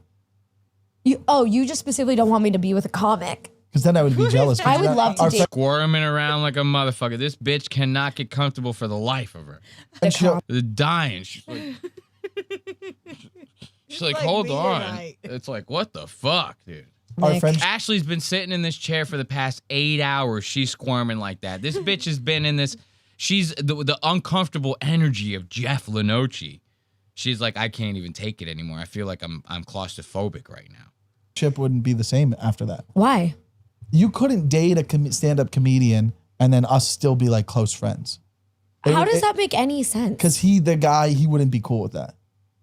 Oh, you're saying he would have an issue with us being friends? Probably. Like, we wouldn't be as close. Over time, I'd be like, oh, cool. Like, yeah, your girlfriend's great. But I would never let. I'd go like this. Yeah, she's great.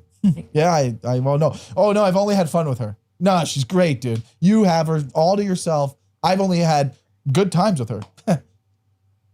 I mean, is that not a crazy thing? That's like weird Yes. to say that like that. Hey, hypothetical boyfriend, comic hypothetical boyfriend. I've only ever had consensual fun with your girlfriend.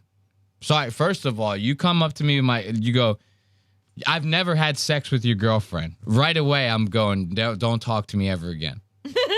I don't need to hear anything to ever come out of your mouth ever again. Because you sound like a fucking retard. Get away from me, right? Let alone him going, I've only had fun with her. Let's say that same guy turns around and goes to me, no, you keep her all to yourself. None of us get to fuck her anymore. Yeah, I go, what's this all about? What are you trying? I keep her all to it's my girlfriend, dude. What the fuck are you talking about? Keep her all to myself. Ain't that the whole idea? You know what I mean? We're supposed to be together. This guy is like legitimately upset. He goes, this is, you just fucking keep her. Don't let anyone else fuck her. Not cool, dude. Yeah, she's great.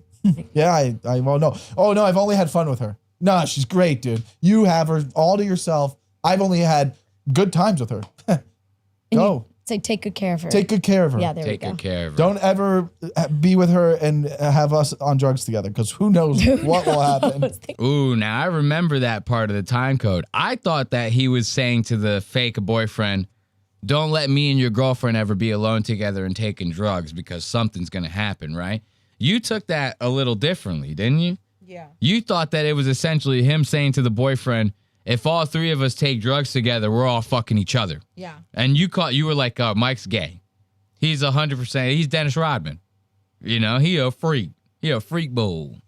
I remember you talking about that. It was an interesting observation that you had with that, yeah? Hey, Ashley. Look, now everyone's smiling, having a good time. We're about to close it out, though, man. We're about to close it out right now. Listen to this. All right, we're going to end this segment right here. Now, I want you guys to know this last time code. We've been seeing you in the chat.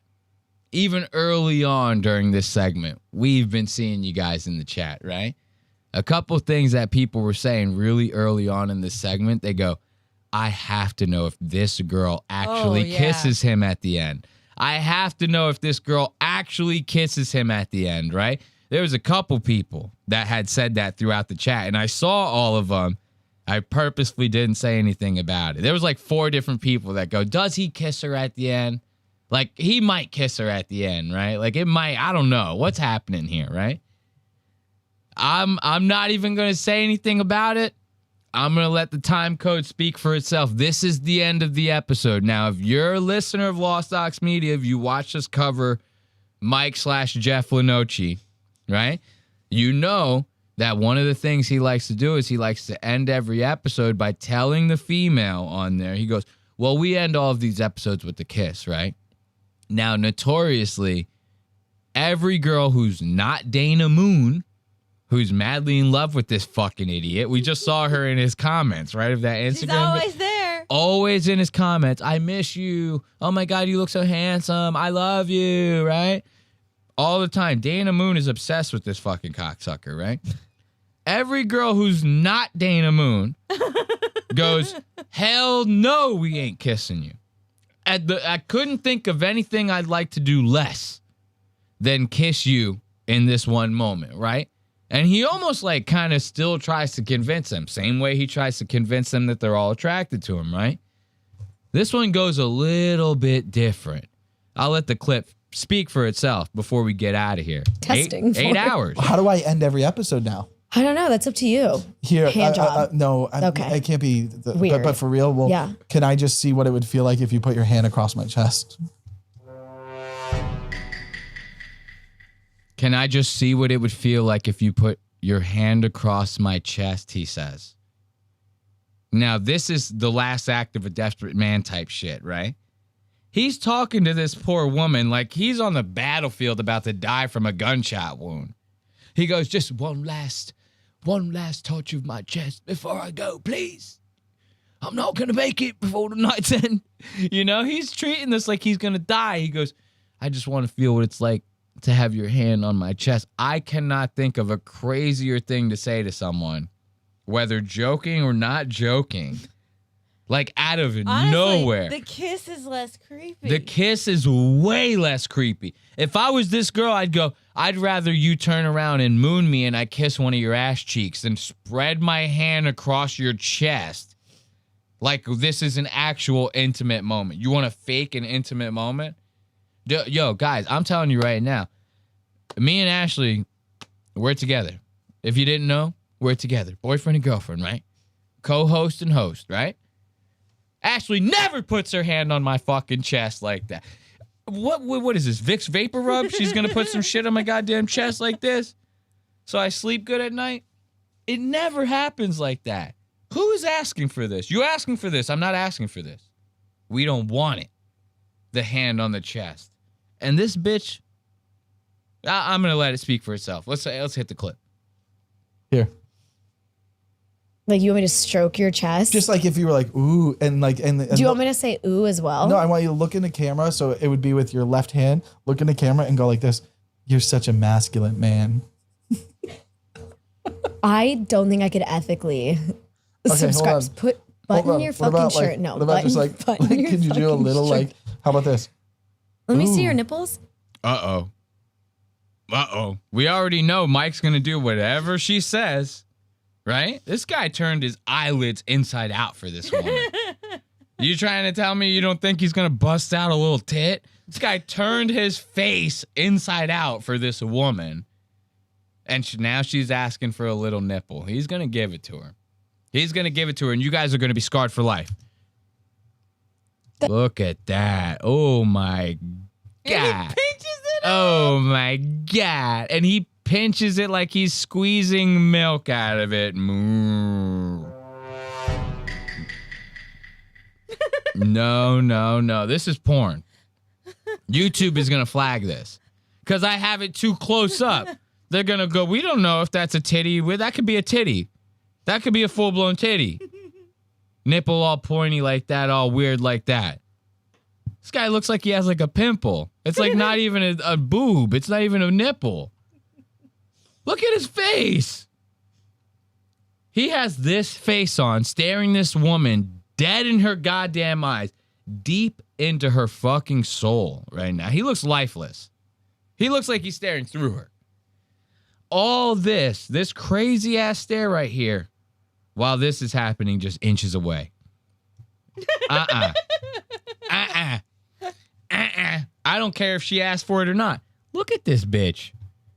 She's like infantilized by this. She goes, oh man, I didn't expect you to actually do it. She goes, hold on.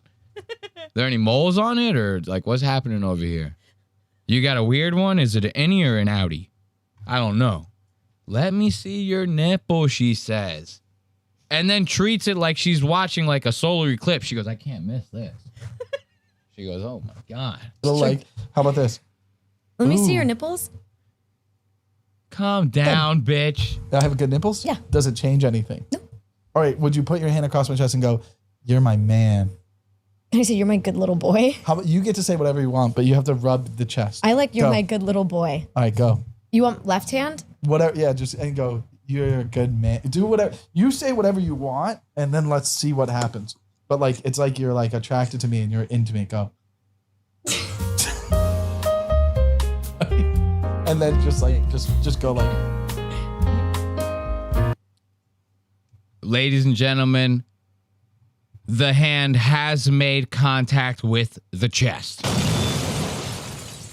Michael Jeff Lenoci is getting his chesticles rubbed by this Jewish broad right now on the goddamn show. And we got a little crack, ladies and gentlemen. She's bringing sexy crack. Yeah.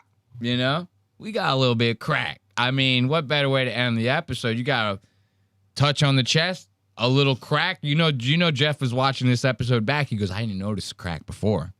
He goes, I didn't see the crack before. I'm over here stroking my dick. I got lotion on my dick right now. I'm just stroking my shit. I'm horny as fuck, man. I'm a freak, man. Like, For real, bro. You got to give it up for Jeff Michael Lenoci, ladies and gentlemen. Oh, my God.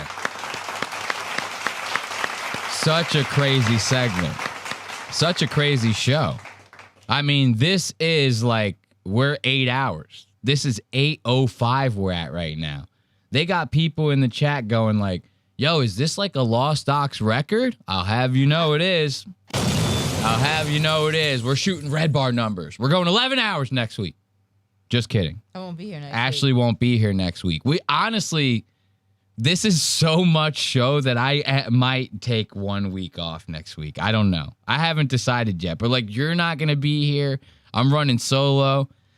We just did 8 hours of solid. I mean, there wasn't like a dead spot in that episode. We fucking like had a jamoke for like every fucking morsel of that. Every second of that was jamoke filled fucking goodness. And of course, I always want to thank the people in the chat, the Lost Boys that support us, that hang out with us. Of course, we love you guys. As always, thank you for sticking around with us to the end. What else we got? Join the Discord, linked in the bio. Make sure to catch us every Sunday, completely undisclosed time. We do announce when we go live in the Discord, or you can like, comment, subscribe, hit the notifications on the YouTube. Become a member over at LostAux.media, $2.50 a month. Small show, small price tag. You get to rewatch the smoke breaks that we do aside from the actual episodes on Sunday. You get a discount on merch, and you can buy OG merch that we do not sell anymore from when we first started the show. That's going to go and do it for us over here at Lost Aux Media. We love you. We can't wait to see you again next week. And until next time, I bid you adieu, and I bid you farewell. See ya.